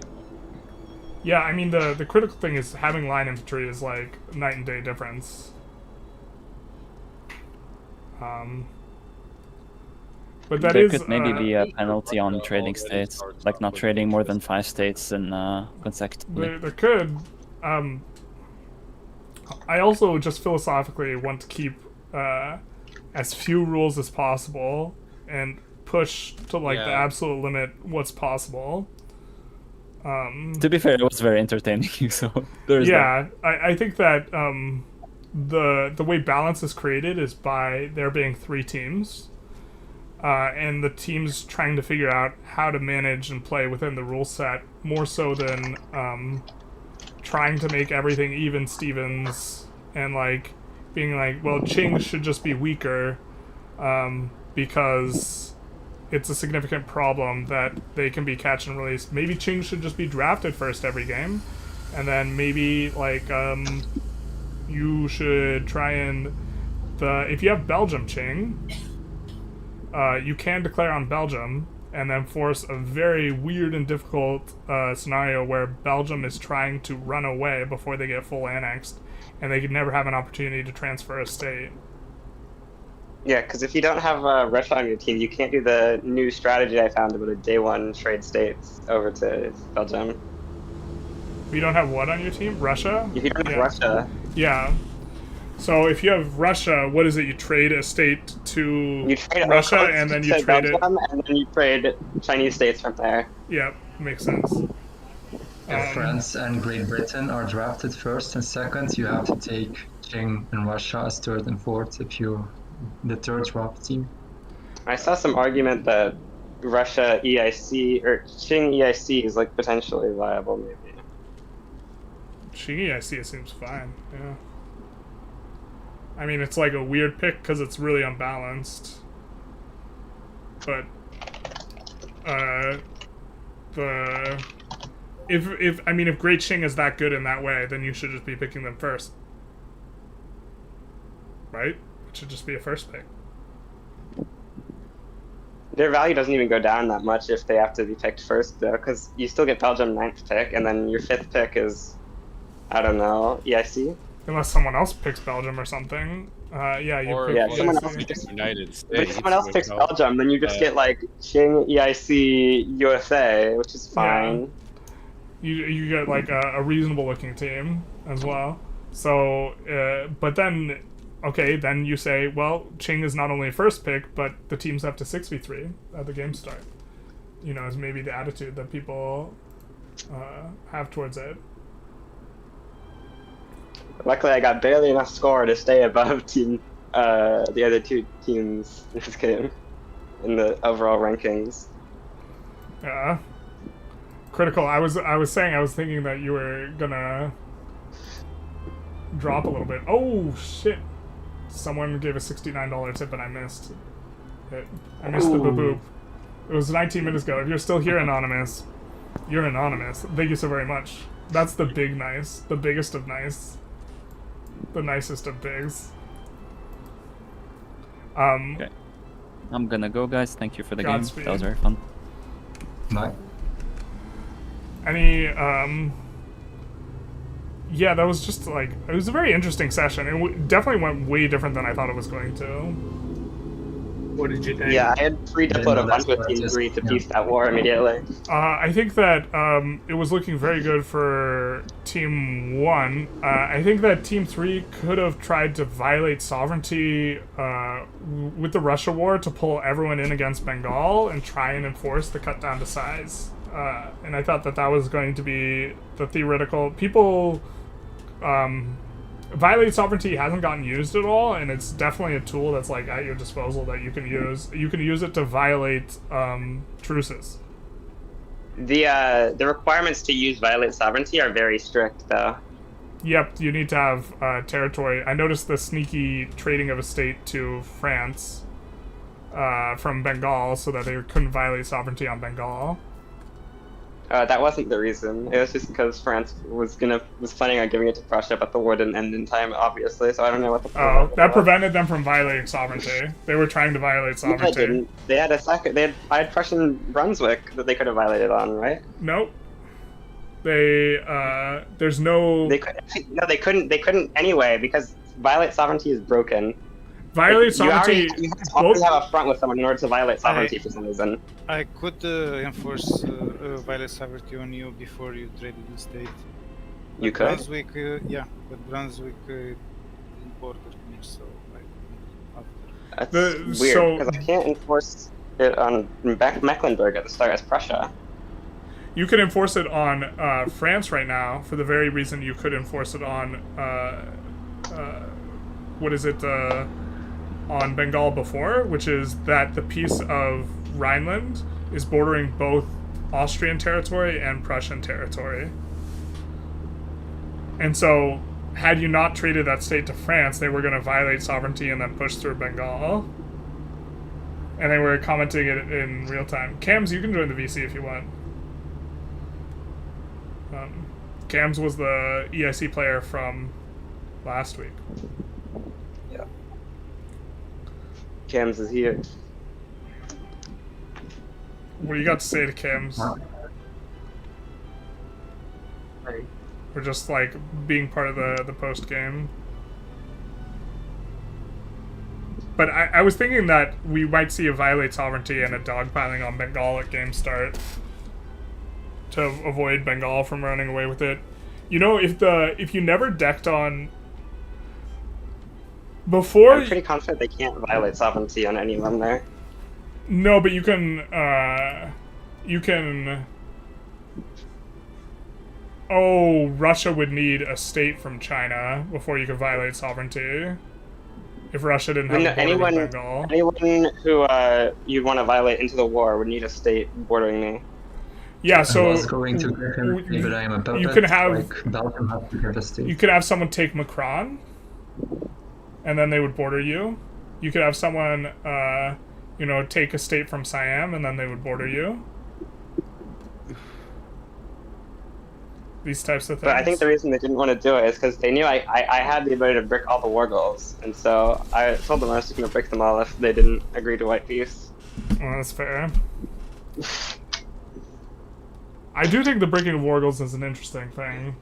Chat mostly and doesn't also, like it, well, though. actually, it wasn't technically a white peace. We agreed to give them Yunnan and Sichuan right afterwards. But I thought I was going to do that by taking on their debt to increase relations to trade states, but I didn't actually have central banking. So I just had Belgium declare on me for it. Yeah.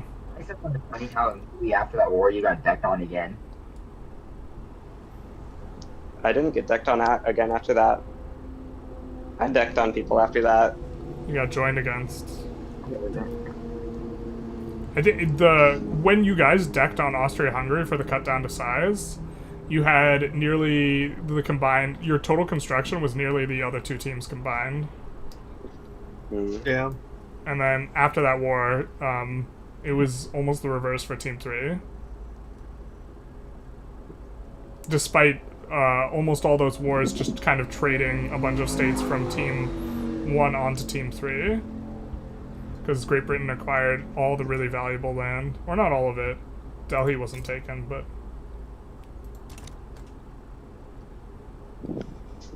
I played pretty badly this session. I mean, there's like a lot to like micro. I think the strategic declaring on Austria might have been a mistake.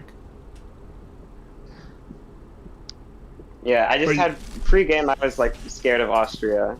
You were just trying to score maximize, and it ended up like if you don't get if you just 3v3, you win that. But then like I think any like the question to always ask yourself before you declare any 3v3 is like, what happens with the other team, right? And if we weren't very sure to join, but like I was, like I agreed we had to attack Bengal to have a shot at place 1, but the other two players were more hesitant. Yeah. Also because my situation wasn't very healthy at the moment yet. But I mean, like, I think I agreed on joining. I think that's the correct way to look at it. I think if you're starting a war and you're the top team, expecting to get 6v3, it probably happens at a decent frequency. I think you should have ecoed more, as you had pretty good tech mode, and the wars were pretty expensive. Yeah. France notably paid out the ass every war. I think they used every military PM every time. Which isn't necessarily a bad thing, but it does mean France couldn't grow as much as they would be able to otherwise. They definitely, I think, in the first session, I think they kind of carried the military. And the second session, Bengal was just way stronger than France. Did anyone build boats? I feel like very few boats got built. Barely. I think I built one boat last session. Yeah, you had literal one boat. It was very cute how you relanded South Bengal with a single boat. Because the UK didn't leave a navy there after landing there. Huh? I thought Russia did. Whoever landed... Russia isn't on my team. For a long time, what was happening is Qing was pushing into South Bengal, and then I'm pretty sure UK's naval invasions were defensive recapturing the territory for me. Yeah, that might have been what happened. Or part of what happened. Oh, that's if that's stupid as hell. Defensive recapture works, that's stupid. So China takes a portion of South Bengal, and then you won a defensive war, so you recapture, but it's not from the right war? Yep. Yes, I think that's what happened, because we were like at 45%, it went to 0, we went to 25, we went to 0 again. We weren't sure why it was happening. I have to tell that to the devs. I'm not 100% sure that's what happened, but that's what seemed to be happening. That's cute. That's funny. I was wondering why they had such... It was literally looking... If you only had South Bengal, if that was the only state you have, you probably could just defend indefinitely. Because you would have so much army, and the combat width would have been the problem. Oh, why did you peace out there? China, I assume you're asking? Yes, what was the question? They didn't know my debt situation.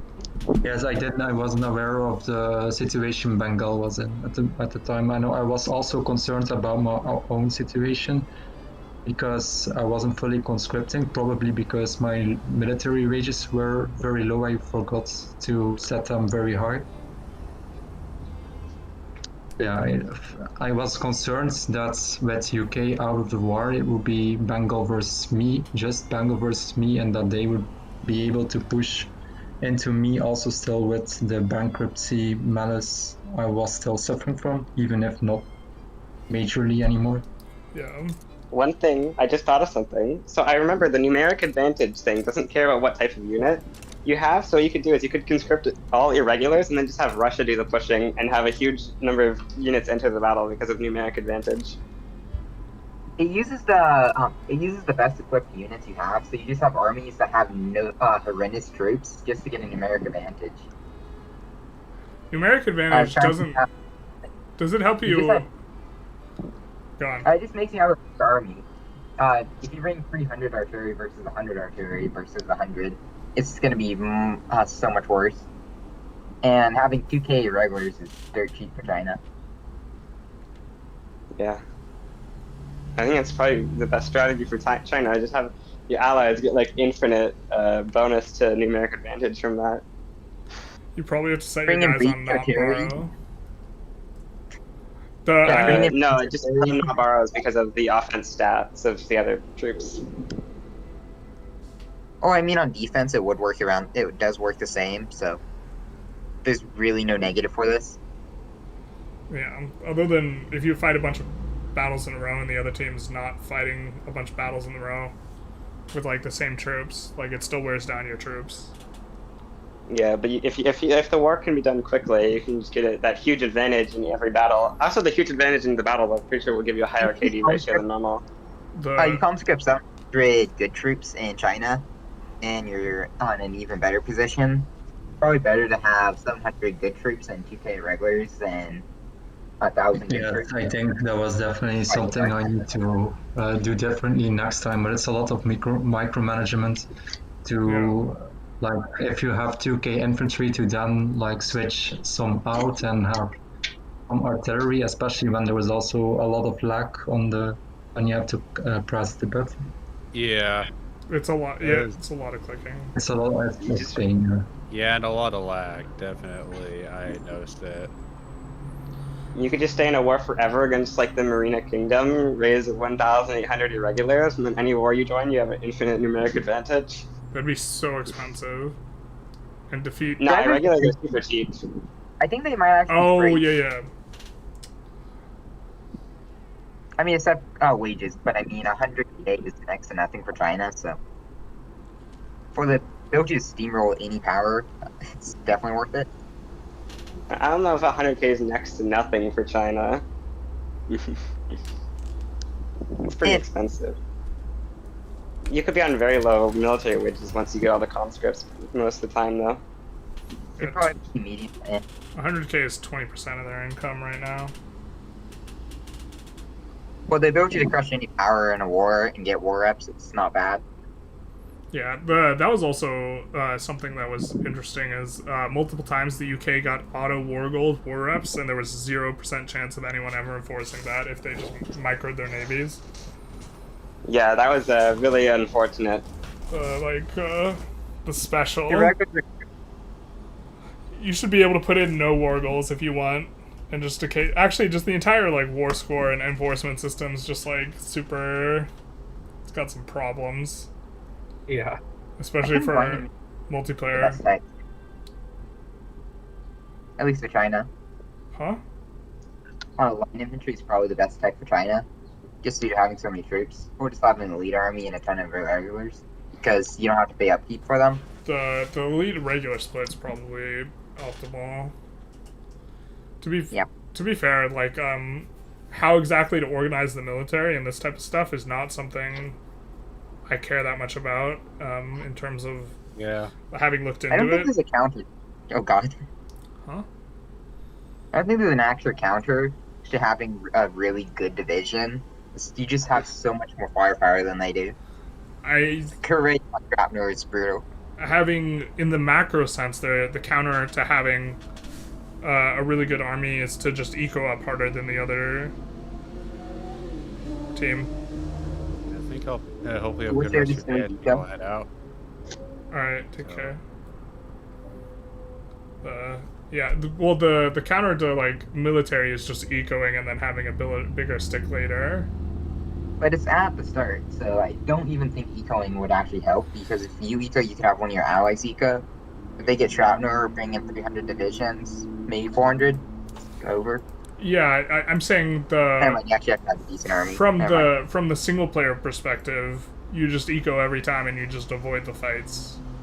And one of the reasons I don't know a lot is because, or my knowledge base is like kind of low, is because what you do in single player like doesn't fly in multiplayer, because you can't stop there being a PvP war, especially one that will like eviscerate you. Like the AI almost never eviscerates you in single player. If you're playing France, people won't be like, liberate Occitania. Maybe if you're a pariah. I want to mention how artillery slows how fast your armies mobilize at, and also move.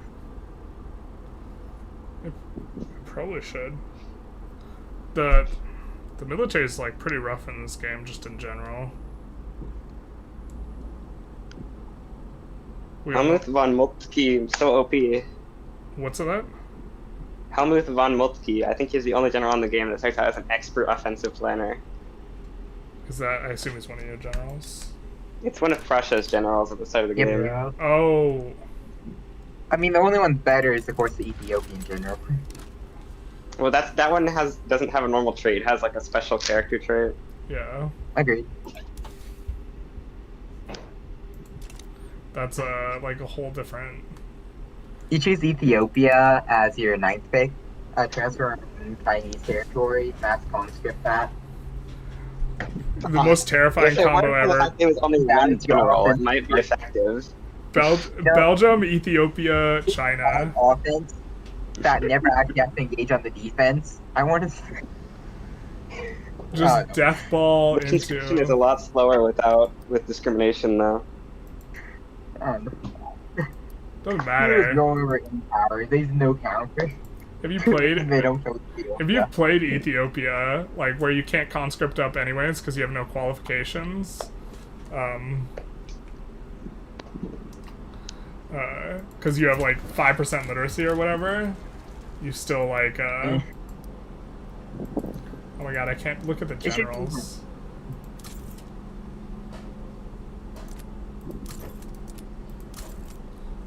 Yeah, one of the China, Russia, Belgium strats I was thinking of is you take on debt of Belgium as China over and over and over again, and China or Belgium just conscripts a bunch with your entire coast. Yep. I think that'd be really strong. You just have Belgium get fire. I think that maybe we have to do a penalty when you get when you release a country is maybe the way to handle it. You might want to add a penalty for every time you go bankrupt, because you just have one power go bankrupt indefinitely.